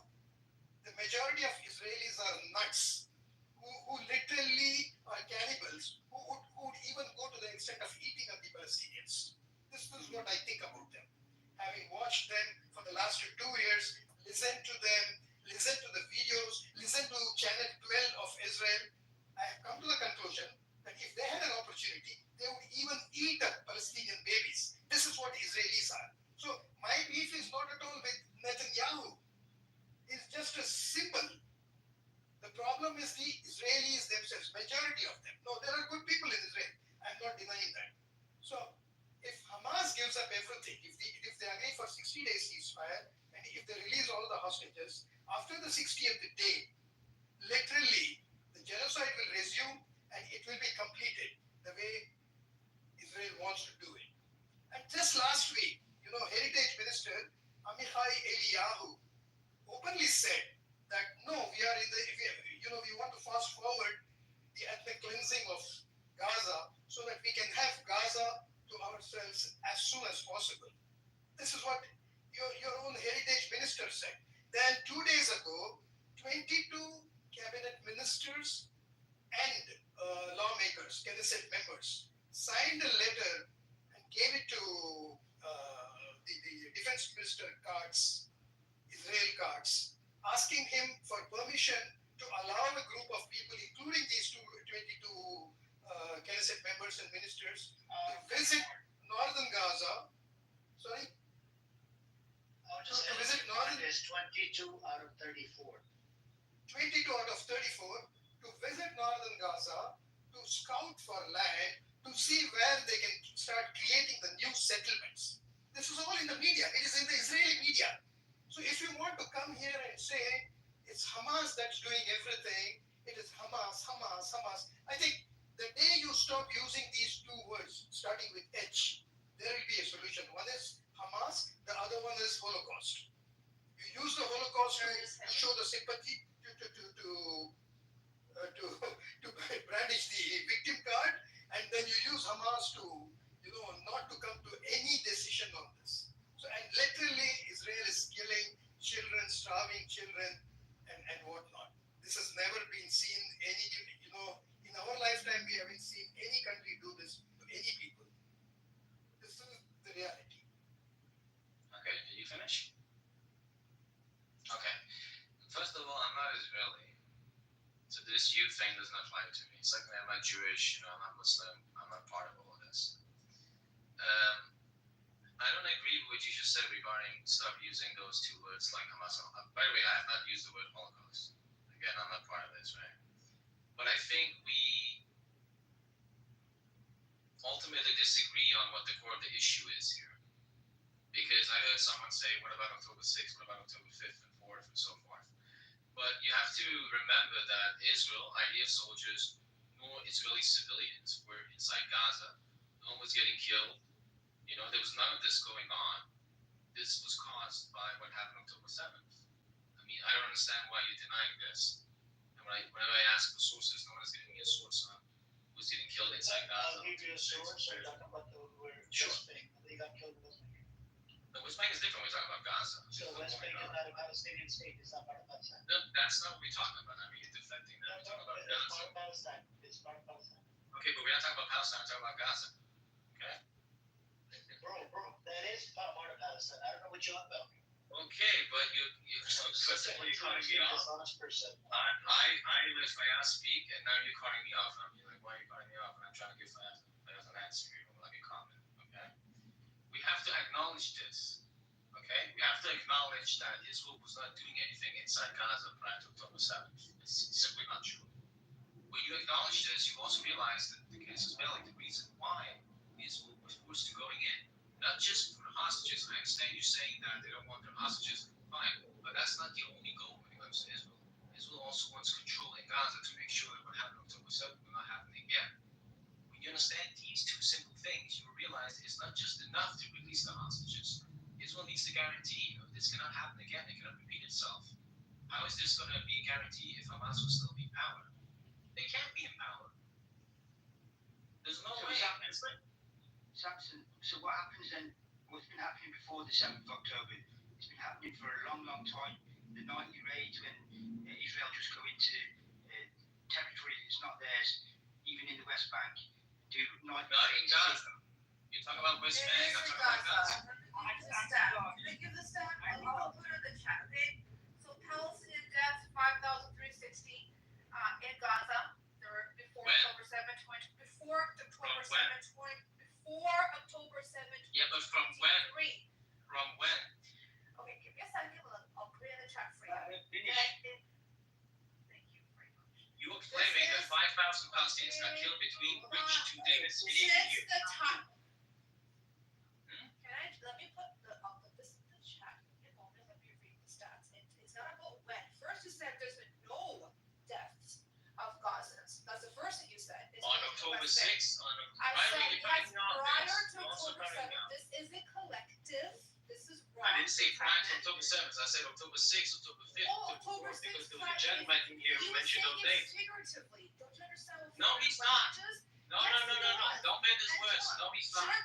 No, Yes. he's not. Oh my God. No, Okay, he's so, not. I so want then you to let's show me hold up. October Let me 6th, just, so let's just October talk about the 5th, total. October 4th. 5,360 in Gaza alone. Okay? By Listen, you're IDF. referring to civil wars in Gaza in 2008, 2012, 2014, maybe 2018, 19, 20, 21. We are not referring to the continuous war, active war inside Gaza. This is what you're trying to make You it said sound there like. were no civilian deaths. There are civilian deaths, okay? So No. stop. How is that? Give me a civilian death in Gaza caused by Israel on It October was 6th. caused by Israel. Hold on. Do you not know the UN has had 45 sanctions against? 45. What do the sanctions have to do with civilian deaths in No, Gaza? no. For crimes against humanity, against the Gazans What and does that have the to do with Palestinians, October that's 6th? what Israel has done before October 7th. Just so you know. Okay, you're not being coherent now. I'm talking about October 6th, 5th, and 4th. Give me dates. Give me a time frame. Give me a name. Who was killed in Gaza by these guys? Hang on. So do you think that West Bank is not part of Palestine, Samson? No, that's not what I said. It's part of the Palestinian territory. I'm asking you a question. Is it part of Palestine? Yes. It's part of the Palestinian territories, yes. Oh, okay. Do they have the right to fight on behalf of the people that got killed in the West Bank? Who? The people that live in Gaza. Do the people of West Bank have a right to fight for what's going on? Do the people in Gaza have the right to fight for the rights of the people that live in the West Bank and Palestine? No. They're separate entities because after why is it separate? because they decide we can't agree. Hamas wanted Gaza. It's both of it, East Jerusalem. No, they're two separate entities. No, they're two separate. I think this is where the yeah, and it's all Middle East. It's just a term to say Palestine. It's not Middle East. It's Palestine. Gaza. According to the UN, according to the it was agreed upon 67 borders, right? My question to you, what was included in the 67 borders? The West Bank. What else? Gaza and East Jerusalem. That's okay. Kind of state. Okay. What happened to that territory? I'm not talking about 2005. I'm talking about right now. Well, I'm talking about 1967. That's no, I'm talking about the 67 borders. What was agreed upon? What was the latest event? What was agreed upon? Can you please tell us what was agreed upon? Do you not know what chronology is? What is 67 borders? What is 2005 elections? What is 67 borders? What is 2005 elections? He's not going to respond. You see, such an intellectually You're not responding. 67 borders. According to the UN, from October 6th to the fucking 2023 October 6th was the deadliest year for the Palestinians, not only for the adults, even for the kids in the West Bank. And how you go after the people that go to the mosque in Masjid al-Aqsa, and you got more than 900 and fucking... You're mixing West Bank and Gaza. It's part of Palestine. It's Palestine. I don't give a shit what you call it. Gaza is Gaza. West Bank is West Bank. They're two separate entities ruled by two separate people. Okay, but let me just say something. Sorry, just quickly, I just want to say something. The problem is selective outrage. You sit here and tell us about selective arrogance coming from your side. I just listen to you speak. You just said okay, please go. Just quickly, bro. Problem is selective outrage. Like we can talk about some things, with how sad you feel about it and the children that we kidnapped. The problem is you and so you're telegraphing the fact that you have a moral code, right? And right, maybe I agree with you. I don't disagree with you. You feel those things. The problem is selective outrage, selective morality.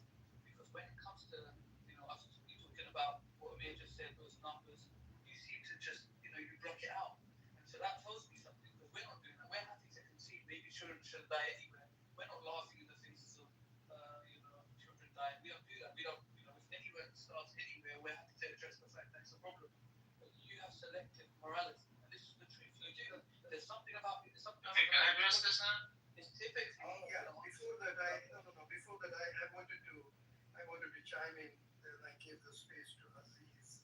Yeah, sorry. I just wanted to put that out. It's okay. Yeah. I understand.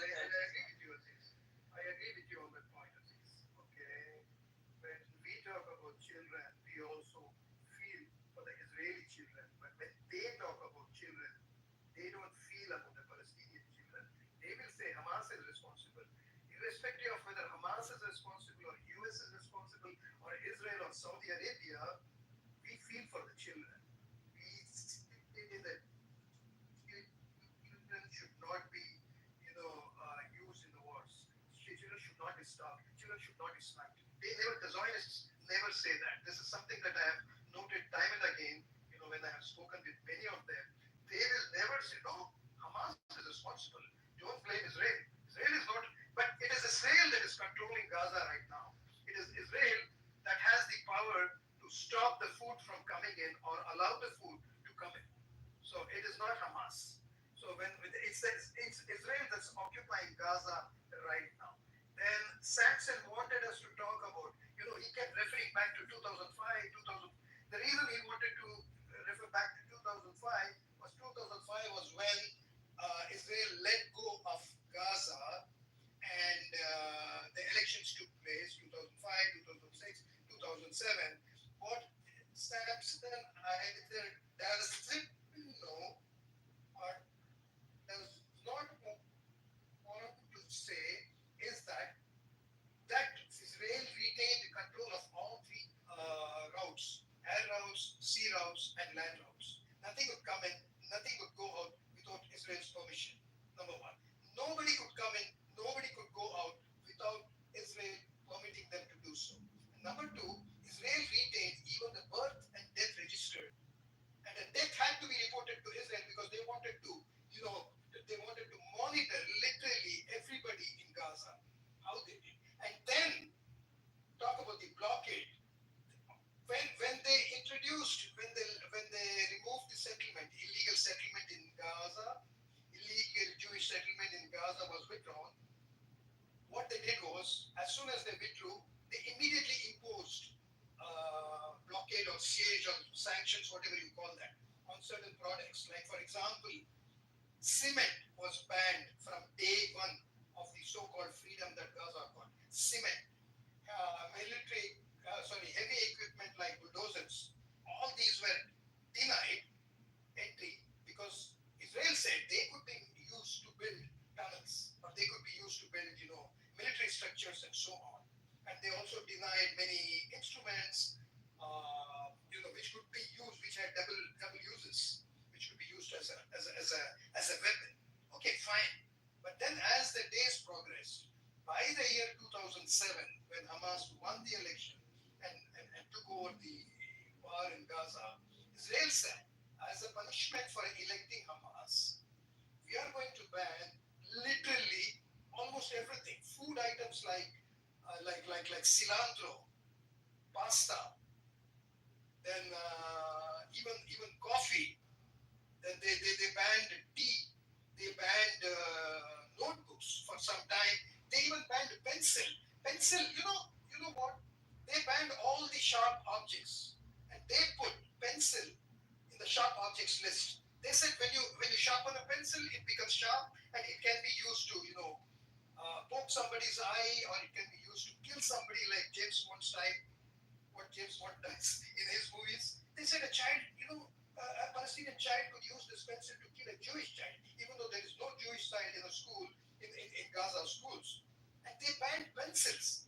And as a father, if you are asking me, if somebody said that my child cannot have a pencil, he can go to school, he can carry notebooks, he can do everything, but he cannot have anything to write on because that instrument can be used to kill a Jew. No, I would be really furious. I would be really, really furious for denying my child this little, right. Okay? So literally, Israel banned so many stuff that it became very difficult for Palestinians in Gaza to make a decent living. So much so that at one point in time, Israel said, we will not allow, even amongst the food items that were allowed into Gaza, that were permitted, they said we will only allow 2,000 calories per head. That means if they have, for example, a million people in Gaza, that means a million into 2,000 calories. Once the 2,000 calorie per day amount of food has been delivered to Gaza. They said, okay, we have delivered you what you need to eat to survive. We will not deliver anything more, even if it is forbidden. No, you cannot have more of that. So literally, they said that if you had to eat, two slices of bread, I will not give you three because two is enough for you to survive. But if you do it to my child again, if my child asks for three breads, and you're going to tell me that only two is enough for him to survive, I'm going to come back to you and do whatever I have to do to make you realize that what you're doing to my child is wrong. And that's what Hamas did on October 7th. Yes, I stand with Hamas. I think what Hamas did on October should not have been done. I wish they had not done because of all the consequences that we are facing today. But I totally understand why they did what they did on October 7th. And the only question that I have for Hamas is why the hell did you wait for so long to do October 7th? Why did you allow your people to suffer for 17 long years of blockade? 17 years blockade. Imagine you want to cook something. We all have families, right? Everybody, we all have families. We all cook. Our women cook in the house. We cook. I cook sometimes. If I don't have one particular ingredient, you just can't make certain dishes. And Gazans were literally facing this every day. Every meal, they would be cooking without something or the other. Go and ask them. Go and read their, anecdotes. Go and read their history books. Pick up books written by Palestinians. Pick up books written by Israelis about Gaza. Samson. So these are all the things that happened that led to October 7th. So if you're going to keep saying that nothing happened on October 6th, and incidentally, October 7th, there were 5 October 7ths perpetrated on Gaza by the Israeli Defense Forces before October 7th. In 2000, before 2023, there were five major attacks on Gaza. In one attack in 2008, okay, and this is mentioned in the book of. Okay, I'm going to share that in a while when I remember. You know what they did? 2008, Israel said, they told the commanders to wait and go and drop 100 tons of bombs on Gaza between 11 a.m. and 1 p.m. They said all the bombs need to be dropped in X location only between in these 3 hours, between 11 a.m. and 1 p.m. Nobody knew why they are giving this time frame. Nobody knew. Within Israel, nobody knew. Then later on, people, and in that attack, 1,400 people were killed in Gaza. Many of them were children, many of them were women. I don't exactly know. I don't remember how many were there. This is called the Operation Cast Lead. And later on, Miko Pelek, this is the guy, Miko Pelek, who was working with the IDF, who's an IDF soldier. He's won a lot of laurels from the IDF. He personally investigated this matter as to why were IDF told to drop the bombs only from 11 a.m. to 1 p.m. Then it was revealed, he found out that it's 11 a.m. to 1 p.m. is the time when the morning shift of the schools come to an end. They break up for lunch and the second shift starts. And that's when all the children are out on the roads, going homes and so on. And that's why they selected a particular area where the school concentration, the number of schools are more, so that maximum children can be killed. Maximum number of children can be killed. This is Israel for you. And you are asking us why we come here every day and talk about it. This is why we talk about it. Because people don't know what Israel has been doing and we are educating them. And the last point, I know it's a long monologue. And the last point I want to say, if you think, Samson, that Gaza should not be linked with West Bank and East Jerusalem, you are mistaken. It's like saying, okay, two IDF soldiers from Tel Aviv have been killed. Why should somebody living in Beersheba worry about it? Oh, those two are killed in Tel Aviv. Why should you worry about it? You are in Beersheba. This is what you are saying, and we are not accepting it. Okay, I guess what I was saying now that No. the problem here You is don't have to talk. Samson, I just went on a 10-minute thing. Okay. Okay, Yes, I'm the moderator and I can do that. I'm now giving the mic to Yahweh because he wanted to speak, and then I'll give the mic to you, Samson. What is he gonna?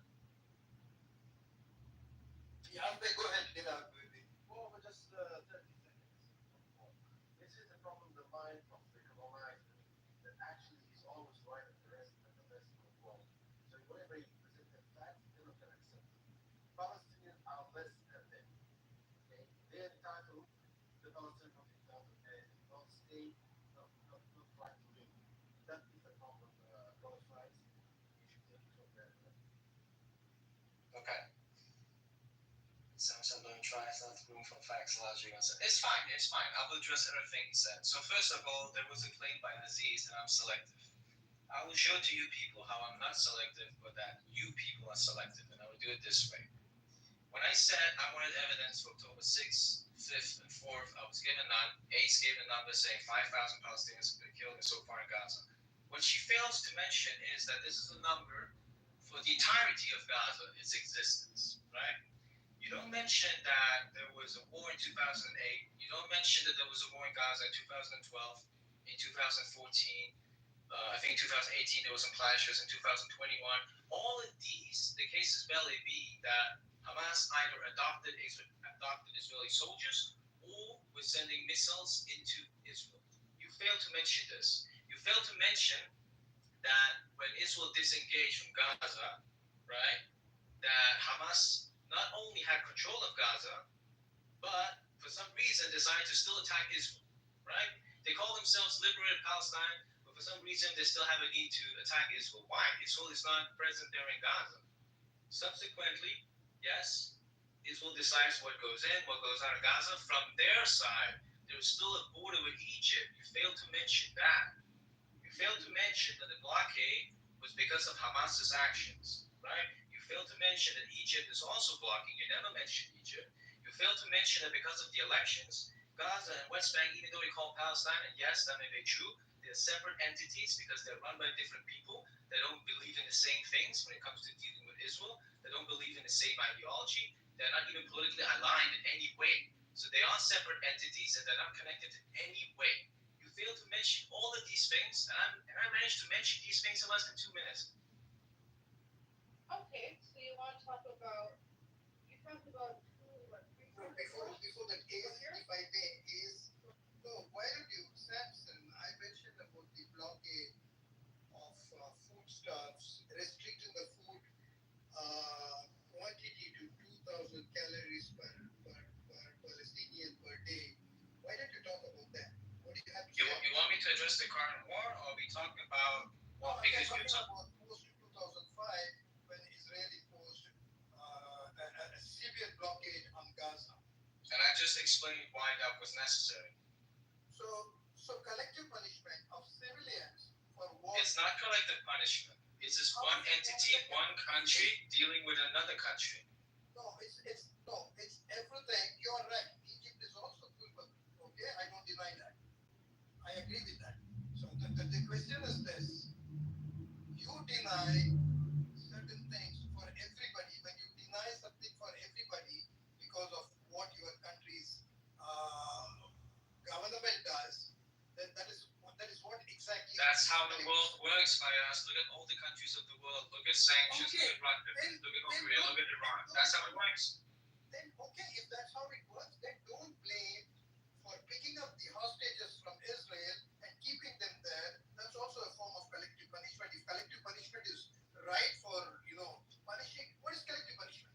You make a mistake and I get punished, or I make a mistake, all the people in the room get punished. That is called collective punishment. Okay? So I think in that respect, since you believe in collective punishment, I believe that Hamas was right to pick up the hostages and keep them there. Oh, I didn't even address this. This is just wild. You're supporting Hamas and you're even acknowledging that what they did and you believe in that. And how can you say that and at the same time say that you don't find it indifferent? One baby's life being Israeli life or Palestinian. No. How can you say that collective punishment is how it works in the world? No, your definition of collective punishment is different from mine. When one country decides to say, we sanction you, we sanction you because we don't like what you're doing. That's not collective punishment. So, just 30 seconds. Sure. There are 10,000, close to 10,000 Palestinian hostages in Israeli prisons. But wait, before you move on to that, are we done with what we talked about? Or I don't get this. It doesn't have to be. It doesn't have to be talked about. Okay, I'm mentioning it to you now. So when you take, I know all these things. Look, Fayaz, I know all these things that you're mentioning. Why don't you have they so far not brought up a single thing that is new to me. You know what I think is October the 7th. Scotty, just give me 30 seconds, Scotty. Then I wanted to actually chime in after Brother Crowd, and then I'll pass the mic around because I need to address a whole bunch of Okay. Ahmed, just 30 seconds, Ahmed. Then I'll go on for a while and come back.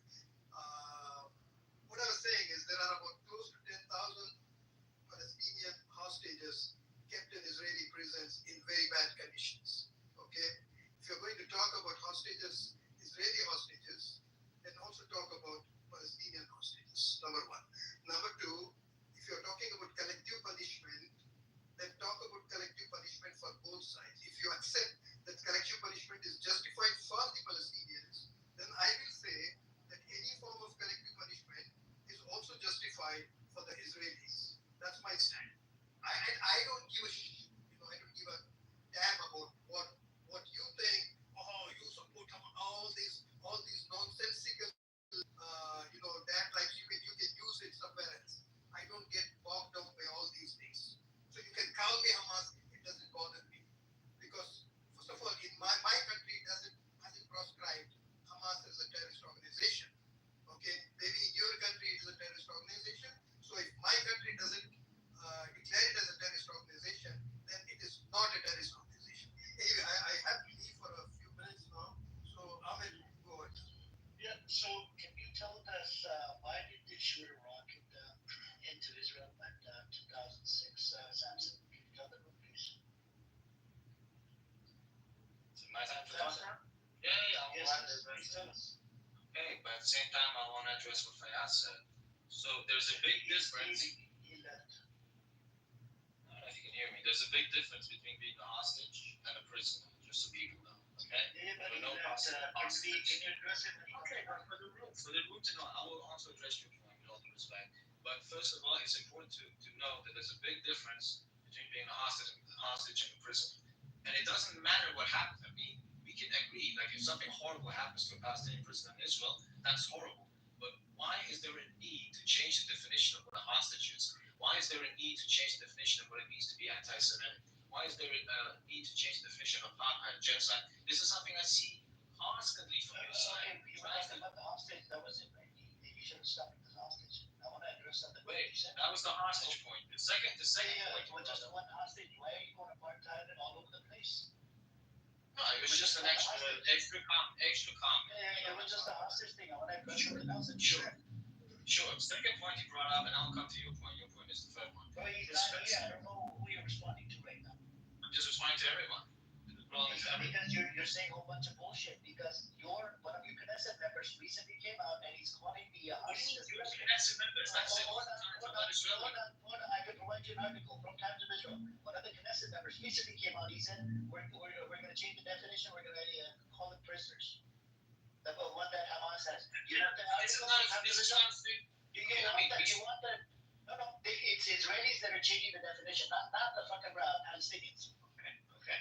I'm not talking about an Israeli definition. No. Because we need to freaking have this. Instead of being intellectually dishonest, right? We need to have an intellectually honest conversation where one of the people that you support in the Knesset has said this. I don't support anyone in the Knesset. Okay. We can for Israel all day long. So I want to address something else you said. Stick to the point. Okay, let's get to the point. I'm not talking about domestically within Israel what the definition of Hamas is. Israel, that's not what I'm talking about. They changed the definition. But I mean, let's continue. This is not what I'm talking about. I asked you a question. Can you respond to the question, please? I'm also responding to it, but with all due respect, Fayaz is he's gone. second. He's about to come back. When he comes back, you can respond to him. Respect. No. This is I'm just moving on to You already responded about the hostages. I already listen. I mean, if they've already moved on with the hostages. Samson, focus. Yeah, focus. You can't cut me off. Yeah. Ask me a We question. already talked about the hostages.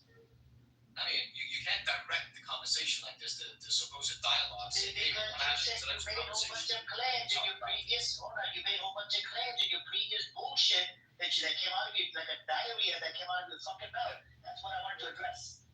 Okay. But you asked me a question, and I want to answer. I asked you a question. Why did they do the attack in 2006? Yes, and I've already answered that. In that short discourse. No, I haven't heard you answer. Didn't I just say that Hamas, even though Gaza was liberated, decided to fire rockets into Israel and also in 2006, why did they do the attack, the first attack? Okay, so the reason why it is absurd, quite outrageous to support Hamas, whether it has status of being a terrorist organization or not in your country doesn't really matter. Can you address what I said? I will. Actually, I'll get back to you. Can you address what I said? Can you address what I said? Can you address what I'm asking you? I said yes. Okay, my question to you is clear cut. My question to you, why did they do the first attack in 2006? Okay, but I mean, I said yes. I didn't say I would do it now. I'll do that for No. You made a claim in a previous, you brought up a whole bunch of bullshit when you were responding to Brother Fayaz. I want to address every little thing that you made. You guys say bullshit all the time, but I patiently I don't wait. say bullshit. I come with facts. I mean, you're a dictator right now. Fayaz spoke for 10 minutes. Not a single person cut him off. Brother Fayaz, not a single person cut him off for 10 minutes. Why can't you do me that courtesy, huh? Bro, you literally gave the mic to Brother Fayaz. He gave me the time to speak. You said, I'm just going to take 2 minutes and that's it, and you were done. It was your give the mic to anyone. He asked politely, I want to speak. Oh my God. 10 minutes. You literally ended saying that I'm done with 2 minutes. Are you afraid of the truth? Why am I not allowed to speak? Oh my God.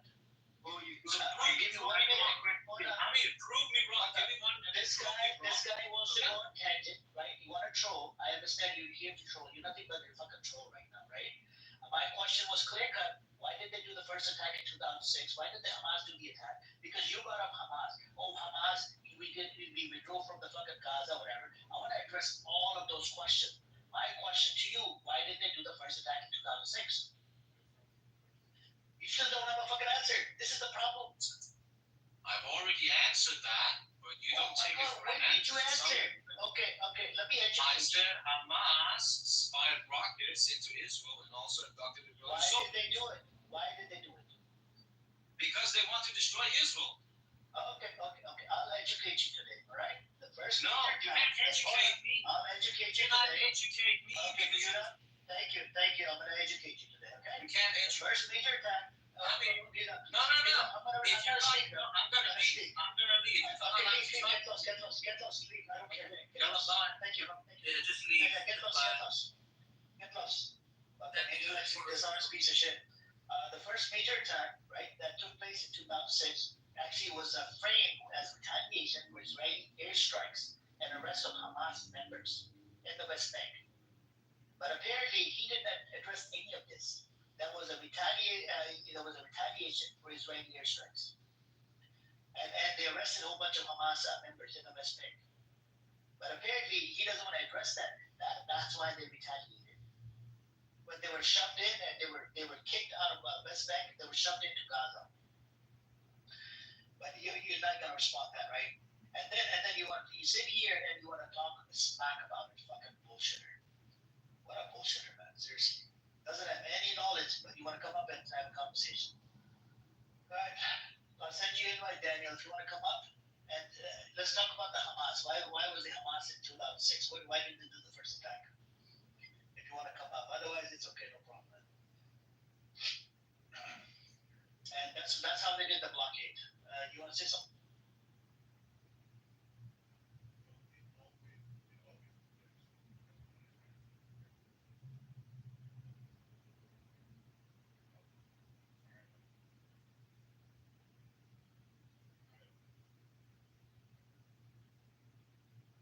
You know what I want to know? I want to know that it's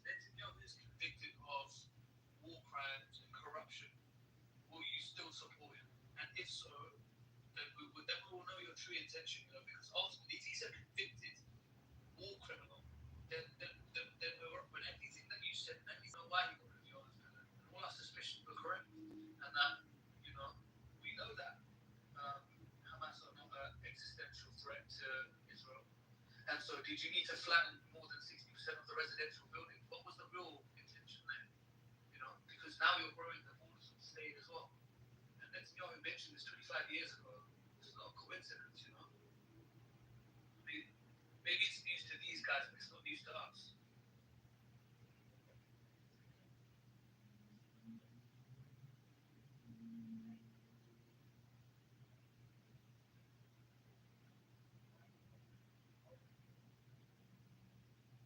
Yeah, but that only lasts so long. I mean, now they're saying Britain's corrupt. I mean, Britain mandated Palestine and actually created Israel. So, I mean, they're going to call them corrupt. Well, then they're essentially going to legitimize themselves in the process. So there's no limit to what they'll say and do to justify themselves. I was in a room the other day, and they were defending Jeffrey Epstein. That's how deep it gets. There's no upper limit. There's no upper limit. And the problem is, we go back and forth, and the reason why I mentioned the selective outrage and selective morality is because they are capable of being upset when children die, but it's only a specific group. The rest they're making excuses for, and that is the point of contention. That's what exposes their reality. When you address the fact that they're willing to overlook this, why is that a problem? And this is, these are the points. That's what makes them run away. When they can't control the narrative, when they can't, funnel the answers into like a specific response, then they get riled up and they want to scream and create a scene. And we know what's going on. We're not idiots, It's like it's a childish response, And Daniel, he can't control himself. I've been in their roots like a circle jerk, echo chamber. Everyone shares the same opinion, and they're not saying nice things. Let's not pretend. They are saying terrible things. They will accuse the other side of being hateful, but they never say anything productive or that isn't hateful rhetoric. It's sickening what they say, and they can't even see it. They can't even see it. The lack of self-awareness is alarming. That's the definition of cognitive dissonance.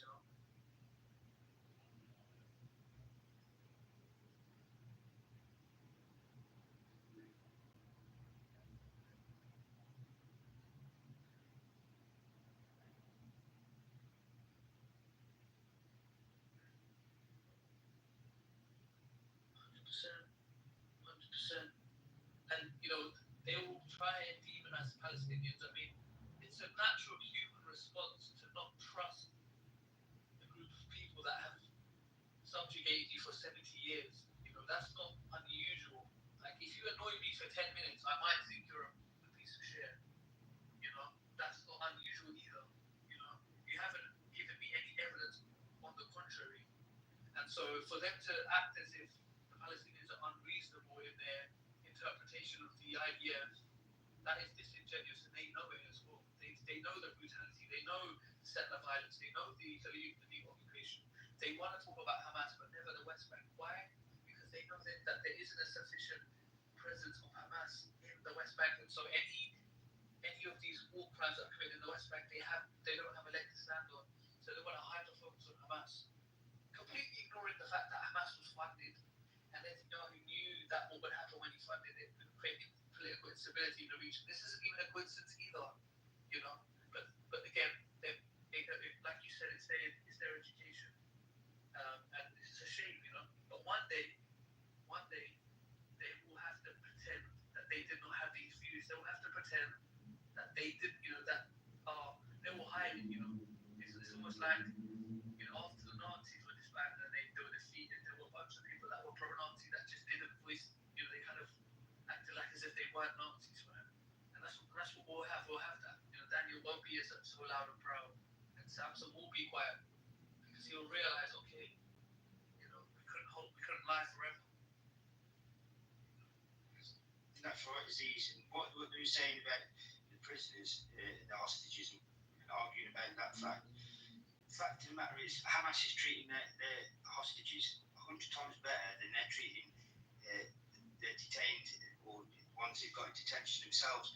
Because I'm just reading myself there and I put the link into the chat. This year alone, the amount of people that have died in detention from starvation, beating, torture is gone through the roof from these ladies. So how they can sit there and say Hamas argue about hostages or prisoners, it's a joke. Because if you look at it, Scotty, you could use the same argument. One of the Knesset members came out. His name is Amici Eliyahu. I put the link in the chat from Times of Israel, and this is a new talking point that they're going to bring up, right? And you can bash them using their own sources. One of their Knesset members said the Hamas has these people, right? The hostages. They're not hostages, they're prisoners. Okay, so if they're going to call the Palestinian people that are locked up prisoners, so now you have proof.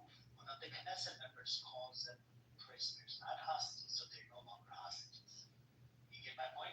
So now it's equal footing there. On both sides is a prisoner now. You see what I'm saying? And you use their sources to prove that it's a prison, it's not a hostage anymore.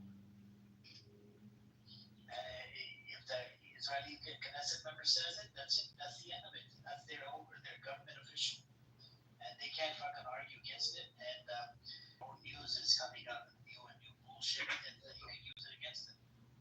And how does that make you feel? A new talking point, right? New prophetic talking point. They want your bullshit, the hostage prisoner, the definitely. Daniel, you're saying I'm talking rubbish, yeah? Just read that there. Read that. That's by the UN. That's by it's even by your own people. So read that and tell me that I'm lying about how many people you starve to death in detention, how many people you die in detention through torture, the hostages or prisoners. The prisoners that have been held by Hamas have been well fed, they've been well treated, and then when they are being released, you shot 4 of them yourself. You shot 4 of them with their hands in the air, shouting that they were hostages and that they were being freed. Your soldiers, that they even shot. So just have a read of that before you start shouting your mouth off about who's right and who's wrong. And I know what you're going to do, because you always do the same. You're going to read that and you're still going to disagree with it. Because it doesn't matter what facts you're given, how many facts you're given, you're so warped in your head, you just will not agree with anything. You can't change it. If you're proved wrong, you will not admit it. Scotty, you're exactly right. You know what's crazy? You'll give it facts, right? And he's just replying with, "Oh, you're corrupt."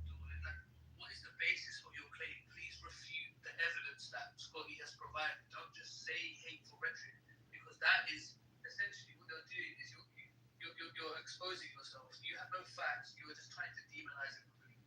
You have no figures. You're just lying, basically, right? So where is your evidence on the contrary of what he said? You don't have any. You don't have any data.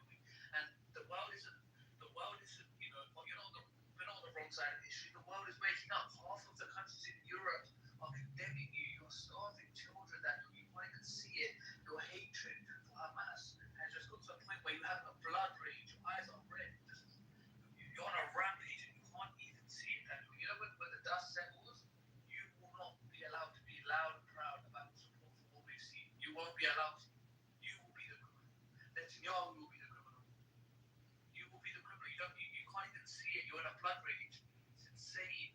Like countries that don't even have any political ties or economic ties to Palestine have condemned it because they simply cannot stand for it anymore. They have to save face. Even if they don't want to, they cannot stand on that side of the fence anymore. You can't even see that. That's how bad your education has been. It's a shame. It's a shame. I almost feel sorry for you. Genuinely, I almost feel sorry for you. So right, see, and then but the thing is, they're Daniel and people like him are going to have to explain to their kids and their grandkids and their great grandkids exactly what they stood for, how they stood for it, how much of a donkey face they are, because the report I've just put on there is written by Jews themselves. Half of it, it's an independent panel with Jews from all over, people from all over the world, and he won't even read it. He won't even bring himself to read it. That's how much of an idiot he is. And I was listening to him the other day in another chat room, and he started, and everything he said, fair enough. He's a passionate person. Fair enough. He believes in what he believes in. But everybody has to give and take a little bit. I'm learning every day. Everybody's learning every day. He thinks he knows it all, and by thinking he knows it all, he knows absolutely F all. That's all I'm saying about Daniel.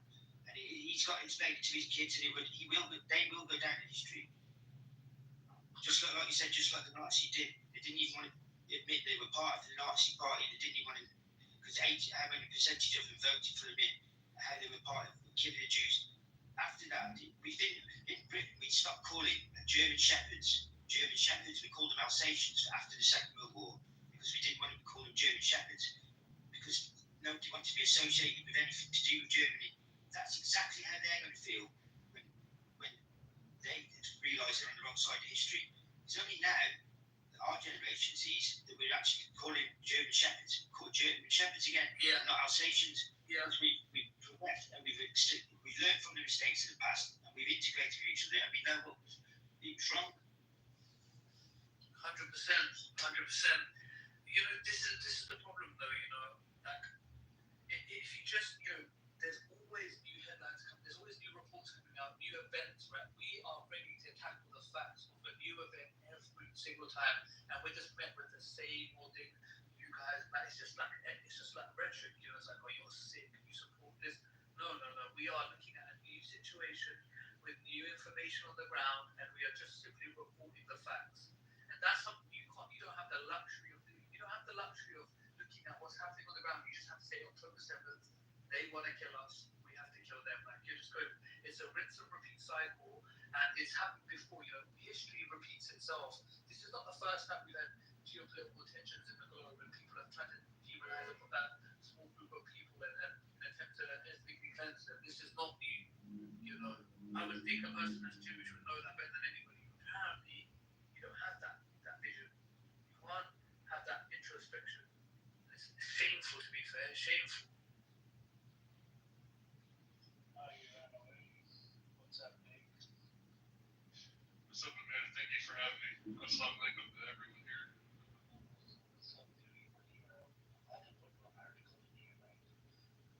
Use this to debunk their bullshit claim. You know how they make the claim IDF is the most modern army, blah blah blah. We have done this article sometimes with Moshe Yaalon, they call him Boogie Yaalon. He was a former Israeli defense minister. He said IDF is not the most modern army in the world. He said Netanyahu, what he's doing is ethnically cleansing Gazans. And he's an former Israeli defense minister under the Likud party in 2016. You see what I'm saying? So you could debunk their bullshit claim by giving them this article, and that's it. That's like that sort of destroys their argument about the idea. IDF is the most modern army. It can't be. According to Moshe Yaalon, it can't be. I was called Boogie Yaalon. I think a lot of the Jewish people, they call him Boogie Yaalon. He became a leftist. He was on the right before. I'll have to check out the article. Thank you for sure. Yeah, no problem.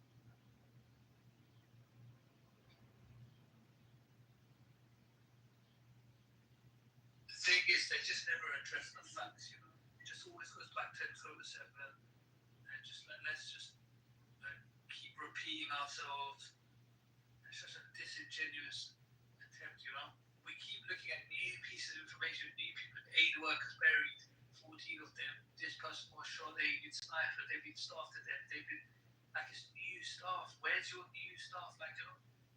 You're claiming that the Palestinians is all they want to do. Where is the new reports? They are none. It's just a lie. It's overextension of military aggression. You did not need to destroy 60% of residential buildings in Gaza. You did not need to. If you could kill a man in his bedroom in Tehran, or you could block beepers in Lebanon, I'm sure you can just be a bit more precise.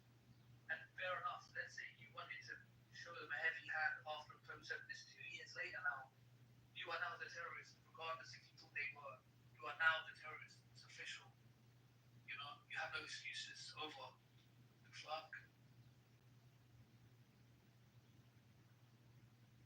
fucking hate Daniel, man. There's so many like he's not doing it. Yeah, right. Okay. Yeah. Okay. No.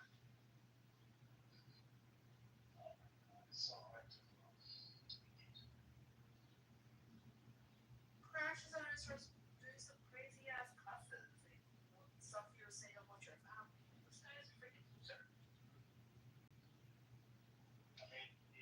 So he's calling everybody Nazi, but then he lives in Germany. He speaks the German language, and he doesn't. Who, Samson or Daniel? Daniel. Oh, him too. Oh, Samson, yeah, he speaks German. He's from Europe. He lives some in Europe, and I don't know if he even goes back to Europe.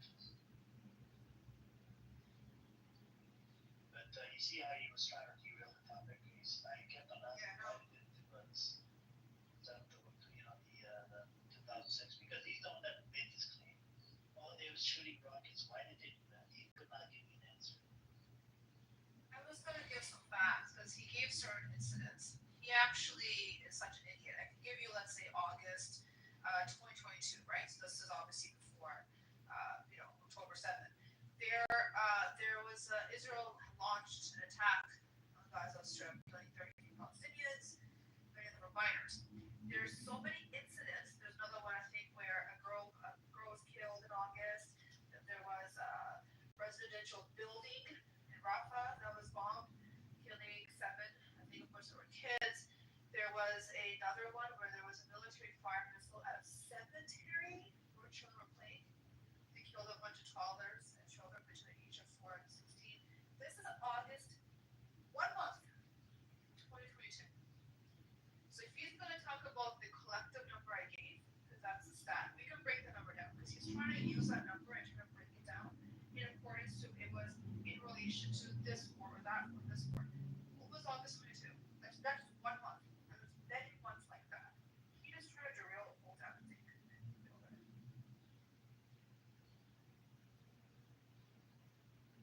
This is what happens when you have a discussion, if you want to call it a discussion, with someone that is disingenuous and intellectually dishonest.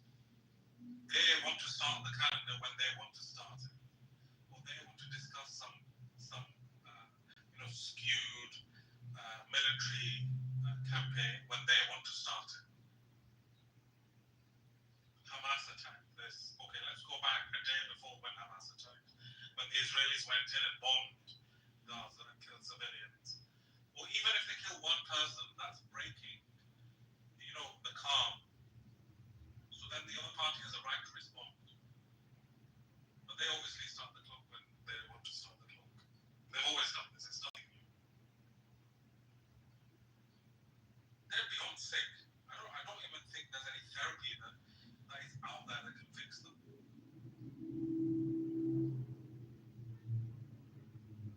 I don't think it's re-educate these people. I don't think it's brainwashing. I think it's beyond brainwashing. No, it's not brainwashing. They're willful, right? So information has been provided to them. It's given to them. They're here. They're listening. They're seeing.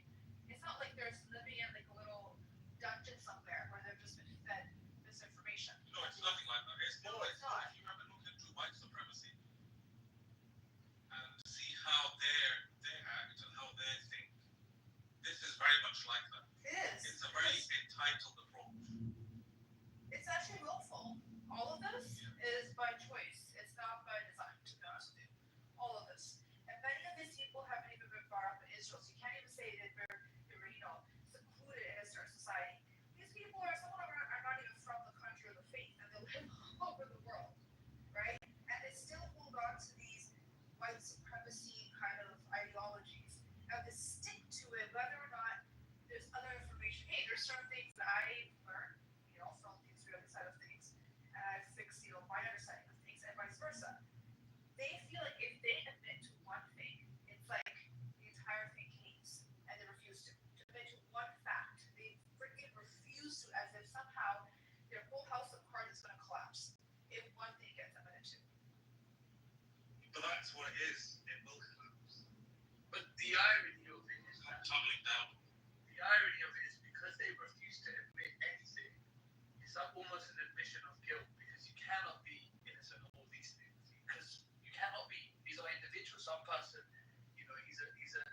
terrible man and wanted to shoot a random woman, you defended it. Why have you defended it? So it's an admission of guilt. You know, this many charges, you cannot be innocent of all of them. You know, so. But their own soldiers are coming out with. I mean, there was the organization called Breaking the Silence.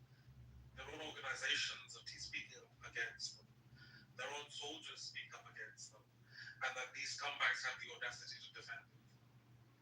Like, who do they must really think the world is stupid, or we don't have access to the internet, or we don't have access to free-flowing information. They truly think that the world is stupid, or has been brainwashed by the media. They're insulting our intelligence. Some of the things that these Zionists have said, various ones, the ones you've spoken to or come across, they've literally said genocidal things, like, oh, it's self-inflicted genocide.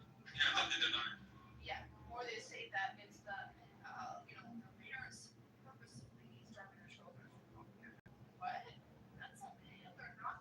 Yeah, but what I don't understand about this narrative is first they say it's AI, then they say that the parents are starving the kids. Okay, what is it? Is it AI or is it actually humans starving the kids? I'll tell you why. Because first they say it's AI. Second, there's U.S. mercenaries. There's, the people consider that's the ally, right? They consider the U.S. and what comes out of the U.S. mouth and their military personnel truthful. Recently, we've heard multiple people come from American soldiers who literally said, I gave this kid kissed my hand and said thank you. He started walking and just sniped and they killed him. Yeah, I read that. Yes. So this is, and there's others that have, look at what fucking Trump. But I wonder what the next excuse is, because there's a phrase in England, and it goes by, what they're essentially doing is throwing shit on the ceiling and seeing what sticks. Yeah, right. Yeah, so this is what they're doing. So whenever that doesn't, when it falls down, they'll throw more up to see what sticks again. So the next excuse will come until they are held accountable for being the Nazi white supremacist Zionists they are. And the world is doing that. The world is waking up. I think they're terrified that the world is actually waking up. Because they can't get away with the shit they got away with. For 80 years, most of the world has been unaware of what they've been doing to the Palestinians. The last 2 years has liberated the world with regards to Gaza. We've not liberated Gaza. Gaza has liberated us. Truly, honestly. And I strongly believe in that. That's so true, that is. And then as for the genocide thing you say, I'm just reading up on it then, that it's still to be decided at the court, whether South Africa brought the case against Israel. They decided that they had to protect Rafah and stop minimise civilian deaths, right? Well, they carried on with the Rafah offensive. They didn't minimise civilian deaths. So to me, they didn't do anything the court found. So the court didn't find them innocent or anything like that. The court was still making a ruling on the actual genocide decision. But they went against everything the court said anyway. So they're likely to be that they have committed genocide and they're likely to be found guilty of it in court. So I just can't wait to see what the decision is going to be from the court, which should be due anytime soon.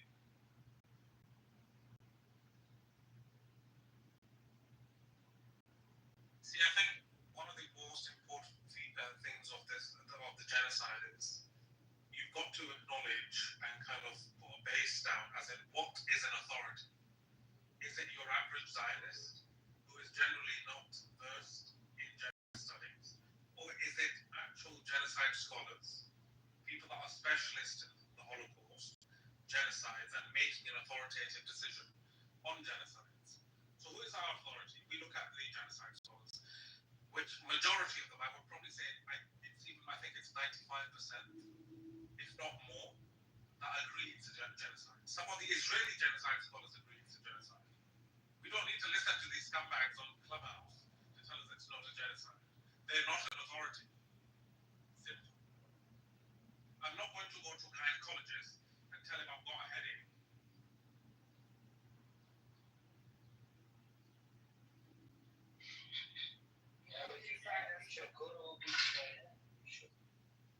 No, that's what Daniel needs to do.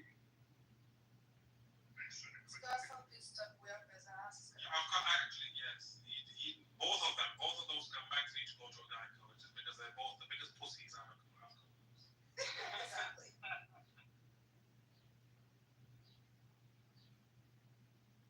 My issue is when we talk about the genocide, right? It gets so the whole argument goes left because the whole discussion about it, get into the whole technicalities of it. If you guys heard Samson, because someone else made it figurative. He was speaking figuratively, saying, "Hey, stuff happened on October 6th, 5, blah blah."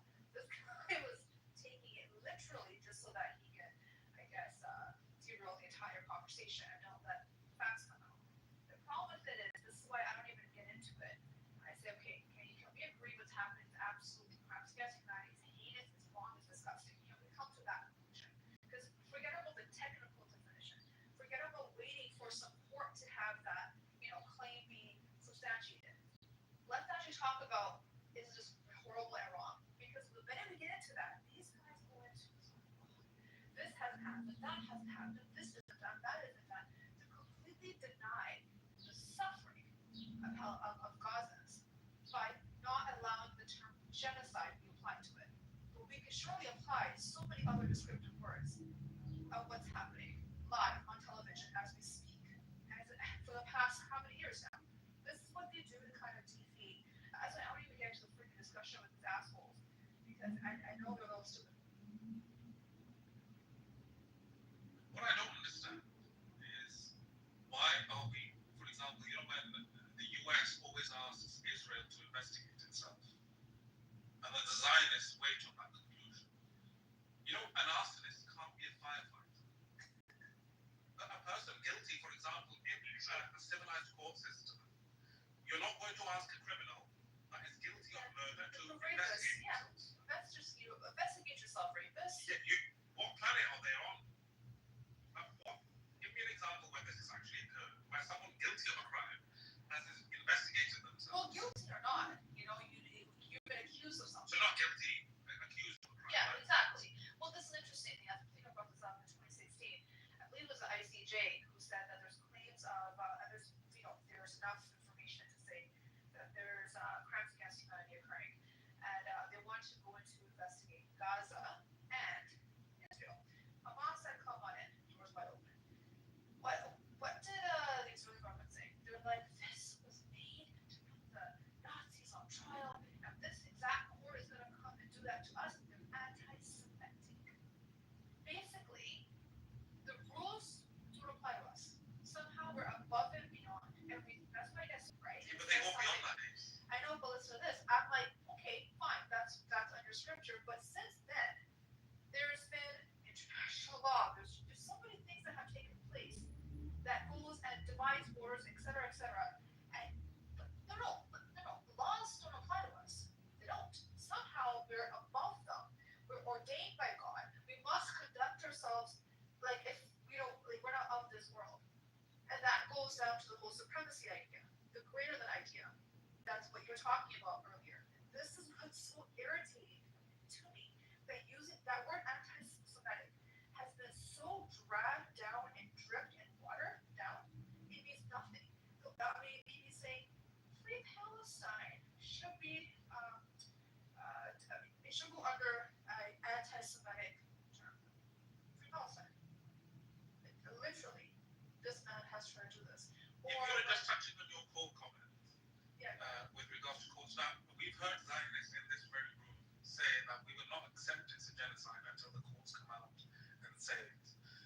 But what they're doing is they're not allowing the courts. Israel and its allies are not allowing international courts and organizations to do their job. They're threatening the very courts. Exactly. They will have the free press. First time in history. What are they scared of? True. Exactly. They're not going to allow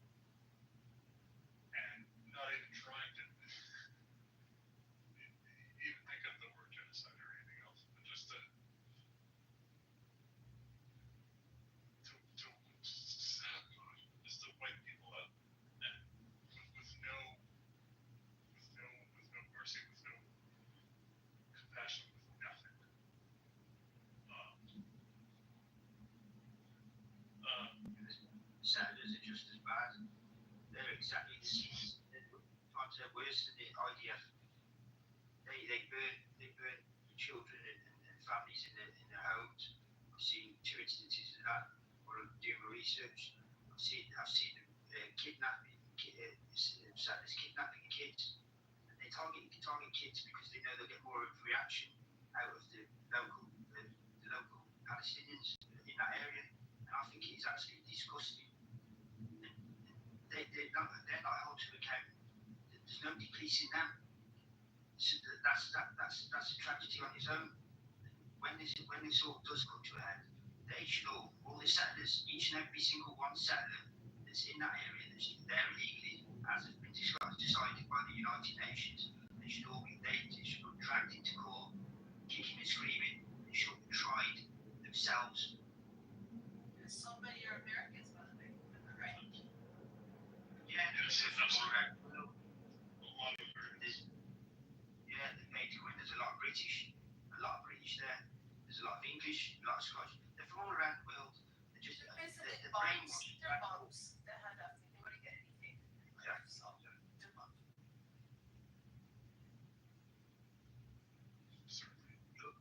I'd love to see them when they come into court and each one of them get tried, and the children are sitting in the back of the court watching them, and they get sentenced throughout.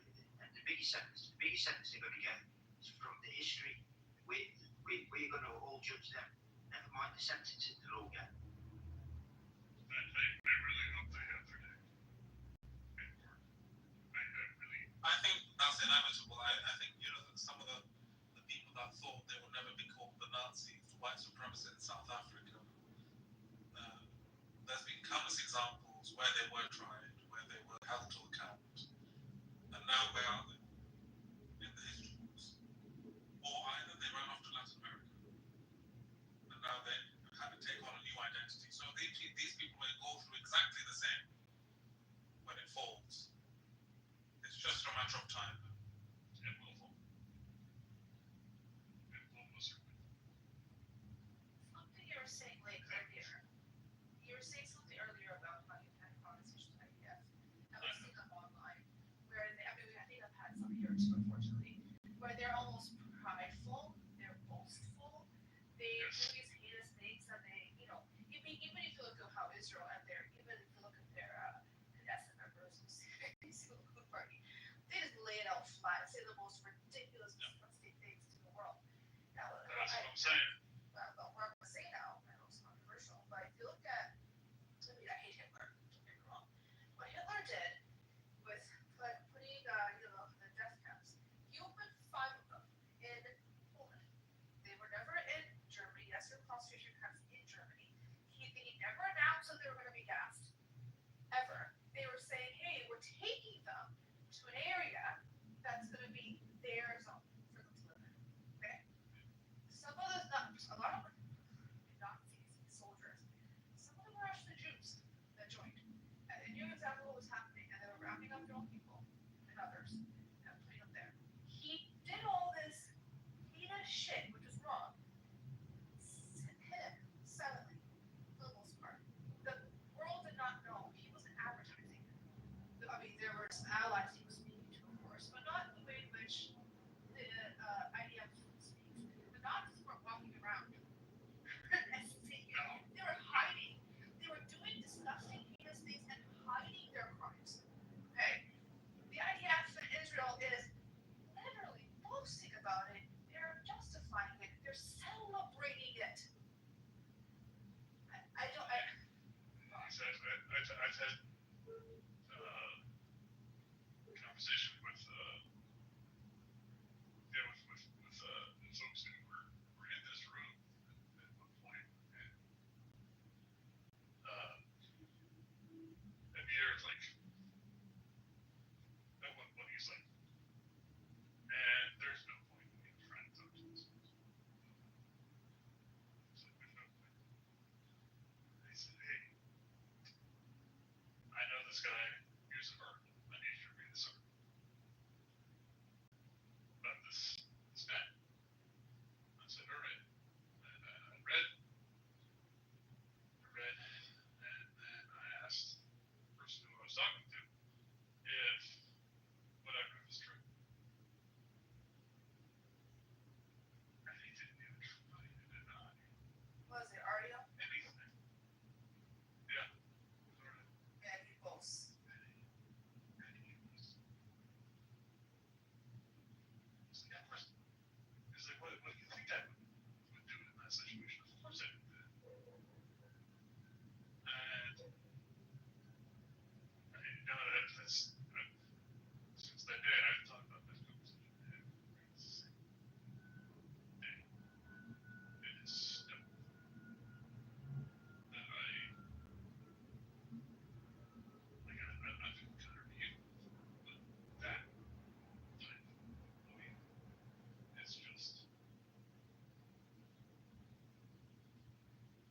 it's beyond it's from.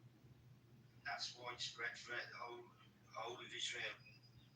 That's their way of thinking. So I don't know what the answer is to. I just hope and pray to God that their kids and their grandkids don't listen to them when they're getting brought up, because it's almost a form of child abuse. It's a form of child abuse what they're doing. If they teach their kids like this, it's a form of child abuse as far as I'm concerned. Have you seen the most recent viral trend that was going around? This so disgusting. Somebody shared in this room.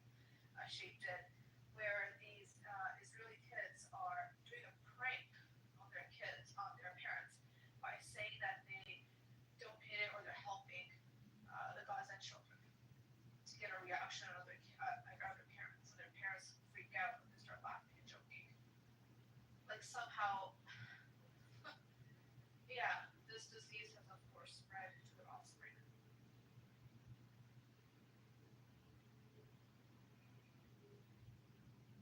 Form of child abuse, that's what that is. Child abuse to teach your children that their way of life is just disgusting.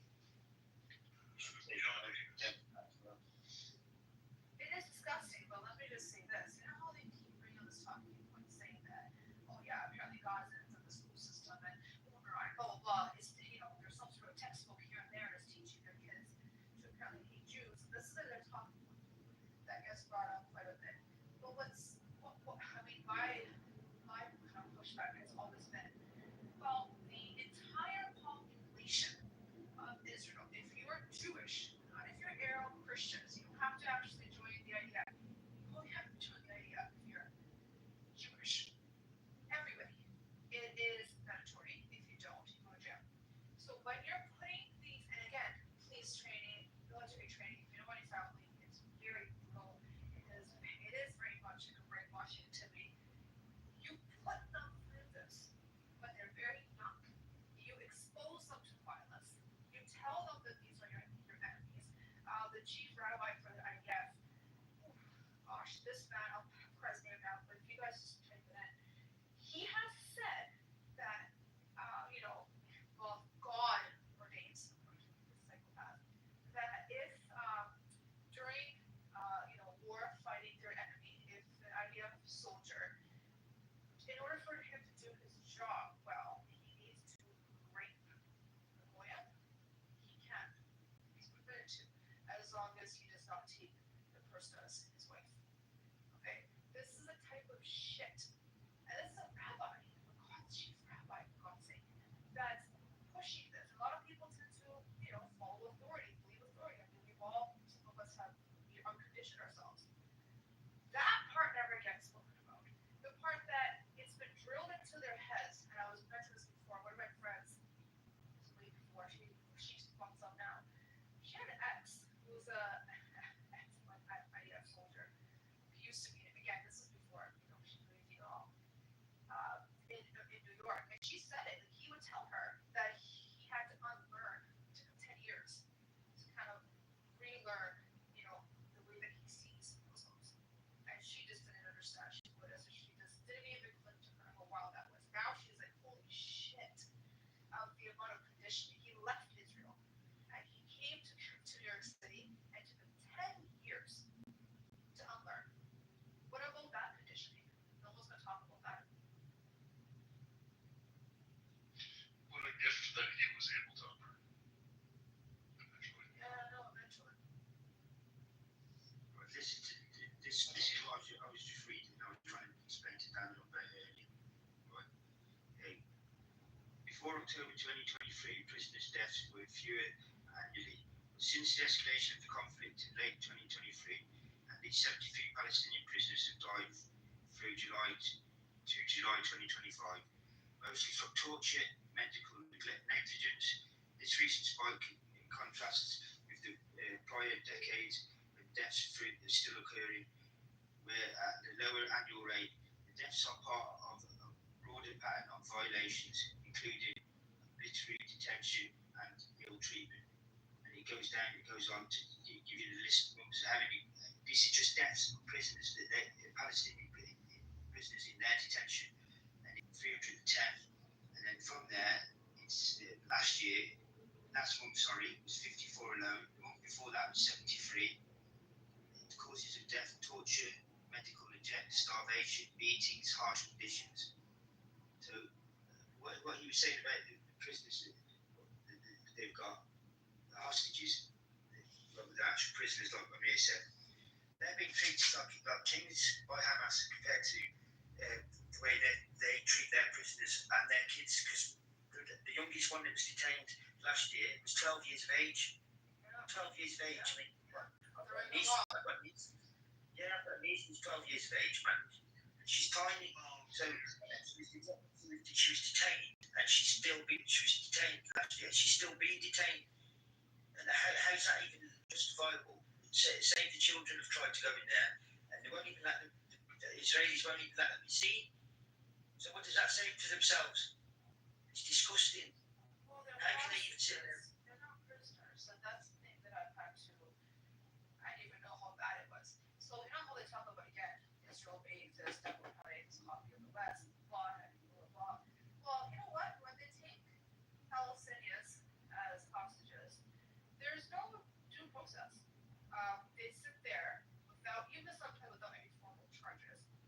They are never brought to court, and if they are, the types of laws that they apply to them is vastly different than to Israelis. So that's definitely. But it's a liberal democracy. It's such a great democracy in the West. Exactly, right? It's a joke. It applies a military force system to even kids, but it's a liberal democracy. It's so liberal. They just don't see it, and they're thinking they literally want to lie to the world. I don't understand the bulldozers that go in behind them. Yeah, they're supposed to be in and out of operation, and then they send in a bulldozer behind them to dig up the roads, destroy the pipework, destroy all the electrics, destroy all the infrastructure on the way out, which is nothing. The only reason to do that is out of pure badness, because the operation's already been done and already successful. So why would they need to do that? Surely that's a crime, General. It's just a nuisance of tearing the roads up. You're simply just doing that out of spite. Isn't that a war? Wouldn't that consist of a war crime, would it? You cannot use because you're destroying civilian infrastructure. They do that on a regular basis. I was just watching. There's nothing new for that. They kill civilians. Destroying civilian infrastructure is a second thing.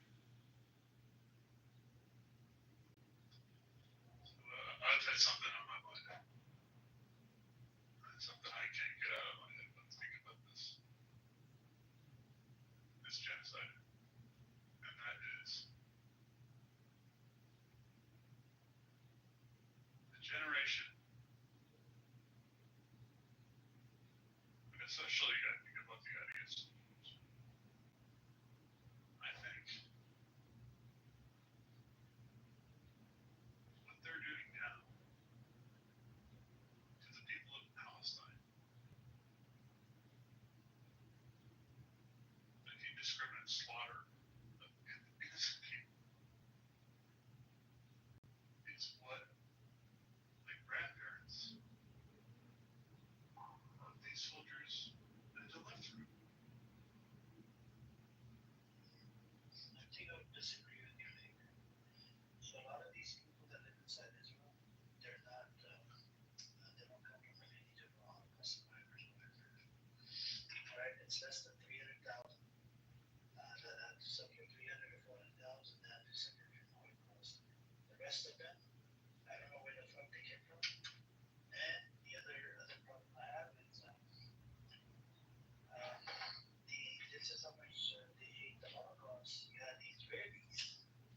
They actually produced Holocaust porn to mock the Holocaust. This is how much they hate the Holocaust. So it's disgusting. And they have Holocaust jokes as well. This is how they, and I heard so much about these people. It's crazy. There were only 300,000. No, I'm saying that live inside Israel, right? These people, it's only less than 300,000 or 500,000 that are connected to the Holocaust. The rest of them are not. Yeah, after World War II, in Israel. Where they actually did is they went to some displaced persons camps in Europe, a lot of them. They also went to the US, Canada, Australia, South Africa. Okay, these are the places, or some of them even went back to their homes that they had, if they still had them, in Western Europe. So it wasn't that they all right away. There was a small group that came, and some of them came from other parts of the world that had nothing to do with the Holocaust. So it is most definitely a minority.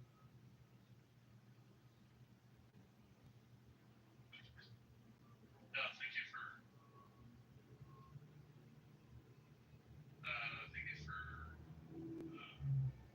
Yeah, no worries. telling me that. But even then, like, something that happened with this whole taking your ancestral, like even if your ancestors went through something and try to use that as if it applies to you, I have an issue with that as well. Because you yourself didn't go through those, the Holocaust or even those conditions. You are not a product of that at all. So even the ones that try to use that argument and they did not even go through it, I think it's selfish. And actual Holocaust survivors have said it. This one grandson of this Holocaust survivor, his grandfather passed. He didn't glad my grandfather passed before it was happening now because he was my grandfather said if the world knew and there was access to information that you have now, that would never have occurred.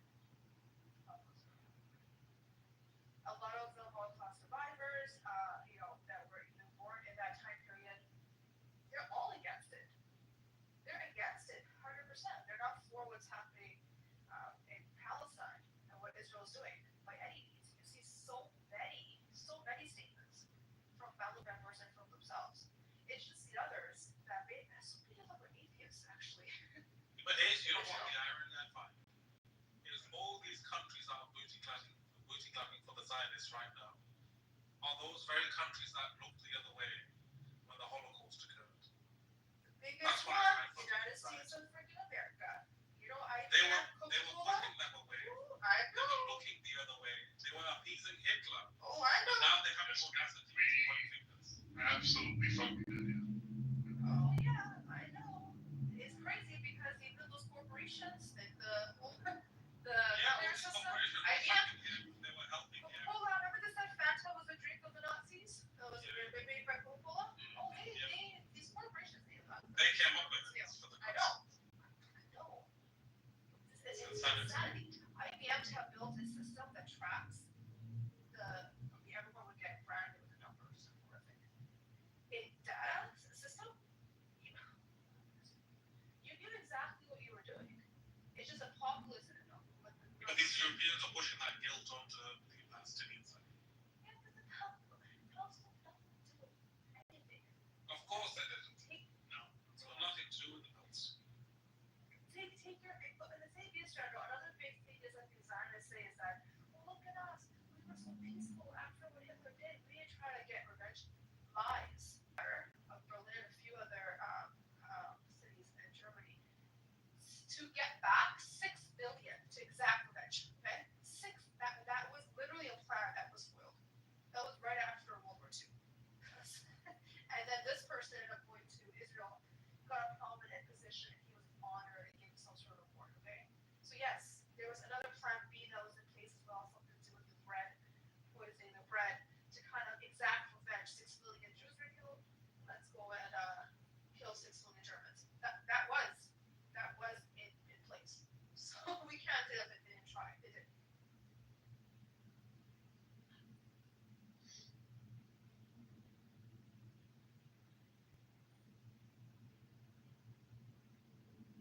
Yep.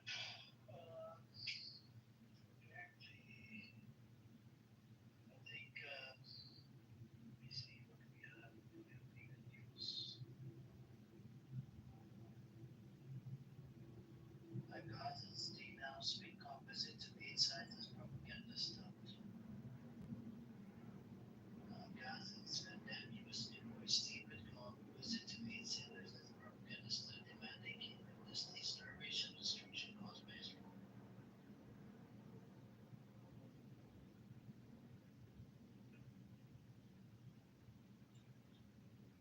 Devastating community, tribal civil society leaders in Gaza have strongly condemned the visit of U.S. envoy Steve Witkoff to American-run aid distribution sites, calling them death traps, and demanding he witness the full humanitarian catastrophe caused by Israel's blockade and military assault.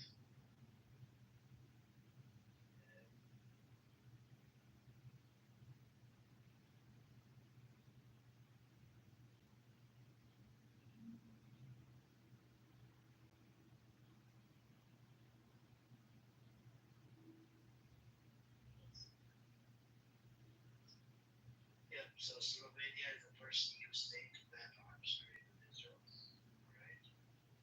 Alana Hadid of Why Palestine is her life's cause. She's a Palestinian.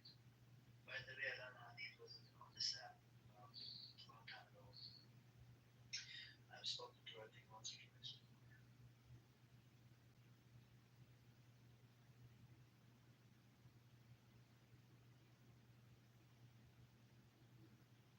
Let's see. Alright, so she writes as witness. Okay.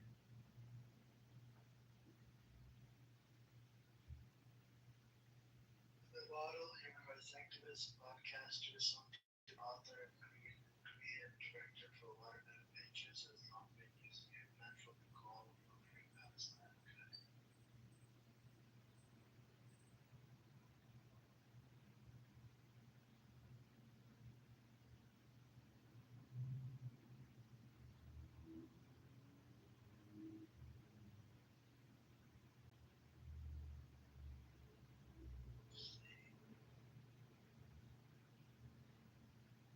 Did you read Trump's statement that came out a couple of days ago, where he did say that it was starvation, where he did say that Israel can do a better job, where he did say we're not going to set up food behind a wall, what Israel does, and then not distribute it. So he knows, he's fully aware of the shit that's been going on. We're going to go in there, we're going to do a better job, and we're going to distribute it, etc. But then if you ask the MAGAs, people who say that, we go with the United States of America, they don't even want to acknowledge the fact that Trump over here, the cycle, is acknowledging it because he has no choice. Yep. Exactly.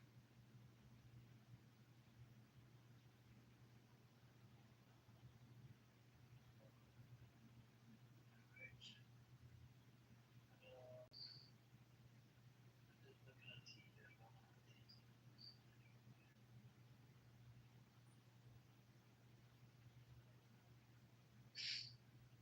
Palestine refugee. Yep. Her story was one of the famous stories, by the way. How they got kicked out of their homes, out of their own home.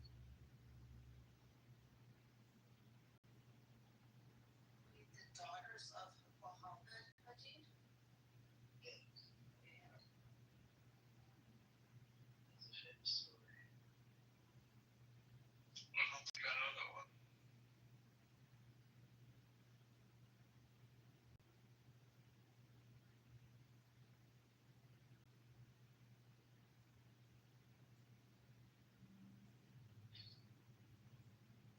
I'll tell you the story.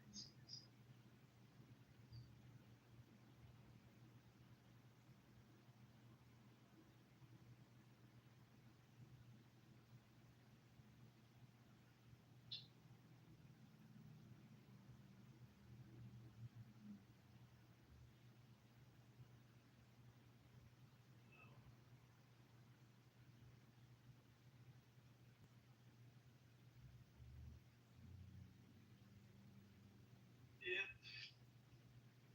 Well, her story was actually so in 19 was it, I think 48. Um, her grandmother was pregnant with her father, right? And suddenly her water broke, so she went to the hospital to give birth to her father, Lalani's father. And when they came back, the people that they were, keeping them in their home, like, because these were like Jews that, they came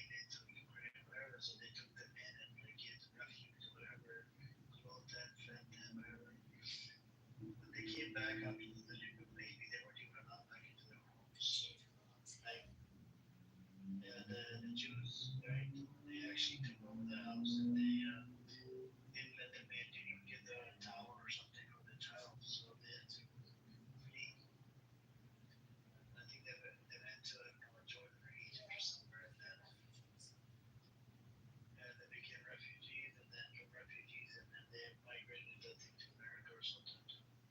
And they became very successful. Like Bella Hadid, she's a celebrity. Alana Hadid is one as well. Well, Hadid, I think his grandfather was actually quite successful in Palestine at that time. Before he was taken. Their father's very successful. I definitely know Westman.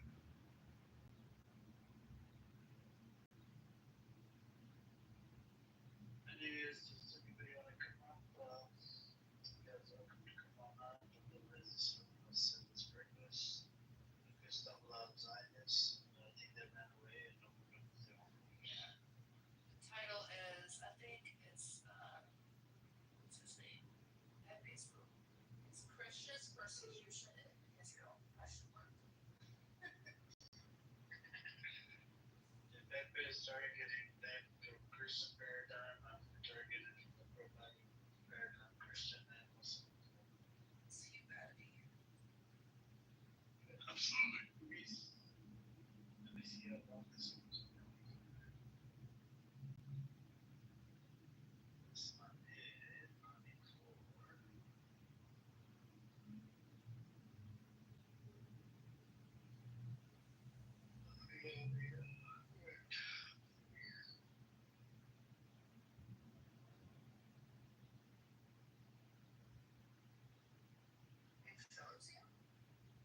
Yeah, like I have to scroll up to all the messages and it tells me when was the first message.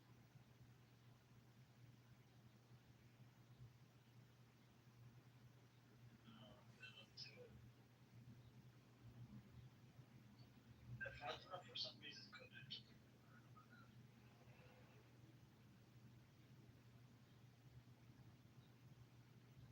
The room has been running for it's past 13 hours. Let's see. It's about, I think it's about 14 hours or something. Actually, 15 hours. I'm honored I got to be part of it. I think I'll end it because somebody's coming up base. Yeah, for sure. I think the room's so hey, what's up, big buds? I'm gonna end the room. Inshallah, I'll open a fresh room later today. Alright. Talk to you guys later. Thank you for coming and inshallah we'll have some different type of people in here hopefully. Take care of it. But it's the same way that I'm for a move. So like again, my argument is, hey man, where my people are 300 years away from the person that probably lived in that. Okay, but the Ashkenazi have a portion. Thousands of years away from the motherfuckers that lived in Israel. I get it. You cannot just show up to me because it's not like that how the dynamic works. But Israel, the government of Israel, the institution that say of Israel, and every single Jew can claim the nationality or the land or whatever. I mean, they have something called Aliyah that they do. I want to make my full argument though. My full argument is Israel fought and they won. That was fair game. That's actually my true argument, right? I'm not. Yeah, I would agree with that. I think it's just Mike gets it right. The United States, California used to be Mexico.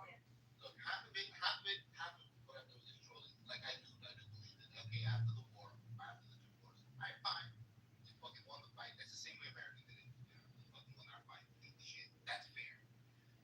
I don't like having to pretend that wasn't the case. That Israel isn't like America or any other country that sort of formed up. That you do have to, kill a lot of the natives. Like that's the part of I guess this discussion that annoys me.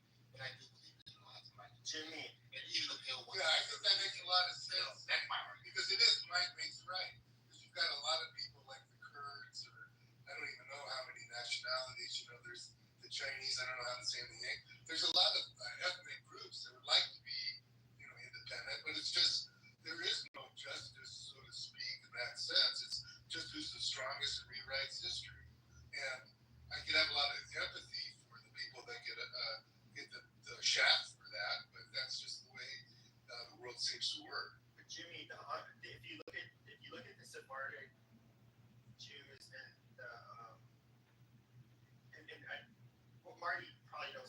this, but it's my understanding the Ashkenazi and Sephardic they were in Europe together. And if you were to look at the European contribution of their DNA, it's largely more similar to what you would see in modern day Italy. Now then they split off, and then one stays in Central, or goes into Central and Eastern Europe. The other goes, out like primarily to Spain and North Africa. Some go to, they go to the Netherlands, but they're highly related. It's really not that complicated. I live in America. Israelis live in Israel.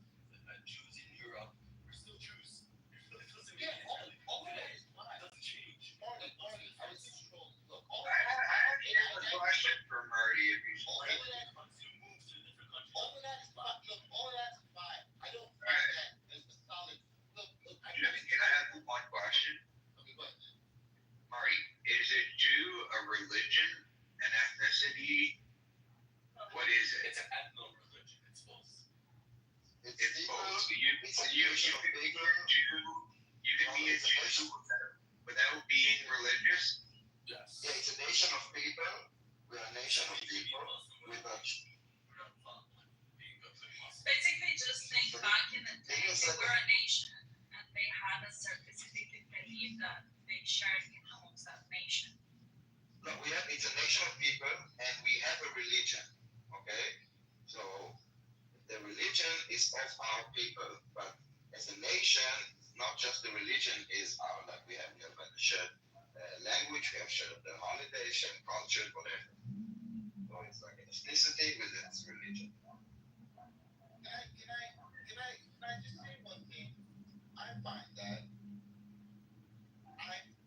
correct me if I'm wrong.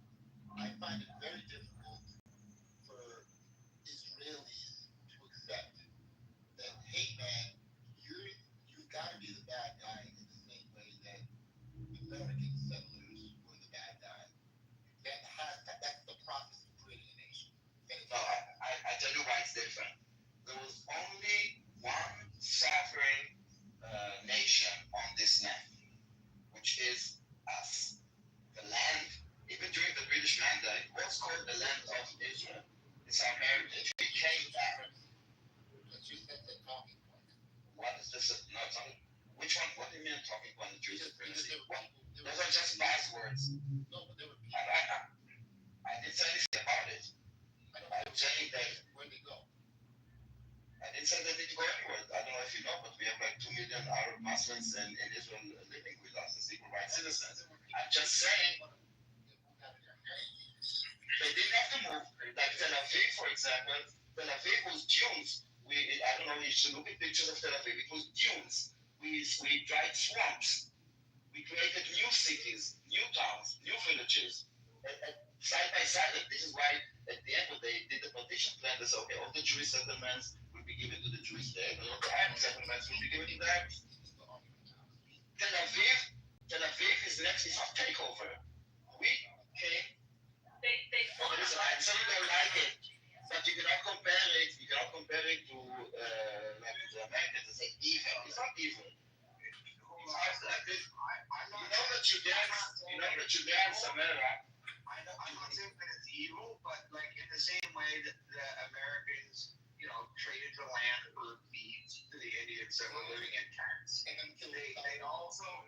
But it's not the same. Because we did the opposite. They say that it was a swamp and dunes. It implies that nobody was there, but there were people there. They might have been there. And again, guys, I didn't say that all of it. And again, there were people living there, also Jews that were living there, but a lot of it was with cholera and swamps and places that were uninhabitable and dunes. I didn't say that all of it was like this, but yes, we cultivated the land.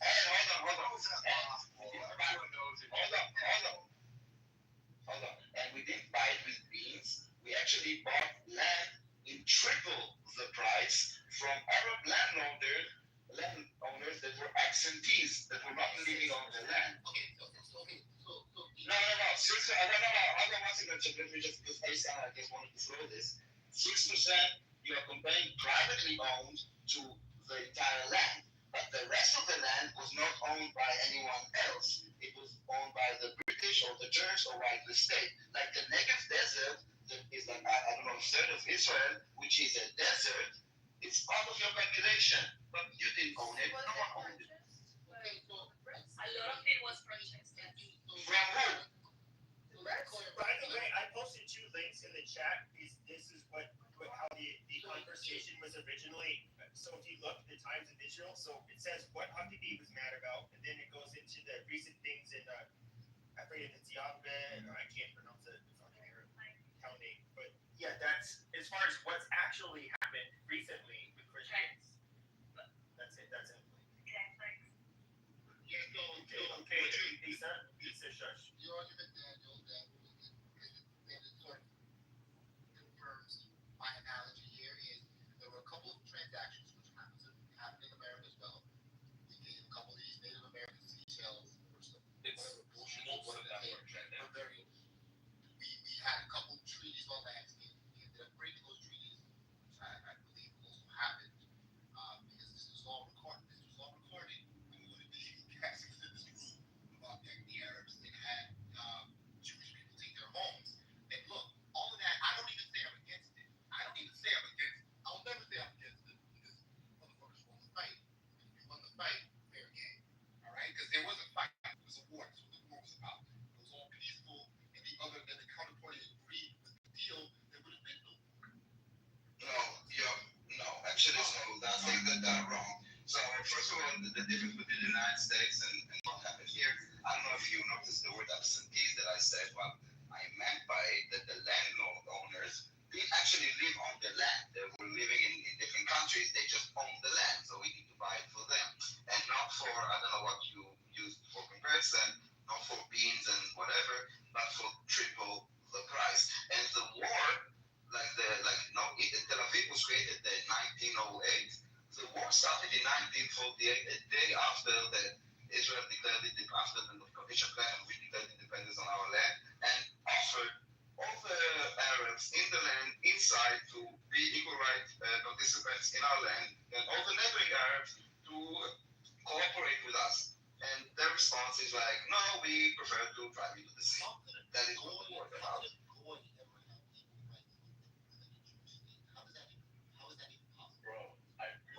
Where's your problem? When you said these guys were all equal rights, how could a boy ever have equal rights? What do you mean? I don't know if you understand. First of all, how do you mean how? In Israel, everyone has equal rights. Yes. Jimmy, are you listening to words that are coming out of my mouth? In Israel, there is equal rights for everyone. If you are Baha'i, if you are Druze, if you are Muslim, if you're Christian, if you're Jewish, if you're atheist, if you're religious, if you're black, if you're white, if you're Chinese, okay? Equal right for everyone. So I'm trying to understand what's in your mind about Israel that you ask such a weird question. Using also the word goy that you don't really understand what it is. In fact, they have more rights because the Arab Muslims are not required to join the IDF because it's understood that they would be going against their own interests. And so the Jews have to join the IDF. It's mandatory. No, it's so much worse than that. It's like, not the religious part. Israel has the biggest DEI in college. You know how hard it is for Jews and the Israeli colleges.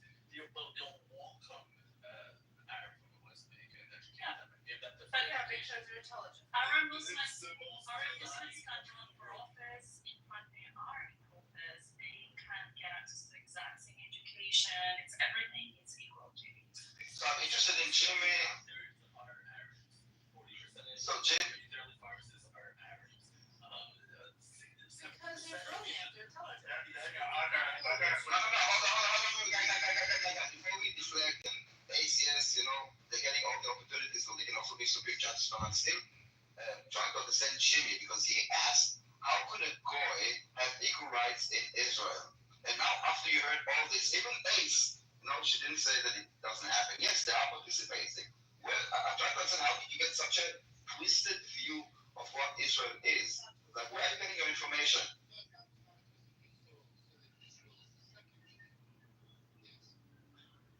You asked the question, how can a goy get equal rights citizen in Israel? Well,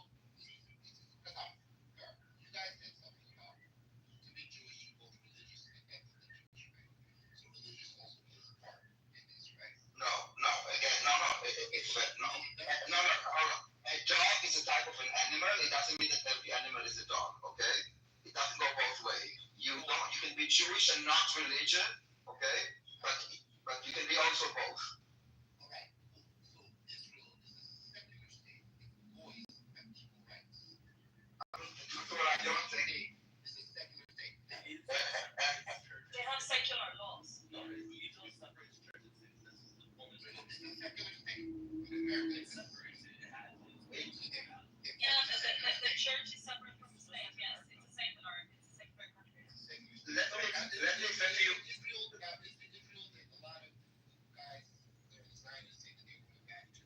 Are they referring to a secular state or the religious state of Israel? It's the same thing. Secular religious in Israel. Wow. It's Israel of the Bible is a secular state. No, it's a place. Okay, Israel is a place. It's a geographic place that all. Jimmy, can you listen to me? So all the places. Jimmy, listening with your ears. So all the places that are mentioned in the Bible, okay, I could go to, okay, I can now go out, go down, and walk to. If it's Bethlehem, or if it's Jerusalem, or if it's like Mount Zion, or whatever, okay. This is the Holy Land. It's called the Holy Land. Now, on the Holy Land, you could be religious. You could be Jewish religious. You could also be Christian religious. You can also be Muslim religious. Okay, there's not like one like way to be in Israel. It's just the Holy Land. So many people say it as holy, and you can be whatever you want. And as an Israeli citizen, you get equal rights. Israel is a Jewish state. It means, for example, just so you understand, means that our day off is Saturday. For you guys, I don't know, in the many Western countries, is Sunday. For us, the holidays are Jewish holidays. For us, the language is Hebrew. That is what makes it a Jewish state, and that it's a safe haven for Jews to come. Well, I hope this clears it for you. Right? This is the thing, because I'm trying to get you, and I want to make sure that you guys understand that I believe that the state of Israel must exist. Like, it must exist, right? Because they fought the war, they won the war, fair game. That's my argument. What I don't buy into is the bullshit arguments that keep being said, like, oh, thousands of years, this is the Holy Land, because the Holy Land can't be a secular state. This is nonsense. This is a very different issue. What's in the Bible, they keep showing us the Bible to say we were always here. But I feel like the rest of us with the brain are being gaslit. I get it. Have you been to Israel, Jimmy? Daniel, come on, man. Let other people have questions. Okay, guys, questions. So, Jimmy, do you think Palestine should be recognized and we should start doing the? Absolutely not. I would much rather. Okay, God bless you. God bless you for saying that. Jewish people are way better counterparties to deal with. They're way more advanced culturally. I do not want these retarded Mongolian kind of people to have control of that territory. So Yeah, God bless you. Although Abraham come to Mongol. I will let Abraham. No, don't. So what Jimmy was saying before, I think that you are right, Jimmy, and I think that a lot of people complained it too. The Bible story, plus the current political stance, and so it becomes very difficult to just make an argument, a political argument when they're trying to inject religion in there. But there is kind of like a component when the Palestinian supporters start with that in the biblical sense there is no state.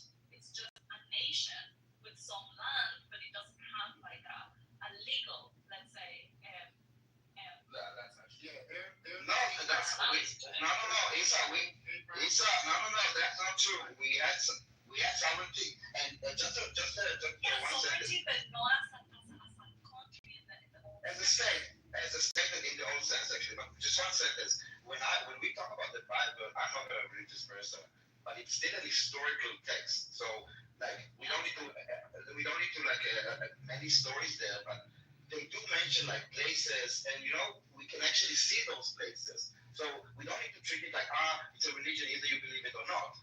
It's historical. It's not all fantasy. I mean, you can actually see those places. We can actually find archaeological evidence. It's factual also. It's not just a belief system. But this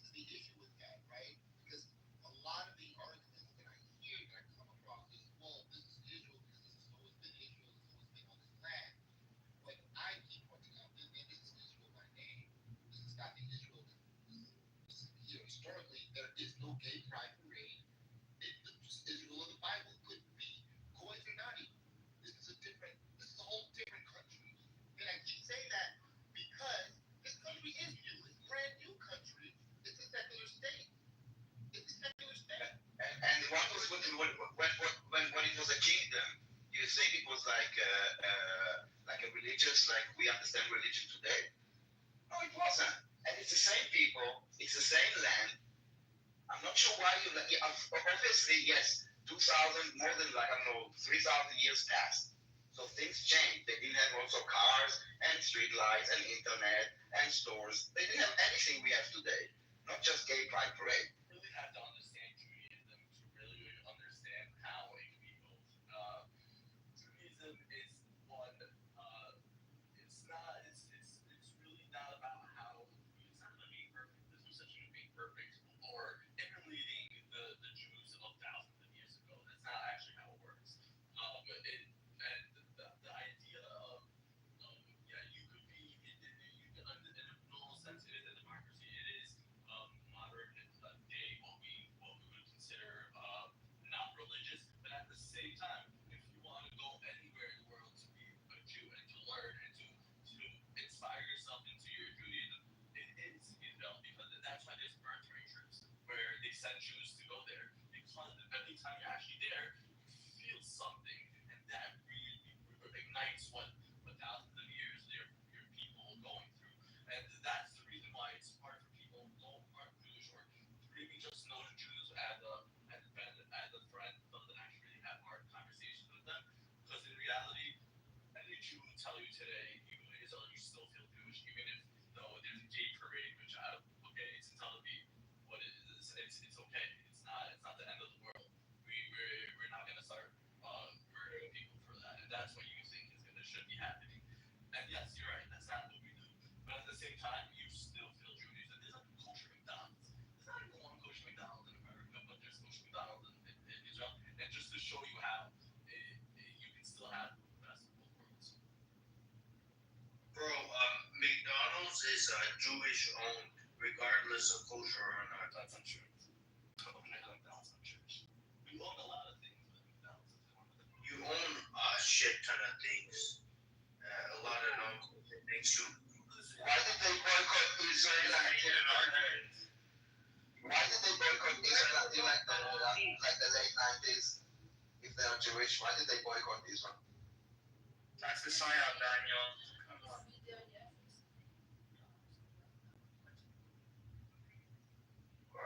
No, the Palestinians crying about shit. Yeah, kosher McDonald's. Israel, even food to soldiers, so Palestinians went crazy. McDonald's is the franchise. People make decisions in each individual McDonald's. They have the right. You guys own most of the fast food around the world, and you guys promote halal meat. Which one? You own KFC too. You own all of them. What are you talking about? Facts. I'm talking about facts. Is this an argument against anything? No, it's not. Jews own I'm saying it's why are you bringing it up? We were talking about Israel and the Kurds, like the issue and wants the land, and like you cannot just go back to a land because I don't know you're ethnically from there and claim it. It's because you earn it. Can I have the floor? Well, yeah, that's true for all every modern day theory of property rights. Okay, so I just did your Google Foods. Yum is the owner of KFC and other brands as well. Yum is a publicly traded company. It doesn't have a single owner. You need my stock. Every stock. That's why you own. So you guys don't own BlackRock? You guys don't own BlackRock? Like, is that a lie? You guys, when do I get my share? When do I get my share? That you guys. Look. When someone is giving you a positive recommendation, why do you treat them like What do you mean you? It's a man. Yeah, go ahead, Keegan. It's a publicly traded company. No single person or entity. That's market fitting. That's all it is. That's the answer. Nobody owns it. Okay. Great. Yeah, this is great. Okay, I'm going to go back to the topic. Thank you, Daniel, for giving me this. We're talking about Jewish ownership of companies. Excuse me. I was given the floor. Thank you. Do I believe that there's persecution of Christians in Israel? I I do, but do I think it's the extent of them in Islamic countries? No, not at all. They have the freedom of religion still in Israel, which is a good thing. But was once Bethlehem, right, a Christian majority city? Yes. Do they now make up like 10% of the population? Yes, and that's because of the ongoing insecurities that they feel pressured by the social norms of that region. So when we look at both the clergy of the Catholic Church have stated and the Orthodox Church to Jerusalem, the Bethlehem under Orthodox Judaism is willing to spit at you, willing to deface your churches. This has happened multiple times the last few years. The Catholic Church issued in 2022. What do you mean spit it out? I'm saying multiple things at once. In 2022, the Catholic Church stated that they would advise you not to travel to Israel if you are not a established evangelical there.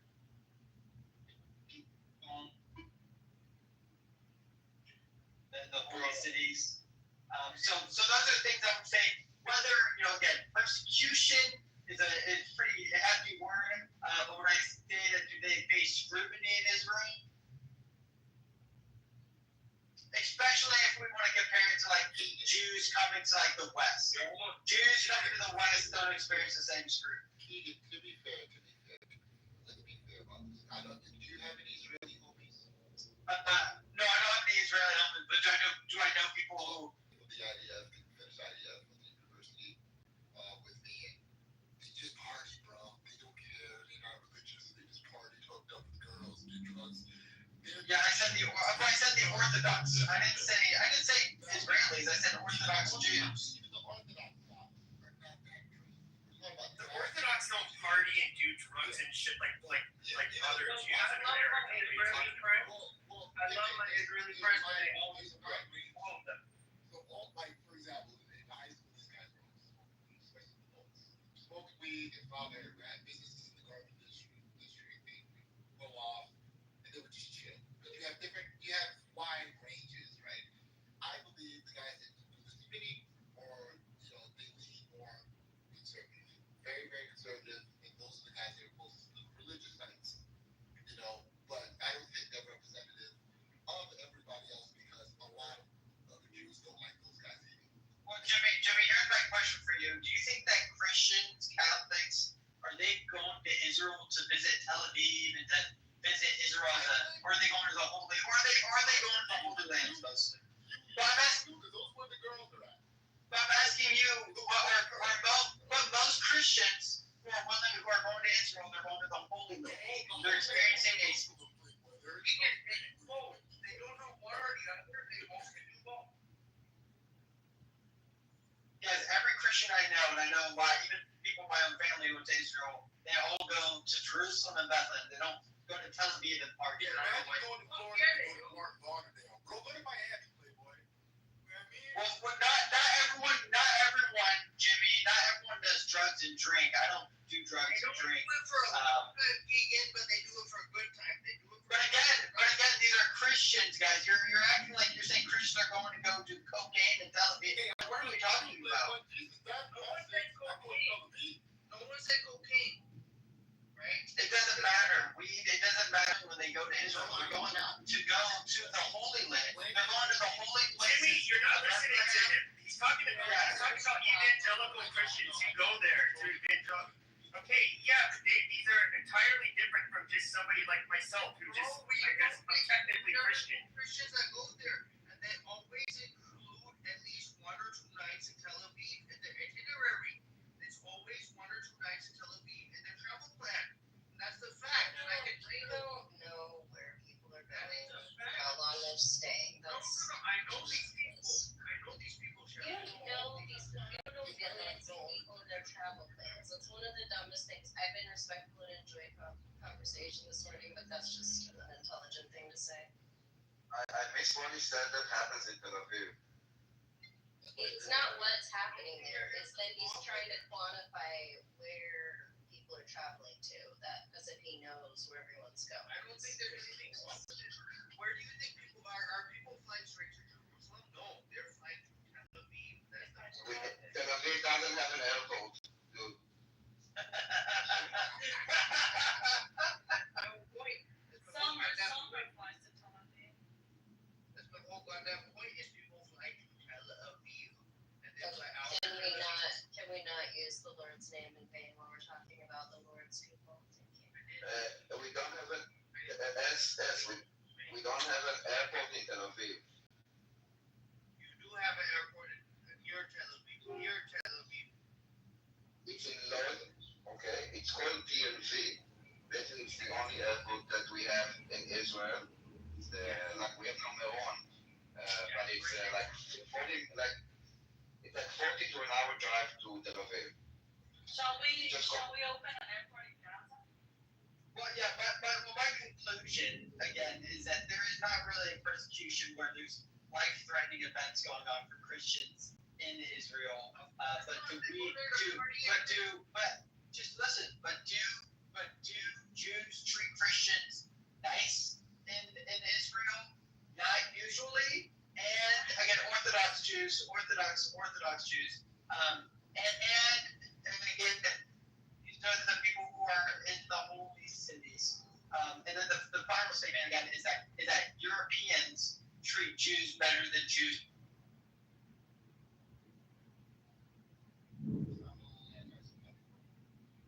What do you mean that Christians are like not treated nicely in Israel? Like, how do you think that? Like, I'm just trying to understand. Let's say Isa walks down the. Hold on, let me just finish the question. Let's say Isa walks down the street. Like, do I know that she's Christian? Does she need to tell me that she's like? Hang on. Like, how would I know? Hang on. Let's just not skip over this. This kid. Let's not be a Karen and chastise him. Who said that? Pepe did. Okay, I don't know who Pepe is, so that's fine. Well, we don't know who Shelley is. If I don't even know who you were talking, it's fine. Yeah, I just hope you can appreciate that that's an unintelligent thing to say, and that you will be accountable for it. So I'm just here for that humble reminder. Daniel, you would know that I'm a Christian because I always carry a cross on my head. Yeah, but if you really look at the web.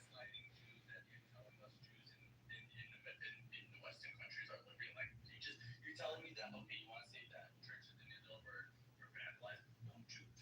A house of worship had these security guards in America, in Europe, and all around the world. So the idea to really have that phrase statement, oh, Jews in the West are treated better than Jews in Christians in Israel, is false because you're being compared to the exact same level. Right? And at this point, there's no reason to be arguing because there's actually Christians in Congo that are being killed today, and I'm really Yes. about it. Martin. And not only that, that's what they do with the Jewish schools and kindergarten. I pay $8,000 a year for that. I agree you cannot say that some Jews treat Christians badly or vandalize shit or attack people. That doesn't mean that all Jews do that or that all Israel does that. But now the question here, just like in the West, right? Just because there are some people like Keaton, hate the Jews, you cannot, and he claims to be a very good Christian. That doesn't mean that all Christians hate the Jews, right? But now the part of the question is here is what is the country doing to prevent vandalism or to prevent people being aggressive or violent on other people just because of their religion? It's like, okay, in the US or in the West, we have a lot of laws that protect Jews from anti-Semitism when it's aggressive or whatever. We have freedom of speech, but you don't have the right to go and attack a Jew or prevent them from having agency or going to the synagogue or whatever. Now, what is Israel doing in regards to this? And I think that's what Jimmy was talking about before, that Huckabee wrote a letter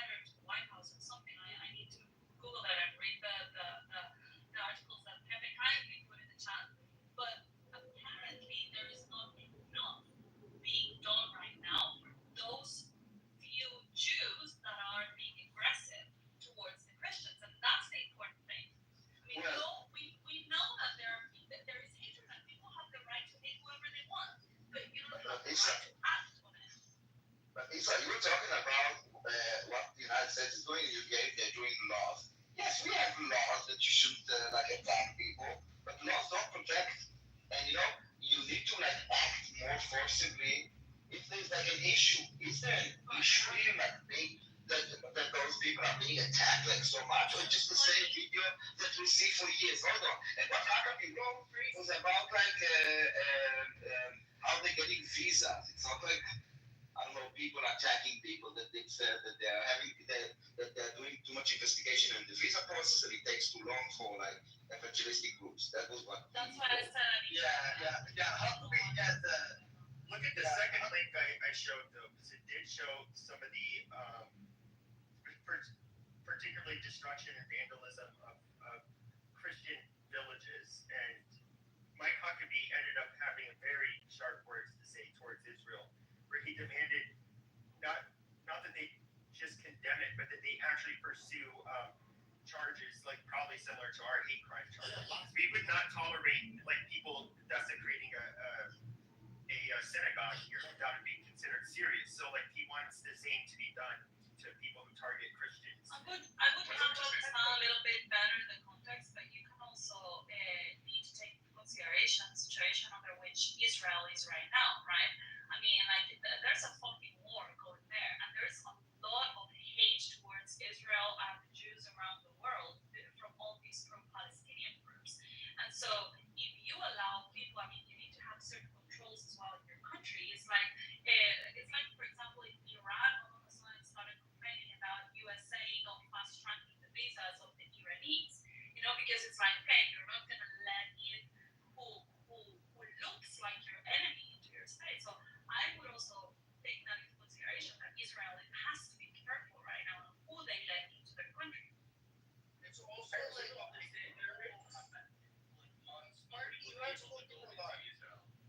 That's why I like it. This is war. You guys are nitpicking and making something bigger than it actually is. Look, Marty. So you have spoken a lot. What I would say, you cannot compare like Jewish discrimination against Christians in Israel to like the Muslim discrimination towards Christians. There's no comparison. Muslims like they will rape, abduct women, behead them, gang rape them, make the Christian women sex slaves. Right? Jesus Christ. Jewish people do none of this. Right? Jewish people like their discrimination. Destroy your home. Hold on, Burn it down. Hello, Jimmy. I'm not raping. I'm not raping. Can I finish my sentence? Yeah, just the crusade. Hey, Jim, just the crusade. Crusades are justified. Can I finish my sentence? So what Jewish people will do, right? They will spit on the Christians, right? They will spit on, especially the evangelical variety. Yeah, they will spit on them, right? They will not. They will not spit on them. They will spit on the floor when they see one, which I believe it's nasty, but still spitting on them. So just to say it correctly, Summer. No, I am saying, you can shut your fucking mouth while I'm speaking. Jesus Christ, Summer, control yourself. Whoa. Easy now, Tiger. Turn your fucking microphone while I'm speaking, Aziz. Sorry, my business. No, but you don't need to. You don't need to. It's actually a Jewish microphone. It's just a Muslim using it. This one to interrupt, but you don't need to select the microphone. Okay. Thank you, Aziz, for muting your mic. Make your way. Both of you are not going to get out. No, Isa. Okay, then control yourself. Don't be a woman. Okay, so what I'm saying is that you cannot compare the levels of persecution between, of course, I'm summarizing. So, what Muslims do towards Christians, right? They literally like gang rape, like what Aziz's cousins and stuff do. They literally your mother bring her to me. Yeah, look, your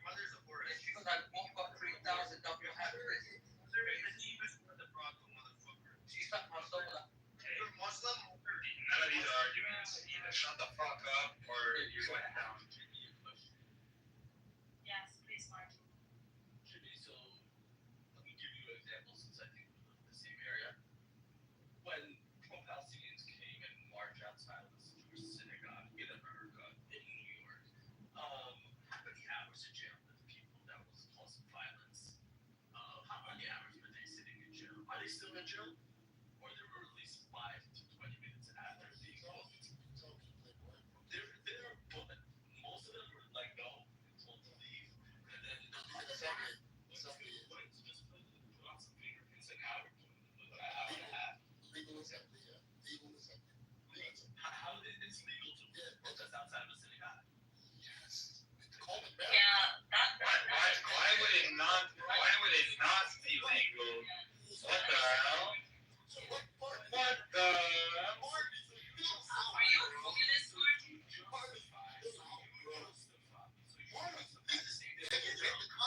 Martin? So you justify what's happening. It's called illegal assembly.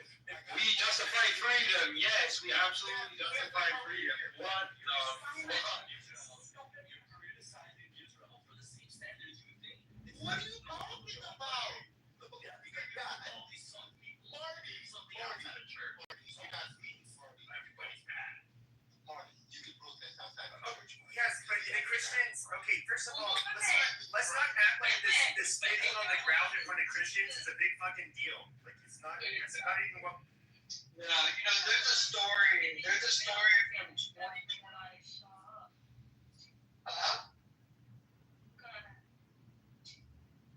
Finish your sentence. What about Keegan? Were you born in America? What Keegan says is incredible. I was not, no. Where were you born, Martin? Born in Syria. No, that's fine. That's fine. That's fine. Right. That's why I asked that. Sorry to hear that. Just so I can understand this perspective a bit more. The framework. Yeah. So here's in fact, they protest only in the places where you don't want them to be. That's usually what they protest. Yeah, Martin, listen. In the U.S., in the West in general, in theory, you should be able to protest and to say whatever you want. What you're not able to do is to impede someone to go into their synagogue or be in their face and threaten them, because that would prevent them from acting freely. So you're not allowed to do that. So you're allowed to carry a swastika in front of a synagogue if you want. That's okay. Freedom. Let's go, baby. Yeah, but say and hate whoever you want. Yeah, you can say the N-word, you can be in front of a black church, N-word on a poster. You can do whatever you want. As long as you're not violating, a person's life, the right to live, the right to private property, and the right to agency, you're good. Yeah, but The right to private property? What the hell? Yes. Yeah, that's like the Fourth Amendment. We're respecting that now. Okay, that's great. Well, I mean, you can't respect, people who don't respect You other have classes. the right to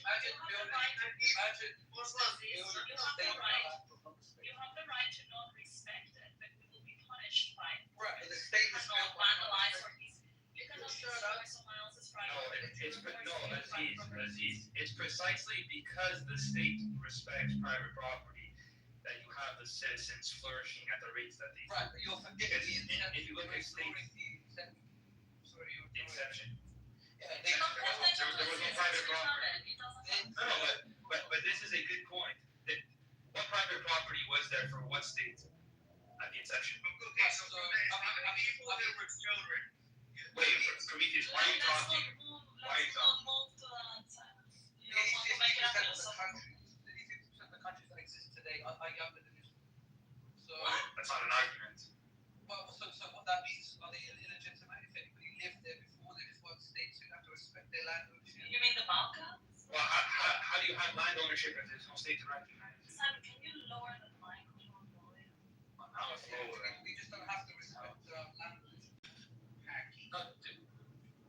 There's no land owners. If you have, and we're not going to get into this now because it's not the topic, but we can have a discussion on this. But the theory of private property is just incorrect. So is a sovereign state the primary tenant that suggests that you own or don't own a piece of land? Yes. Sovereign state. That is what a state does. Right. So then. So then. Right. That's also wrong. That's also philosophical. No, Mark, Oh, but it is. There's 3,000. Yeah, well, Canada's not like that. In America, you own the. Oh yeah, I'm Canadian. Trust me. The vast majority of land is owned by the crown. But well, hold on. The areas where the cities actually are actually owned by private citizens. So if you look at the map of Canada, it is massive. Okay, but all along the border, the American border is all private property that is not owned by the crown. Yeah, but you also see where all the largest cities. In the UK, the vast majority is owned by the crown, and you just lease it for 100 Yeah, years or something like that, and then you have to renew the lease and so on. But there is some land that is ownership. Which is another reason why Canada is fucking stupid. But yeah, it's different. Like, yo, you hit a rock, and it's all you've been hitting something in thousands of years. So there's more. Like, we can't have people be like, oh, I own this now. So there's $10 billion item just because. You can't. They kind of did in 1948. What does that mean? In 1948, they just established a state to recognize that. There was always historical context, but in 1948, European secular. It's not Europeans. I mean, like Google sites. I started in European secular. They were jerking off. By definition, Europeans to be nice to them until the Mizrahis. Well, something's not true because it's by definition. No, by definition, Zionism is a European secular system. Because of the Egyptian, because that's when people actually came up and started to fight the British. It's the Egyptians that in 1943, they were like, no, that's it. We're not gonna we're gonna go back into our movement.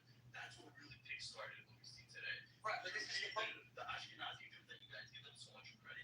Actually, we're just jerking them off doing absolutely nothing from 1922 to 1948 until the Mizrahi Jews actually started making. What about the bombing of King David Hotel that was done by the former Prime Minister of Israel? What about the bombing of okay, yeah.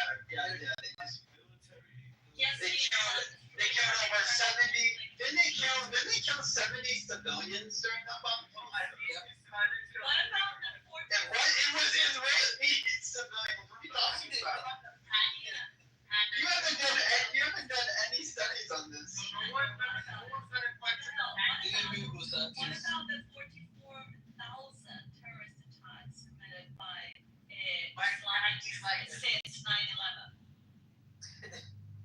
44,000. What you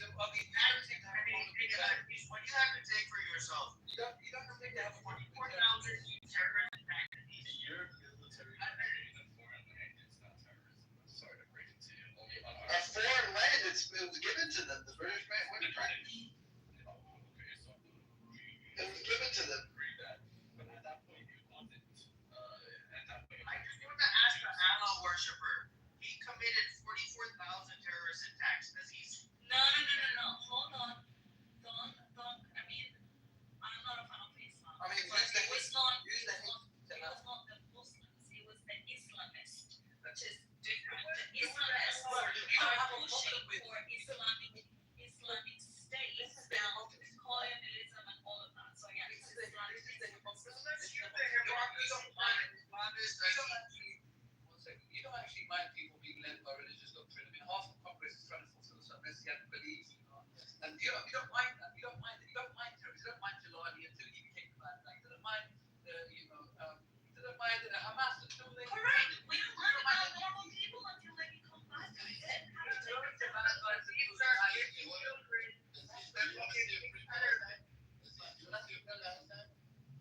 I want to see free everything. No, but you can't see a free Palestine. Well, Britain doesn't agree. I was speaking to somebody that was, Palestinian. My family comes from Haiti. I was born in America, but my family comes from Haiti. And Haitians were sort of in the same position that Palestinians were a long time ago, and they won. But I explained to him, I don't want to see a free Palestine because at the end of the day, Haiti is the result of the free Palestine. You don't have anybody that's going to run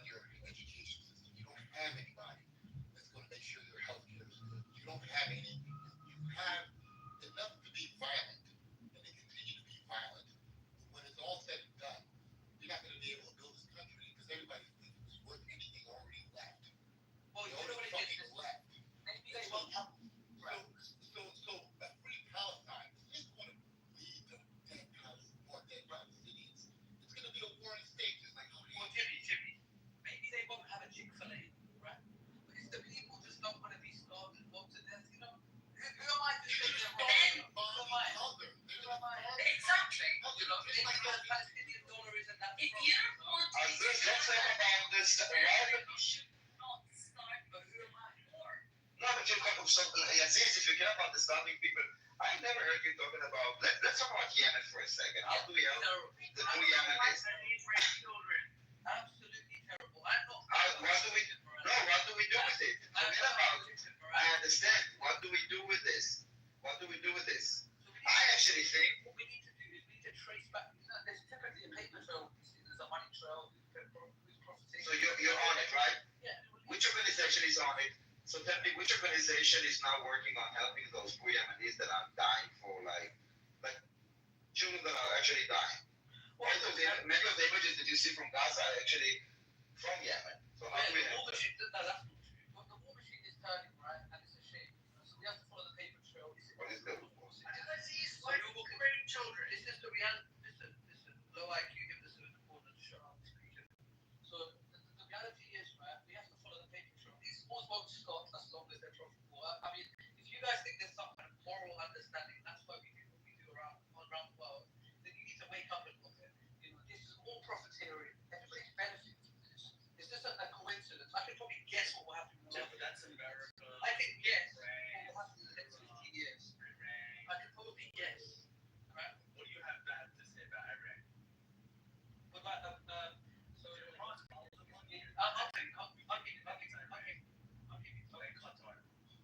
So Iran, listen, I don't have an issue questioning Muslim countries, you know that, right? I think a lot of Muslims actually have an issue. In fact, last Muslim, okay, you're on your I'm not sure about Muslim. I'm not Muslim. Okay, so I'm talking about two different countries. Because in reality, they're two different, one Shia, one Sunni. So.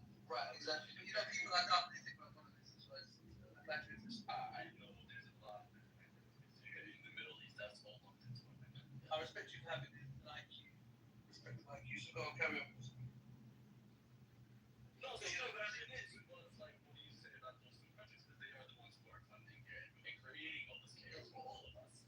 Yeah. So I mean, you know, when you fight a war, you know, typically there's a red team and a blue team. Now, I think typically the narrative in these rooms is that there's only a red team and we're all fighting the red team and ignoring the fact that there's a blue team. I can look at it for what it is. I can see that it wouldn't, you know, we're having proxy wars, but you know, these are intentional. I mean, 25 years ago, Netanyahu said that these we would fight on these particular fronts.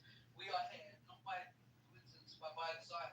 And so for me to sit here and say, why are they attacking us? He said 25 years ago why we're attacking each other. They're attacking each other, and it's by design. He mentioned it. You know, so forgive me for just listening to the man in charge telling us what he planned to do 20 years ago. I don't blame the Jews. I blame Netanyahu. I think he's hijacked. Yeah, me. I think he's hijacked. He hijacked 2025. Said I'm going to build a league. You know, they woke up 30 years ago, 40 years ago, and they took over. Right, and he's been saying that they have the new. No, right, it's destroyed now. It's destroyed now. But why did it take, you know what it actually takes to build a nuke like 7 to 10 years? Well, You know people why say it's taking for 20 years. It's been 30 years. Yeah, but and we've been hitting it. That's just how bad their technology is. It's not. Well, that's They had so many hiccups from insider Mossad agents over those years that we consistently destroyed it. Like there'll be one malfunction and it'll destroy the whole system. And these are the types of things that consistently happen to the point where they're able to regroup. And now they were like weeks away from. So Marcy, I'm not sure if you're aware, right? We've been told on numerous occasions about, you know, leaders in the Middle East having weapons of mass destruction, right? But Iran is a unique case. I'll tell you why. Because it goes back to the first Shah. You know, there was the Shah before the Shah, and the cycle was in between them. And at that time, Britain controlled the oil of Iran. They British petroleum. They benefited from all the oil. And when the Iranian people realized that they put the Mossadegh in power and they nationalized the oil and took back control of Britain, America never forgiven Iran for that. That is essentially the eternal tug of war that we're watching. It isn't about weapons of mass destruction. It was never about weapons of mass destruction. It was always about primacy in the region. And if you can't see that, then you need to study geopolitics a little bit more. You know, it's not about morals. It's not about morals. Trust me. There are no morals. There's no morals. There's no which is a fact. And that irritating something that happened years later where he wasn't even in power, and the Israeli government actually was very against granting war. Right, because he's the face of the agenda. He's the current face of the agenda. It goes deeper, and I gave you a context much before my much before the trial. Israelis, economic growth, and I like this market guy. Yeah, I'm giving you a context that is much before the first show. Much before the second. It goes a long way back. Excuse me, you think you understand the Middle East because you know one event decades ago in Iran? No, I gave okay. That is, why is Iran enriching uranium to 60%? Only between 5 to 10 for like nuclear energy. Why are they enriching 60%? Well, you know, a bunch of countries are trying to do that. Israel done that.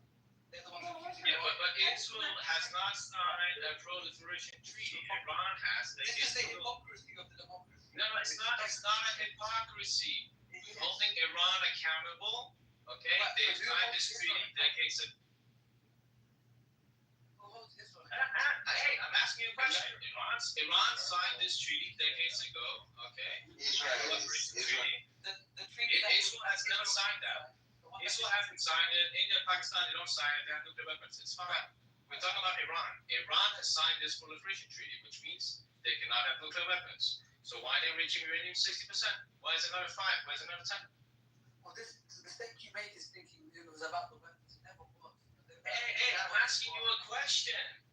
If you don't intend on having nuclear weapons, why are you enriching uranium to 60%? Because obviously you don't have the answer to neither do I. But if I had to speculate, I get the impression that they need it as a bargaining chip against Israel because they constantly, try to destabilize them and have been since the first Shah was here. They've been sanctioning them for God knows how long. They won't let them function autonomously. They've been involved in them. They've been trying to destabilize them since the SAG there, since the second Shah, since IRGC. It's not about who's in control. It's not about weapons. I'm not stupid. Okay, but we're about a chicken and a hen now. So why is Iran sanctioned? Because it goes back to the legacy of Iranian oil, right? No, Iran is not sanctioned because of its oil. Iran has not been sanctioned because of its oil. That's not true. Why is Iran sanctioned? That's not the reason why Iran is sanctioned. That's such bullcrap. Bullcrap. When did we start to sanction Iran? When did we start to sanction Iran? Hey, you think you're some fucking Middle East expert because you know some fucking event like 100 years ago? Hey, Iraq is done. We're talking about Iran. Exactly. That's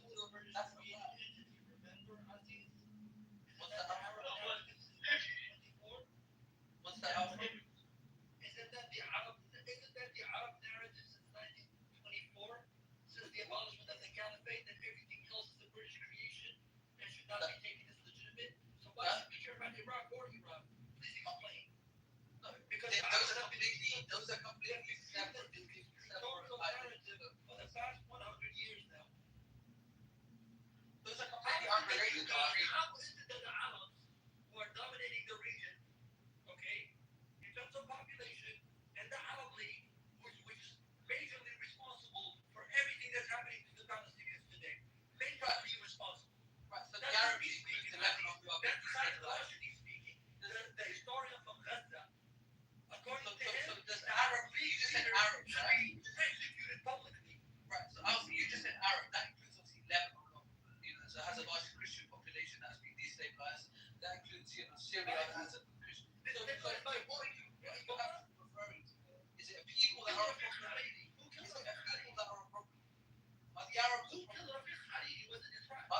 Alpha, are the Arabs a problem? Are the Arabs a problem, Alpha? Right there are a problem. Okay, well I'm glad you clarified it. I don't think Listen, Aziz, it's very simple. Arabs think there's a reason why the Arabs think they're a monolith, aren't they? There's a reason. Are Iraqi Arabs and Lebanese, are they the same? Any other person in the region, there's a reason. So Iraqi Arabs are the same as Lebanese Arabs? There is a reason. You haven't given a good one. Was created. Because the Arabs want to dominate. The Arabs want to Right, so which Arabs? The Iraqis, the Lebanese, Armenia, Azerbaijan, which one? Greece, Cyprus, they can't tolerate nobody. Which Arab wants to dominate which country? You're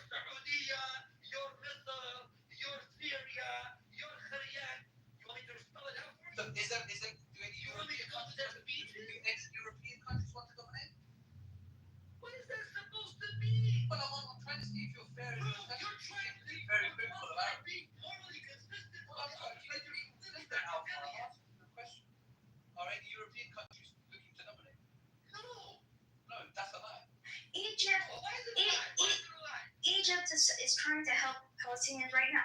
They just said Ahmed, who's what do you call it? He's a Palestinian.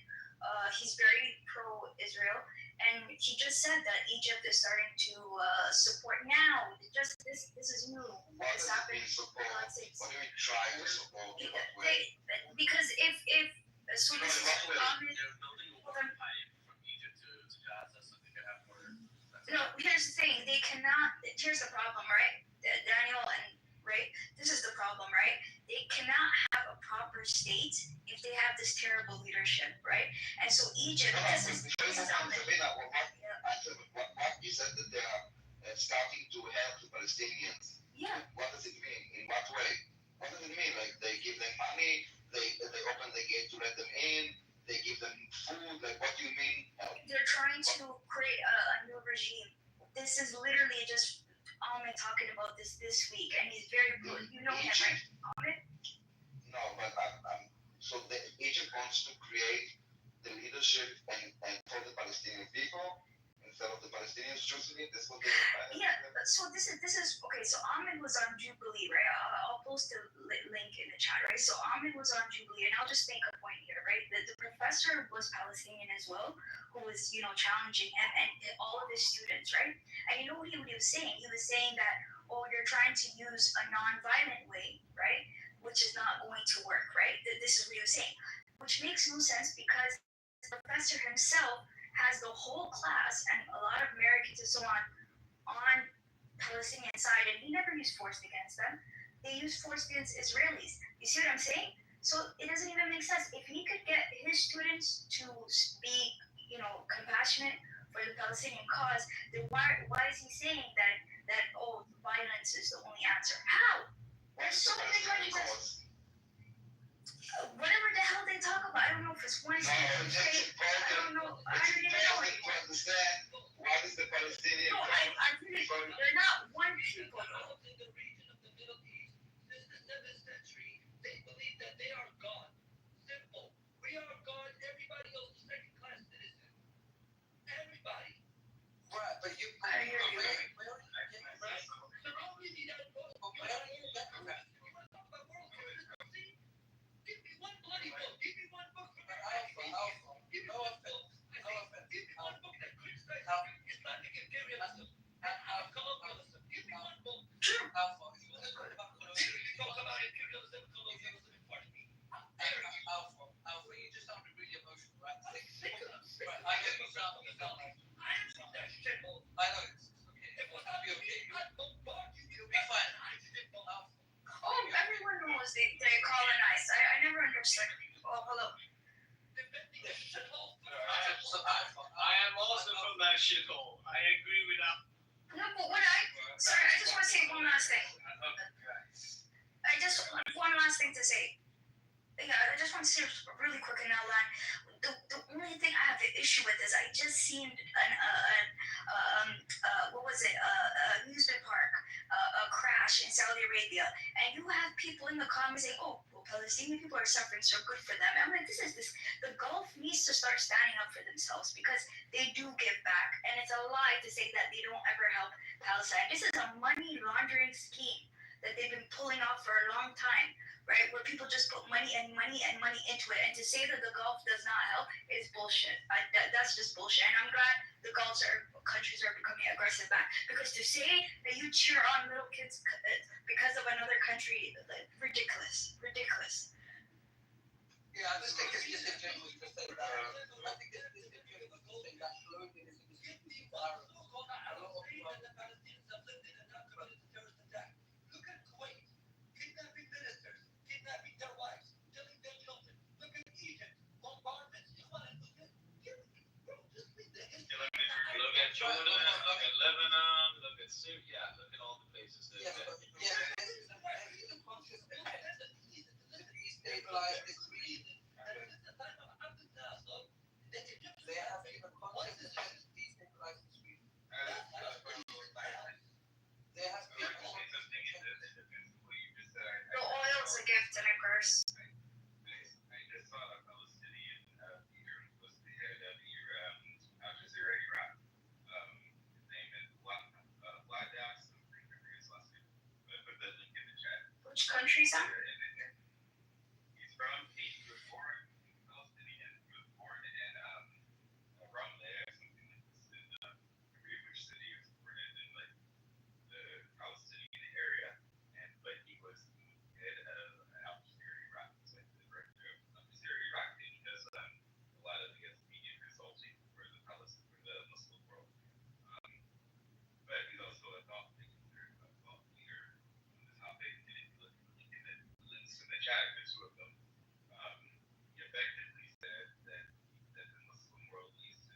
So the Umma, right, in each of the, not in the nation states as we have them today, but in the Umma and nation.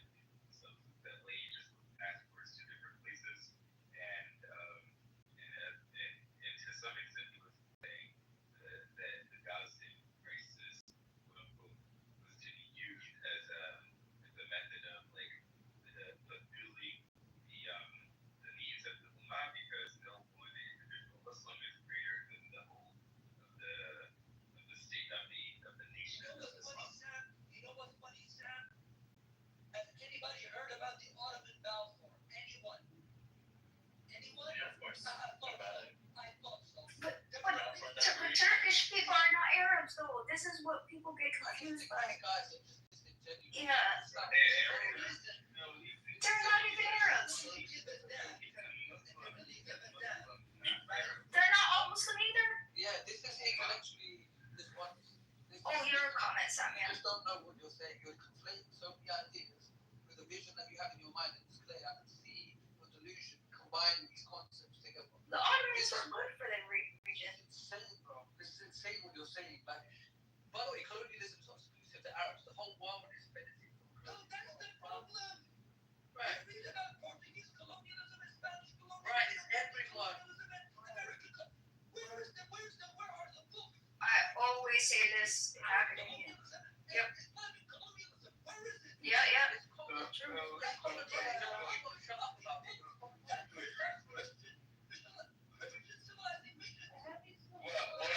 Let's not conflate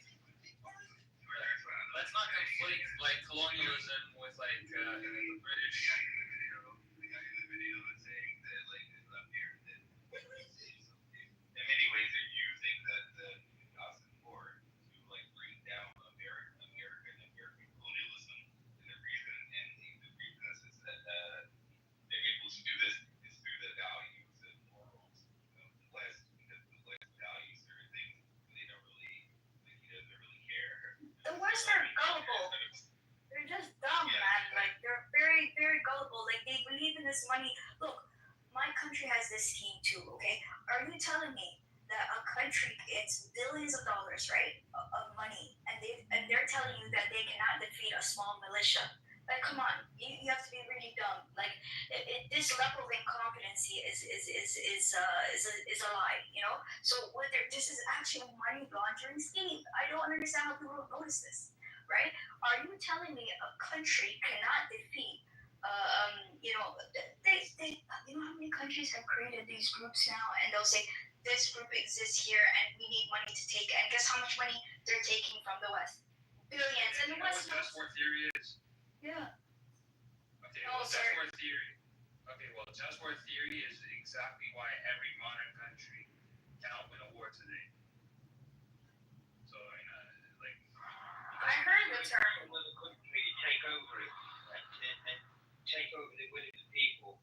The people vote that government in.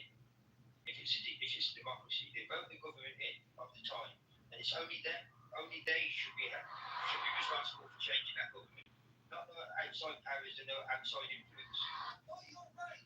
When Saddam Hussein was busy murdering the Kurds, right? People should have said, you know what? Fuck the Kurds. Fuck 180,000 Kurds dying. Let them kick Saddam. No weapons, no apparatus. Just shut the fuck up, man. Shut the fuck up. Listen to you, right up your mouth. Shut your fucking mouth. You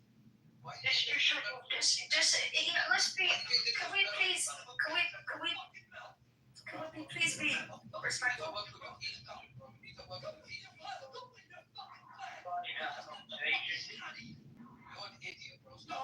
It's okay. Okay, let's calm down.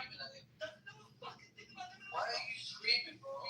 No, because there's a lot of people involved in the Middle Eastern affairs, and it's getting annoying to a lot of people that live there. You know what I mean? Like, I notice Middle Eastern themselves are really upset about this, right? Because they've even lost the vehicle of this bizarre thing that's going on, and it's a money laundering scheme. Like, come on, like, this is not something that I understand and what Alpha's mad. But you need to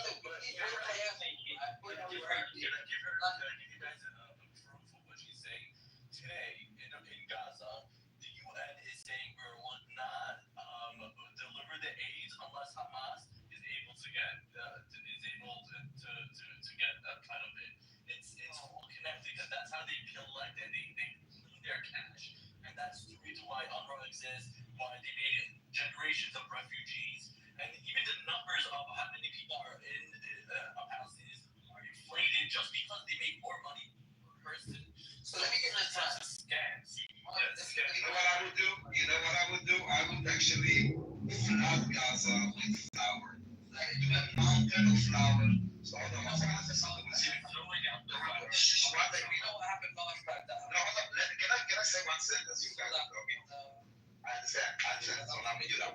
I understand. Great, amazing. So if you will flood Gaza, flood it with flour, like mountains of flour. So yes, also the population will have, and then Hamas will not be able to sell it because it will be worthless because there will be so much. Yeah, but yesterday I saw this video of them throwing out flowers just because they wanted to. That's an amazing idea, Daniel. Run for government. We did this thing already. Israel wants to feed the Palestinians and some people are stopping. Is that what we're saying? That's bullshit, man. Look, man. This is bullshit. They're lying. I don't think there's a reason the person in this room has had this, but apart from maybe Scott. Do you have any proof of it not being true? Did we not tell the US? What if It just doesn't make sense. What is the Gaza Foundation, a humanitarian foundation? Answer that for me. I mean, What is it? What is it? Answer what it means. What does it mean? What does it mean? Tell me what it means. What do you mean? What does that mean? What is foundation? Okay, doing what? You just said that. Make your You point. said this is the Israel's trying to feed them. I just told you what is JFH. You're like, what?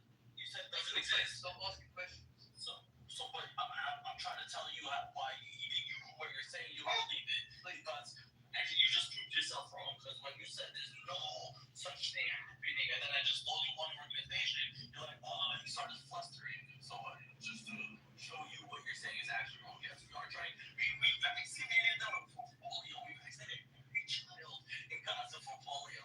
It's Sterilized. Now we're sterile. Okay, hold on.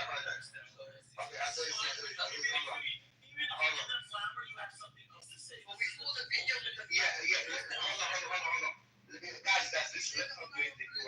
Aziz, sweetie.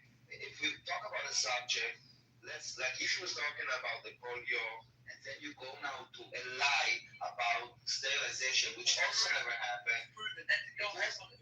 Excuse me, Aziz. Don't apologize for your lie. Aziz, sweetie.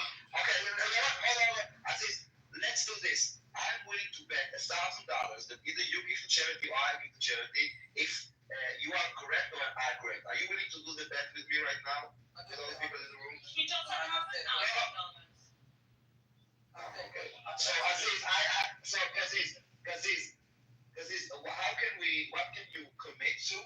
Commit, not a wage. Commit that if I'm wrong, that if you're wrong, you will do, and I will do the same if I'm wrong. Right or wrong? No.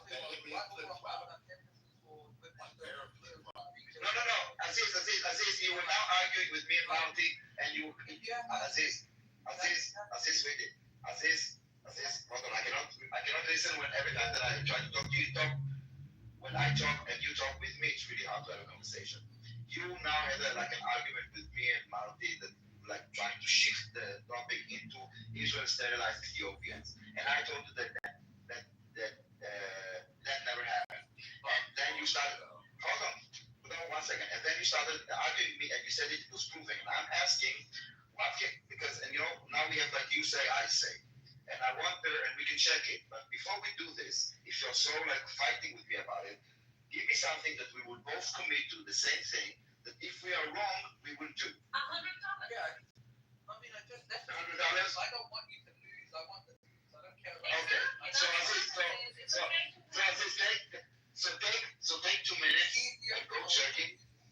So I don't need Aziz, shut up. Mute up for a second. Take 2 minutes and go check. I would like to I want to share with you something that I heard in a different room, and because the person is here, maybe he can address this, and that will be because it's interesting to me. Hello, Scotty. I want to say something that I heard you say in Amir's room. He said that Hamas is treating the Israeli hostages way better than Israel is treating the Palestinian hostages, he said. And I kind of heard it. And I would like, maybe we can, first of all, maybe Scott, if you can elaborate, and then maybe people, not me, other people, can address this insane.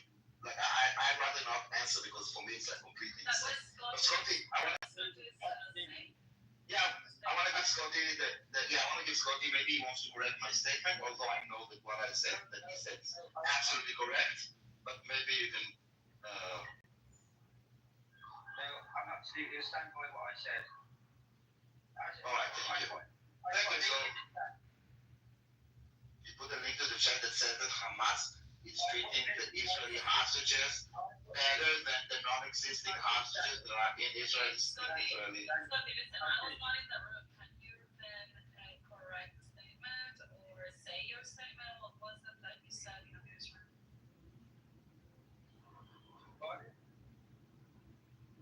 What was it that you said? I said that Hamas is treating their prisoners a lot better than what the hostages are being treated by the Israelis. And the reason I said that. So Hamas as prisoners I'm letting speak, but Hamas, I was letting speak. I just want to point out that he said Hamas as prisoners and Israel as hostages. He got it back. He got nervous. A little nervous. Scotty, you realize that Hamas are not. Can he speak? If you interrupt again, you're going to go down. If you interrupt again, you're going to go down. Don't be rude to her. She's a mod. Like, come on. I'm just asking to let Scotty finish. Aziz, shut up. Let's go to speak, please. Scotty, go on. Right. I put in the link, Daniel. I put a link in the chat, Daniel, that showed you that the Israelis have got twice as many prisoners, hostages, whatever you want to call it, they've got twice as many. I put there a link of how many since October the 7th, how many have started death, how many have died in detention, what they've died of, and it's all documented by your Where is the link? I don't see anything in the chat. I will get the link down and I will put it in this chat. I will get the link down. Okay, let's go. Scotty, do you own a... That's the point I was making. Okay, got it. But hostages, the hostages should be released straight away at once. Which hostages? Hold on, you didn't say that Hamas has... You said Hamas treats his prisoners better than Israel treats its hostages. Yeah, that's what I just told you. Even the language, Guys, can you give me a second? Guys, can you give me a second, please? Guys, Scotty, 1 second. Scotty, 1 second, please. I'm trying to get to a point with you. Do you know the meaning of a hostage and do you know the meaning of a prisoner? You're using those words. Do you understand them? Can you explain to me and give us a definition? 1 second. 1 second. Can you not talk over me? Let me finish. It will take me like 30 seconds if people will not talk over me. I'm asking you, forget about the entire conversation. Give me please the definition of a hostage, regardless of Israel, Gaza, whatever. Just a clear definition of a hostage and of a prisoner. And then we will move on. They're not prisoners. When you go into an area and kidnap in the middle of the night, people from their houses, they are not prisoners. They are hostages as well. You kidnap them. Scotty, please, I ask you for a definition. I forgot. I will repeat my question. Hold on, please. Maybe if you don't speak when I speak, you can hear my question. I'm asking you to forget about it. I'm asking you a question, okay? Try to answer my question. I'm asking you, forget about Gaza, forget about Israel. I'm talking about as a clear definition, so we'll have like an understanding of language. I want a definition of the word hostage, and I want a definition of the word prisoner. Not like an example of like, if you do this and do this. No, the definition of a hostage. Can you form a definition? Well, he's the one using it, so I would like to understand what he thinks. I mean, obviously, we know the definition. You just will not let me finish. If you do me one favor, just Just Google yourself. Just Google yourself. Does your government, not mine, does your government see them as hostages or do they see them as prisoners? Because they changed the definition of what they are only last week. Please just Google it for me and tell me if I'm right or if I'm wrong. I don't think you're wrong. You're wrong. You're wrong, and you didn't answer my question. Ace. Okay, so I will let Ace. Scotty, I asked you like 3 times. You were unable, and I think that I hope that Ace would give the honest, real definition.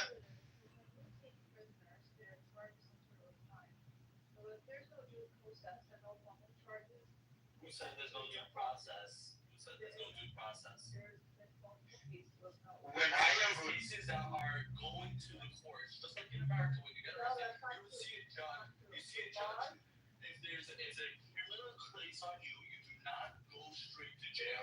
You go through a detention center before your judgment is called. So how about we get some facts? That's actually American laws. It could be years and years. Murderers don't know years. It could be years depending on the case. And you guys don't remember Abu Ghraib? Ace, you don't remember Abu Ghraib?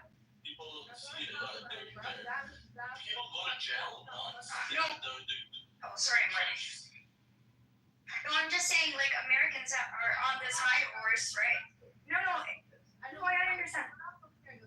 I'm not. No, I know, I understand what you're saying. Okay. Essentially, there is difference, right? Hostages are taken against their will. They haven't been accused of a crime. They haven't been charged. All this, we know that. But the case of what they're innocent. Hostages are innocent. Okay. Innocent people guilty, even if you're charged with a crime. Just keep that in mind. Well, not on the field of battle. You're allowed to outside of your country. If you take them.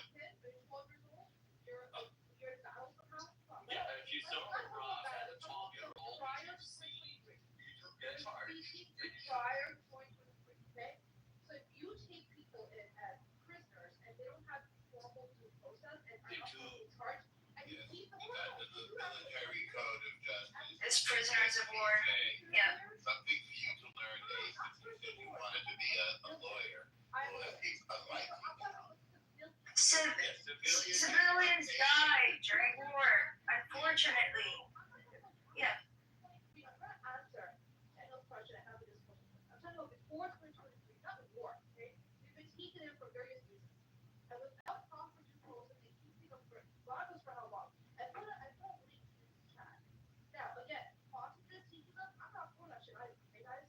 But what I want to talk about here is what is this the link? But as for the definition, Ace. But Ace, sweetie, I asked for it. I said, forget about Gaza, forget about Israel. What is a hostage? So let me help you. A hostage is someone that is taken. So to make a third party do or not do something. A prisoner is taken specifically because he of a crime that he's planning to commit or is committing or in the process of committing. Now, when you talk about all the Palestinian, okay, so we'll find the definition. But yes.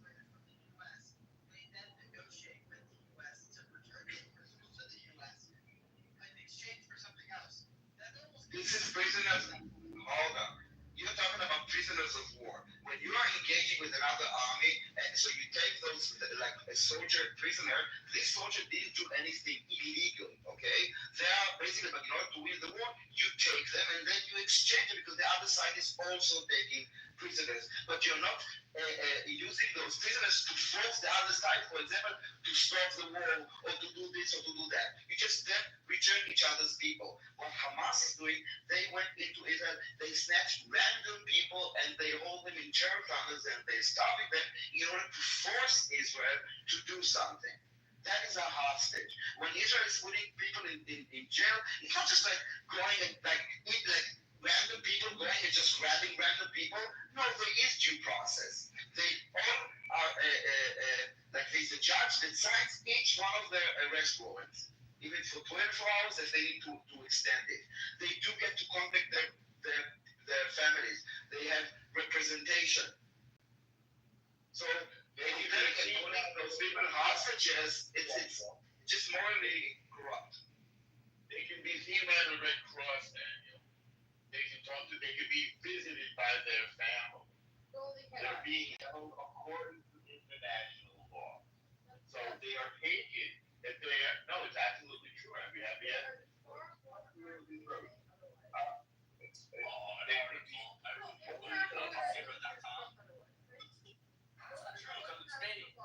There's also New York Times article saying there's a start. They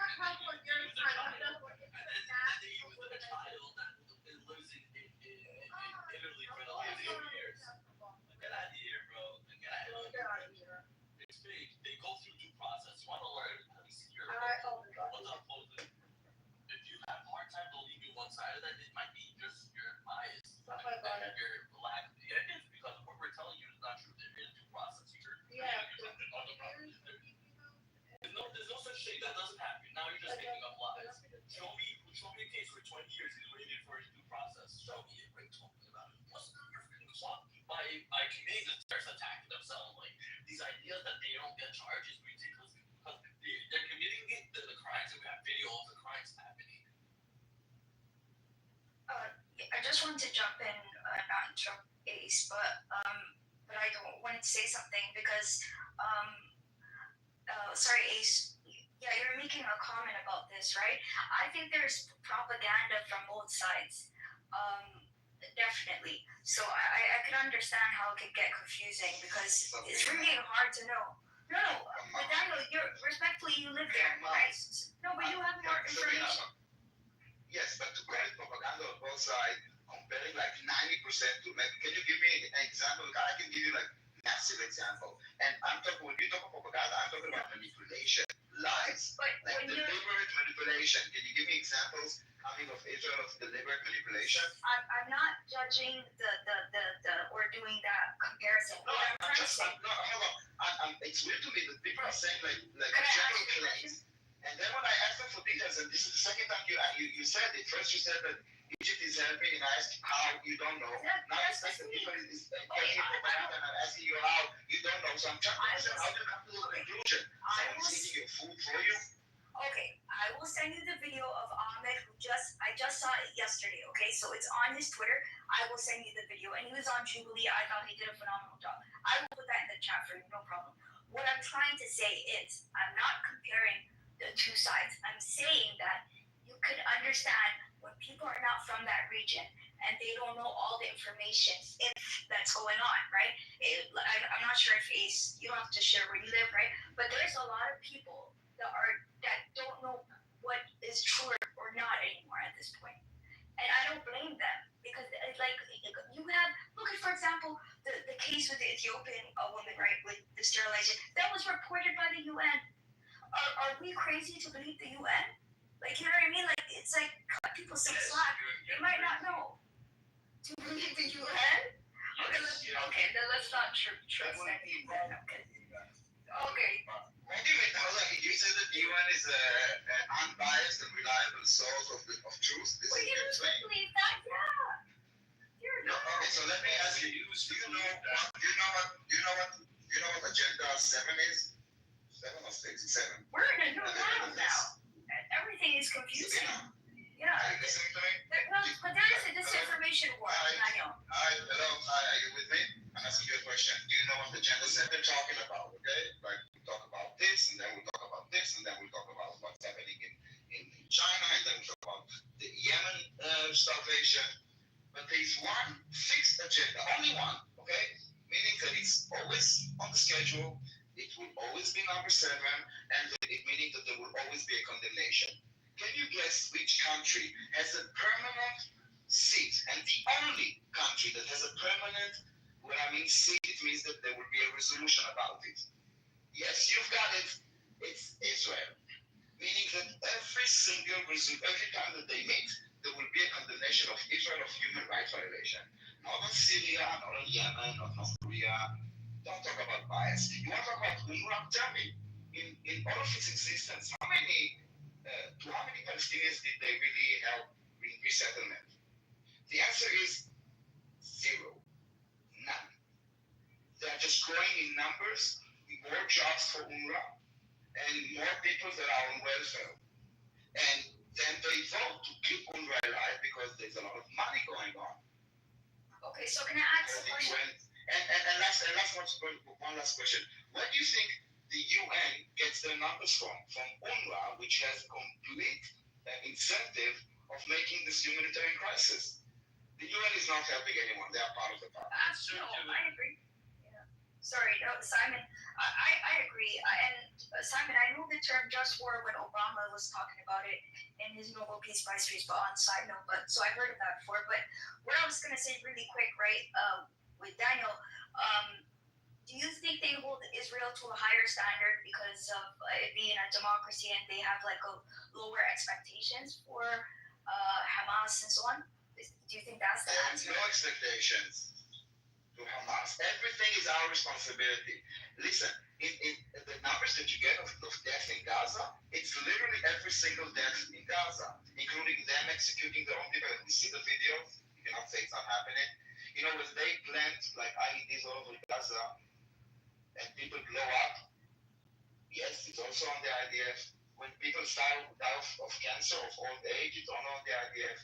There's like zero responsibility to Gaza. This is the first time in history, and you can go check it, that an army that was attacked had to provided food for the enemy's population, because the enemy's government doesn't give a shit about their people. Actually, I will correct it. I will just finish this one sentence. No, I said that they don't give a shit. Actually, it's the opposite. The more dead Palestinians, the better for the cause. And just to prove the concrete, Daniel, we've seen this through COVID, what incentives actually did. There's a lot of hospitals that misidentified purposefully COVID deaths so that the government would give them more money to allocate more resources. So they would write down more COVID deaths, if it was cancer or if it was if people were dying for other causes, they would mark it as a COVID death. So imagine in a state of war when you're trying to run a propaganda campaign, just to solidify. And you know what's funny? This is coming from a people who's the revolutionary leader, the revolutionary leader, okay? And they call Al-Qaeda, Gaddafi, right? So, when you know what's funny? You know why I bring this up? Because it shows the chinks in their supposed pretense of moral consistency and this idea of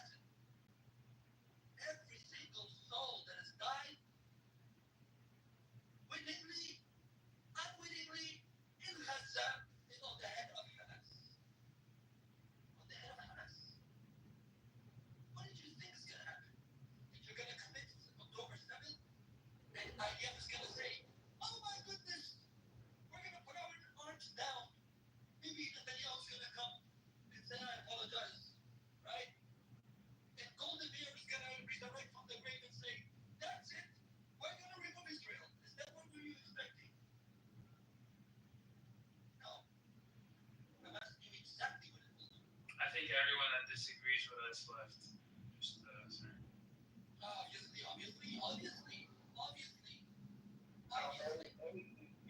Ace is a shield for the Hamas. Oh, come on. Yeah, she's not that. She is 100% a shield for Hamas all night long in the mayor's room. 100% true. Be honest. Be proud. Well, she's here listening to Okay, well, us. look, I've never heard this person speak, so I'll take your word for it. I'll take your word for it. What? Oh, Ace, you mean? No, Ace, yeah, Ace is one of our all night long nodded in the mayor's room. Promoting Hamas and anti-Semitism. She's earning her career by doing it too, but she doesn't care. She's very I bet your respectful. parents care though. I think your parents care. No more. Hi, Zyra. What about her talking herself of the remote? What about that? 100% let her talk for her. I think she can speak for herself. She just what about that? Her record is clear. She's welcome to speak for herself, and I'm also welcome to speak the truth. She's not going to disagree with me. But she's actually Palestinian, though. No, she's not. She's who is Palestinian? Ace. She just said she's not. Oh, sorry, Ace. There's too many. Stop. Everybody, stop talking. There's too many people speaking for this woman. Either she could make the arguments for herself, and I could hear them for myself. I don't know. Let's just talk. She could find. She could make her own. So let us speak, guys. So let us speak. Guys, so let Ace speak. I don't even know what about, but everybody's speaking for her. Ace, go ahead. No, she was. Yeah, me neither. Okay.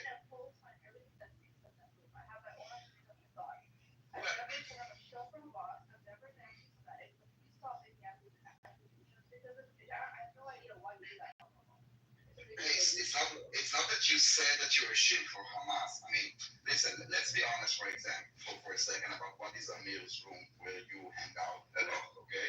Every day he opens a room where you guys demonize Israel, and a lot of it is just you guys make stuff up, and no one is calling it out. And if you want to be an intelligent person,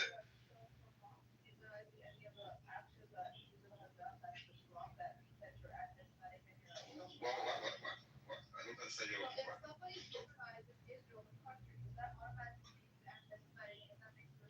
No, we have a rule for that. But listen, I think everyone read about gay stuff all day long. That room is okay, go ahead. I mean, Hamas, they don't fight us on the ground, okay? They fight us by basically making us the pariah state, like, making all those images. They produce the humanitarian crises, the starvation.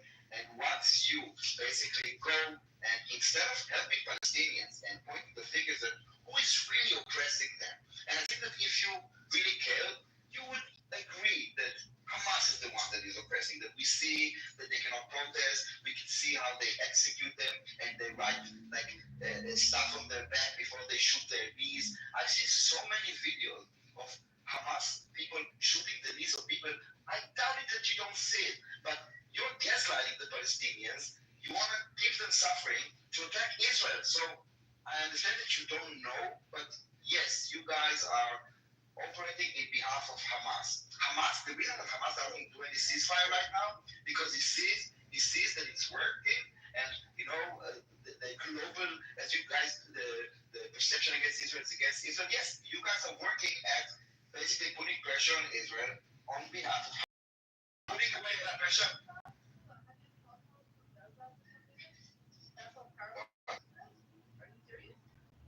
No, listen, it's not a centralized operation. It's many people, and look at Twitter, how many people went from being nobodies to being influencers just by being against Israel. It's cloud. The reason that people go to Bill's room is because of this. I want to make 100%. I want to make a clear distinction though, because I don't fully agree with that, because the thing is, and say that I think I'll make a parallel, but I think socialists, communists, all these people are evil. But just because a person has an idea that might lead to that doesn't mean that these are the actual people explicitly advocating for these types of ideas. It could be out of sheer ignorance. Did you hear me? Yes, I'm not saying that it's yes, I'm not saying it's out of ignorance, and most of them are used for idiots. Amir knows exactly what he's doing, but in the flock of around him, a lot of people say, "Wow, I learned so much." They actually believe it. It's like everything, like they echo the work in it. Whenever we try to talk against them, that we cannot. Whenever you can put me in the queue, Daniel, or hi, Anne.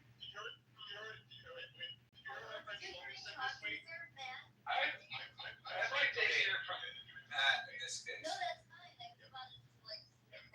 Okay, yeah, you're in the queue. Just Our French Shlomi, it was reported in a couple of news media this week. He was speaking, I think in Haifa this week, and he said that his captors, our French Shlomi was a hostage, and he was liberated by the IDF last June, and he said that his captors told him, "We have people at Columbia University we're paying."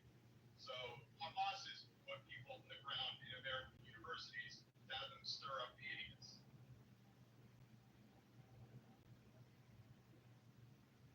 all I'm saying is I'm not going to put people who actively support Hamas in the same camp of just like ignorant people. That's all I'm saying. Well, he said the shield from Hamas. Well, you can tell the difference between the rhetoric and them and people explicitly saying, "I'm pro-Hamas." Right, but I think that there's a point that's being missed here, which is that they don't know that they're pro-Hamas. But that's my point. That is exactly my point. Unless you explicitly say and advocate. That's a problem. No, Simon. No, it's not. It's not. Like You're saying economically illiterate and socialist. They support everything Hamas does, but they are against Hamas because it's illegal and they're kind of protecting their assets. Daniel, even more, if I can just flesh it out a little more. Simon, right now where I live in Portland, Maine, since October 7th, over the past 2 years, Ann is calling me, but Ann, I can't talk right now. Can you guys still hear me? Yeah. Okay, Ann, I'm going to call back. She's calling me right now, but I'm going to call her back. So she's crying because I kicked her out. Okay, she's probably crying because you kicked her out. So I'm going to talk to her in a minute. But let me just stay focused here because I don't want to waste your time. You should have kicked people out, though, guys. Okay. Let me just finish my idea. I'm getting more and more distracted by the second. So my point is this. Over the past 2 years... What's your point? I'm making it. Over the past 2 years... Okay, fuck you. Over the past 2 years, there have been a lot of protests. And all the people, Simon, in my town who are protesting, they're doing mostly two things. They're shouting at people on the street, and they're writing to the local Congress people. They're writing things like, "Please divest from Israel. We care about Palestinians," blah, blah, blah, blah, blah. If you ask these people, do you support Hamas? They would say, "No, I'm opposed to Hamas. Hamas is a terrorist organization." But because they're standing on the street shouting Hamas propaganda, which has been debunked, and because they're spending their time, hours and hours of time, writing dozens of letters to Congress people, even though it's been debunked, they are, as Daniel's saying, they are doing the work of Hamas, even though if you ask them, they don't support Hamas, and I think that is problematic. Well, again, so that's another distinction we could draw. If you're actively taking steps to do that, then I would put you in that camp, because now it's not just rhetoric, right? It's you're actually taking steps to promoting that. So you're some idiot, Simon. They're not doing it knowingly. They think that they're doing it because it's the humane thing. The motivation. The Palestinians are suffering and starvation and genocide and all this. They actually believe the motivation. Yeah, the motivation is irrelevant. I'm simply saying, if all you're saying is, "Oh yeah, I think like Israel's doing like evil stuff." Okay, fine. It's you can have that opinion. It's wrong, but it is what it is.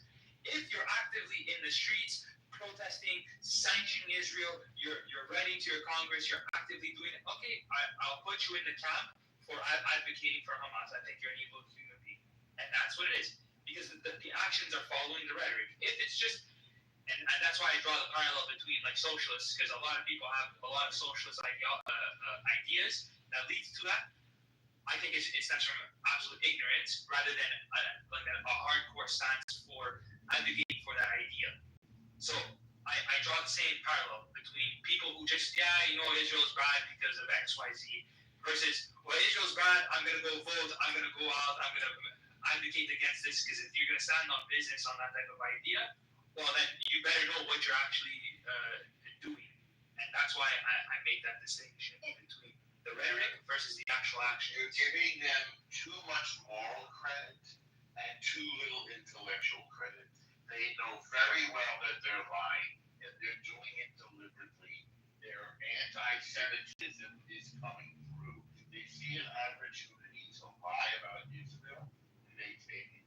Any person who knows 1 + 1 = 2 knows the difference between people who have been detained for criminal activity like throwing rocks at cars or being involved in terror, and some old ladies and little babies who were taken in their pajamas after their family was slaughtered out of their home and are being held in a terror tunnel under the ground in Gaza, and they won't let the Red Cross even see them or tell their family that they're alive or not. They're not no distinction. Go ahead. No, go ahead. I'll finish. The not know this distinction defies the imagination. These are not people who are, not all of them are uneducated.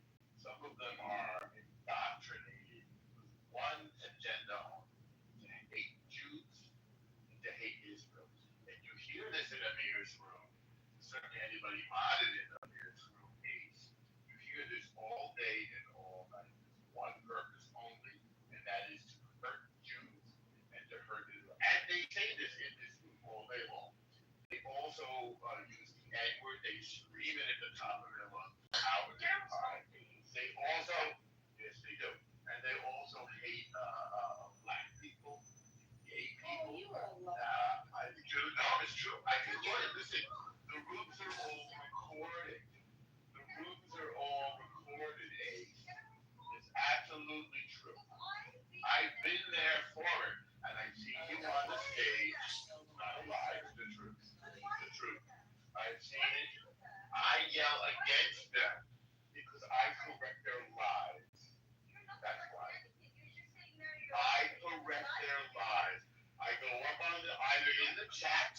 Yes, I am. Either in the chat. No, I'm not lying. I'm telling you the absolute truth. If you keep interrupting me, I correct. Black Rabbi is my brother. I correct their lies in the chat or when they have me on stage with my mouth. That is what I do there. And you do the opposite. You endorse their anti-Semitism, homophobia, and racism. And I've been there for it. That's a fact. No, I'm not a liar. Nope. All we have to do, listen, are you against homophobia? Are you against gay people? Do you have a problem with their acts? Me, no. Well, okay, so there you go. She's not. So I want to know something very strange. In no other kinds of protests or any kind of demonstrations or any kind of supposed cause have I seen so many different quote-unquote causes simply become an amalgamate of one cause. I simply don't understand how you can be a homosexual person and advocate for gay rights, but at the same time you support a movement that literally and publicly calls for your death. I don't think that like prayers for Palestine, like that kind of queers or gays or lesbians. I mean, look, the fatwas of somebody akrama are still there. Okay, somebody akrama. The fatwas of Hassan Yusuf and Ahmed and what's his name and Ahmed Yassin are still there. The father of Mus'ab Hassan has fatwa, legal rulings against gay people. If you're going to go out there and say you're against abortion,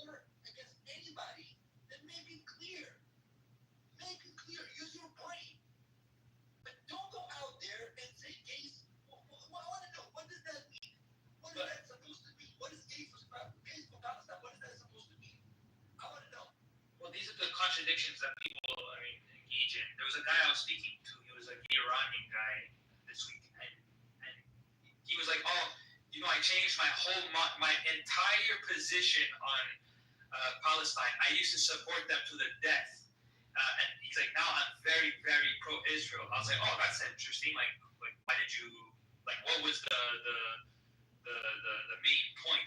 He goes, "Oh, yeah, what was the deciding factor?" He goes, "Oh, the main thing, and the biggest thing for me was because I found out that Palestine didn't support gay people." I was like, "That's the fucking that's Simon, so retarded. Out of all the things it could be, it's just because they're gay." Palestine doesn't support gay people. I don't understand the relevance and the relationship here. No, but my point is that it's such a nothing point. There's so many other things but because he's gay, because he holds some personal thing, it's not because of some principle of freedom or some principle of Israel is a fantastic state for human beings just in general. It's no, there's this one policy that I don't really support, and that I support, and because they don't support it, well, it is what it is, and that's why I changed my entire position of defending this nation of people that have a right to protect themselves. And no, it's just they don't support gay rights, and that's as far as my position goes. Right. That's willfully ignorant. That's just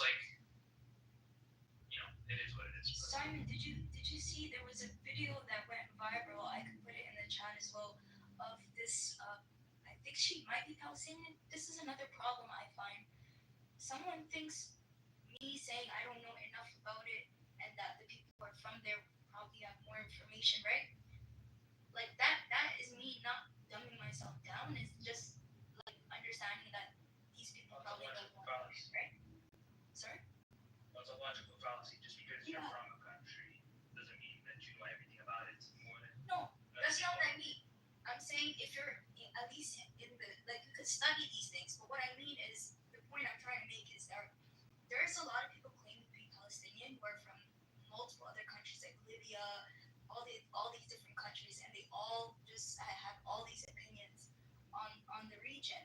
And it got to a point where and that's why Ahmed said, he's like, you're not more Palestinian than me, you don't know more about it than him, and so there needs to just be a little more respect around that. But anyways, the girl was in the video, and I don't know if she's Palestinian, but she went to Israel or Palestine, I don't know which place, and she's with her black friends who are Black Americans. That's what she said, and she got upset with them. Because they kept saying stuff, oh, people are being very racist towards us and we don't like it, and so on. And she was basically gaslighting them and saying, leave them alone. They're the most oppressed people, in the world right now. And she's saying, oh, they're playing Oppression Olympics. But she's doing Oppression Olympics. You see what I'm saying? Leave their racist comments alone because they're oppressed when the black students were going on a trip to help them. You get what I'm saying? I was like, I don't know if you saw that. No, it's not clear. Use a topic sentence. I'm not really following, to be honest. Take one sentence, Sabina, and express what you're trying to say. Okay, so you know how that person, so Simon said that there was a person who was queer, right? And he changed his entire opinion on the region because of that, right? Yes. I'm saying that same thing happened with Black Americans and Arab, I guess, Palestinian woman. I don't know what she identified herself as. If she's using racism, that would be saying. Yeah, exactly. Thank you. You summed it up. Yeah, so she's excusing it. Yeah. Well, this is the thing. If you're a single issue voter, which there are many in America, I'm putting that in the camp of just sheer ignorance. You're just not informed of what's actually happening in the world. That's why you'll cling to this one issue that some political party is doing, and it's all you know. And as long as they say, oh, my party didn't do this, oh, I can't support them anymore. So I put that in the willfully ignorance. And it's fine. Like, you don't have to be educated on this type of stuff. If it bears no mind. But I would say like don't vote in that instance. Sit it out. You don't actually know. Right. You know what we're alluding to, Simon, is that there is a pretense that this is a progressive cause, when in fact it is extremely reactionary. The people who are claiming that this is a progressive cause are in fact, they're anti-Semitic, they're racist, they're homophobic, they are regressive. Hamas is a fundamentalist jihadist, meaning violent struggle against non-Muslims group that has a fatwa against homosexuality. They kill gay people, they push them off buildings. They're racist against black folks. They're anti-Semitic against Jews. Acid that faced women who did not wear hijab. Let's not forget that too. Very, very well. So is this, are you the Jordanian guy? No. Okay, but I just want to mention that as well because yeah. When they came to power in 2005, Hamas sent out basically agents that would throw acid in the face of women who are not wearing the scarf or the hijab and Sharia disappear. Yeah. Yes. Basically terrorize the whole Gaza into wearing a hijab. Yeah, they're a very reactionary, primitive. They also turn their children into shaheeds. They also turn their kids into suicide bombs. They strap vests on their children and send them out to die. This is what this is. But the UN has also done reports about it. So the idea that this is a progressive cause is laughable. It's literally the opposite. It's Orwellian. It's the whole thing. Up is down and down is up. That's the only point I want to do. They're anti-woman. They're anti-Jewish. They're anti-gay. They're anti-black people. They're anti-equal rights. They're anti-democracy. They haven't had an election forever and ever and ever. They're a reactionary force. They're anti-the United States. They also believe that the very cause of disseminating knowledge about human rights and universalizing human rights to be an act of colonialism. Isn't that interesting? Well, I mean, if you look at like the intellectuals like spearheading these types of movements, I mean, it's all of like these insane leftist, like communist people. Oh, you mean the retard called Judith Butler? Yeah, she's a retard. Yeah, a retard. I mean, it's even worse than that. I mean, like you have like Marxist-Leninists. You have. What about the guy who was busy, the PDD of the 60s in the medical guard, Michel Foucault, who's friend yes, of I mean, yes. with kids in cemeteries in Algeria. Oh, yes, that's spirit. I hate Foucault. Yeah. Exactly. It's people like Foucault. It's people like Sartre. It's people. You have a bunch, and then you have like governments that actually also go. Like you had the Russian government in the 60s sending some of their best trained militia, not militia, their top military leaders to Palestine to train them. And you even had Russia. You also had Japanese communists also go in to train. Isn't that funny that the quote-unquote Arab world has been feeding the ignorant public, or should I say the gullible and susceptible public, to a narrative, to absorb a narrative and ingrain a narrative in their mind that the Soviet Union was simply a work of Jewish conspiracy, but at the same time, these same governments that disseminated this propaganda and as a veneer to guise their anti-Semitism, of course, they're the same leaders that praised and commanded and welcomed the training of the Soviets. Isn't that interesting? Interesting. Oh, and you guys know. Sorry, you guys know about the Soviet connection, right? With Palestine. You guys know all about that, right? Like everything. You just referred to it. Yeah, I know you just literally said it. No, but I didn't know how much like the scarf, all that whole like they were told that if you create yourself into some kind of resistance movement that would be similar to Mandela or whatever, like Westerners farmers would be eating off the palm of your hands. That's literally what they were told. But And it's just gone. this is why it's not a war. It's not a dispute over. Um, it's not really a dispute over religion. It's not a dispute over land. This is a dispute versus primitivism versus civilization. It's barbarism versus civilization. This is what these people defend: barbarism, primitivism. If you're anti-Western civilization, you cannot be on the side of Israel. Oh, you mean like You cannot. You mean like the overpaid defunct? I call him defunct because he's a fucking retard.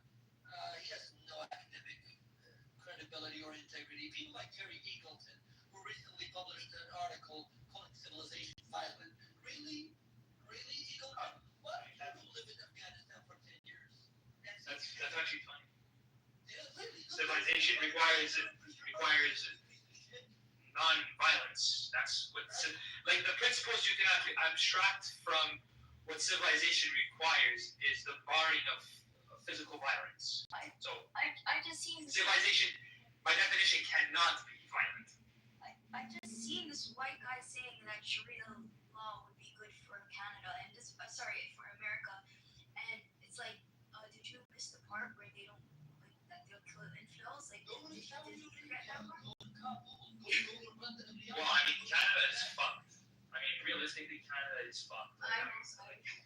Yeah, but not like figuratively. I mean, like literally fucked. Like there is no turning this around for Canadians. Like the amount of people on Facebook that I see crying about, or even on Instagram, crying, "Oh my God, I can't believe I can't afford groceries." Well, you're literally voting against like your own interests. Like the same people crying are the same people voting for the people who do this to them. By the way, in late July, the Times of Central Asia reported that Kazakhstan actually banned the face coverings in public. Now, in the same way that these retards, yes, I'm talking to you, progressive, you're not even leftists, because the people who sit on the left side of Louis XVI, right, they wanted liberty, right? You support reactionaryism, so your religion is based in the very traditional left, okay? You're a disgrace to people like Jabotinsky. You're a disgrace. You just are a disgrace, okay? But I'll say this, Simon, while we're on the subject. Kazakhstan recently banned the burqa and the niqab, right? And in many places the hijab or the jilbab, right? Where is the protest in front of the Kazakh consulates? In the same way that they protest against the French for banning these Arabic balaclavas from the public schools. Where is the outrage against the Kazakhs? Or when Turkey did it, and I know they did it back, but yeah, no one said shit when Turkey. I mean, I don't see these heaven promised Muslims and their useful idiots parading the streets on a weekly basis against the hijabi prostitutes in Istanbul. Alpha, it gets even more crazier when you realize that you're not allowed to wear a burqa in Mecca.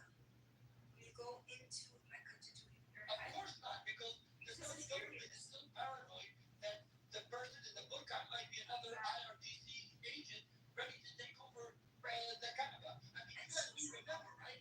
1979 when the Kaaba was taken over, right? And the Saudi had to appeal to the French infidels to come rescue the Kaaba. Remember? I think that's why some parties were sort of pushing the movement or agenda or ideas to make the Jews into like the white people and the Palestinians or the Arabs into the brown people. Because especially to get people like Black Americans on their side or whatever, and the sort of progressives that are quote unquote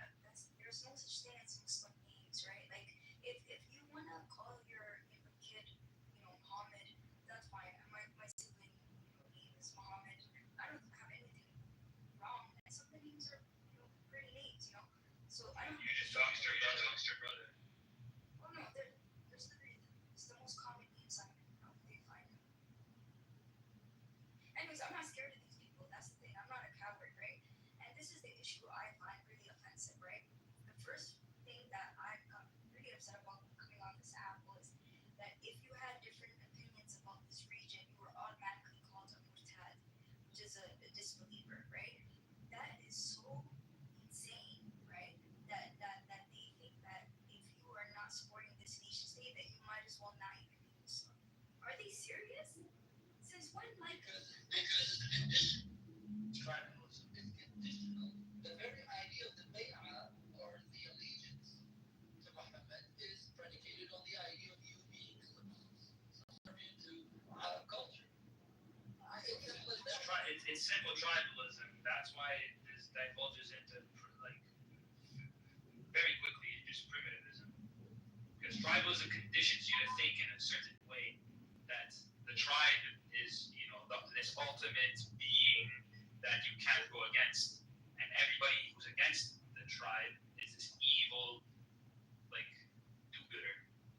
Simon, by the way, just to let everybody know, you can fact check this because I know fact checking has become such a dashed word for everybody to just blurt out. Most of the time out of context. An article of this is very, very credible. Can you post the link to the article, please? I'll definitely do that. There is something called the Ottoman Balfour. Now, when I did a comparison between the Balfour Declaration and the proposal of the settlement of Jews in ancient Israel,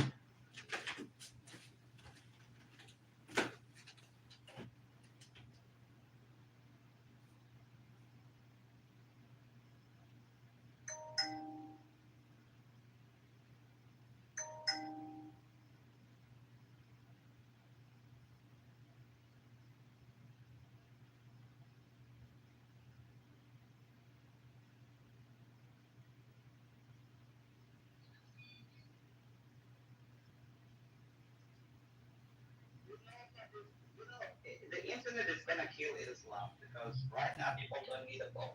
They can just Google it. They can find it. And we're proud of that. Exactly. Like if you look at Afghanistan, if you look at Egypt, because of the people, they don't believe in that shit. And like if you look at the life of Muhammad, is a warlord. He's a pedophile. He's a sex offender. He's a child molester. And this is why they're trying to recognize what Palestine, because Macron has 10% of his population that is Muslim, and in England it's like 9%. When you go to London, it looks like fucking Islamabad. It doesn't even look British. It's terrible. It's a terrible place to visit. And if you visit Ontario, Canada, Canada looks like fucking Islamabad, or it fucking looks like New Delhi, but without the Indians. It's New Delhi with the Muslims. It's a terrible place to live. It's terrible. That's why America has to get rid of these people. Look at America. They have to deal with an election of Mamdani, a terrorist from Uganda, that has to, he could probably get elected in the United States. This is what they do in London. Sadiq Khan is the mayor, for Christ's sake. And these people, they come to London, they come to New York, they have like 12 fucking kids. It's a terrible thing what these leftists people are doing. That's why they're scared of the Muslims. That's the only reason it's taken off. Not because you know the shit about Muslims. You know about the Gujaratis, right? Yes. So what happened that Zoran Mandani said recently there that, Narendra Modi, he's a fascist and he butchered all the Gujarati Muslims in 2002. And when I say people that I'm a Gujarati and I'm a Muslim, they're like, oh my God, I think you guys were extinct. And all this bullshit lies. 65,000 Muslims live in Gujarat at least. What the fuck is he talking about? See, look, and what happened in the Gujarat riots was people see the Gujarat riots. They don't see what the riot was for, what was the background story. Okay? A similar thing happened in one of the Kurdish populated cities where the Yazidis were attacked. And people said, well, they retaliate. No, it's because you didn't go into the background. You just saw you saw the gunshot, like you heard the gunshot, but you didn't see the slap before the gunshot. So you didn't see the bully, but you saw the victim fighting back. You didn't see the bully. And this is not to justify violence at all. But for Mamdani, Zoran Mamdani coming around calling Modi a fascist, give it a break, Mamdani. And what does this have to do with New York politics exactly? It's, in one of his speeches, he just lied about that all the Muslims in Gujarat are dead or something. Like, you can just look it up. Because Gujaratism is actually one of the largest states to have a majority.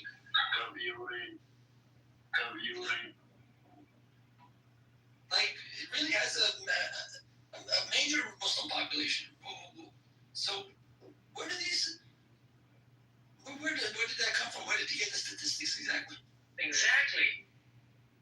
He's the very face of elitism. He claims that he is socialist. Like, seriously, what the fuck is wrong with this guy? Bro, the capital of the state is named Ahmedabad. So, what are you talking about? Exactly. No, I'm not ask you. And also, what does this have to do with New York politics exactly? New York mayoral election exactly? No, like he's trying to get that sympathy. We are persecuted people who vote for us. That is a minority. His community was exiled from India. I'm like, dude, what the fuck are you talking about? My ass. Exiled. By who? Exactly. By who? The Jews. By Manmohan Singh? By the Jews? I don't know. Only the Jews. the Jews, yeah, the Jews were controlling Manmohan Singh, right? My goodness. You gotta love these people. What the hell? Come on, New Yorkers. I mean, look, I love New Yorkers, man. Bro, New Yorkers gotta step it up. There are people who are protesting against him. It's not like he's going on with the full support. There are people who are saying that this is a scam. He's a con. Thing is just a Punjabi translation for government. So it's the Jews. They're just laughing at Jeff, is it me or New Yorkers have really lost the plot? You're right, though. To me, it was, never mind the stupidity of being wrong and negative and just ignorant. Never mind all that. Why are you running on foreign policy when you're running to be the mayor? Like, it doesn't make any sense. Exactly. He said he's going to arrest Benjamin Netanyahu if he comes to New York. Well, I will give him credit. At least he's wrong, more or less within the scope of what he should do as mayor, right? Like, he's not just criticizing, like, American policy. He's not just criticizing foreign nations. At least he's saying, as mayor, part of my job, I will do this with the power I think I have as mayor. Like that's just wrong and stupid, offensive. It's like, that's all of bad things. But at least it's something that, as mayor, he has a right to, somewhat of a right to speak on. You mean the right to make an ass out of himself? Sure. Completely. But it's at least somewhat close to his job description. But your point stands, though, Jeff. I don't understand. This is why I asked Avi, you're running for mayor. Why the foreign policy? I think it's really clear, being on abortion or immigration, they've done the research. You'll get people to the polls if you want to save the poor Palestinian children, the widows of the orphans. I wonder I mean, not to cut you off, but I'm really shocked. Look, when I study the history, when I look at the history of New York, bro, some really, really wise people have come out of New York as a state, not just as a city, as a state. What I've been seeing in the past at least 5 years from New Yorkers, what's going on? This is not what New York was known for. How'd you lose the plot? How'd you lose the plot? Really, I'm genuinely asking. How did you lose the plot? I mean, California was the state known for Silicon Valley. How'd you lose the plot? How dumb to buy into just dumb shit? How did that happen?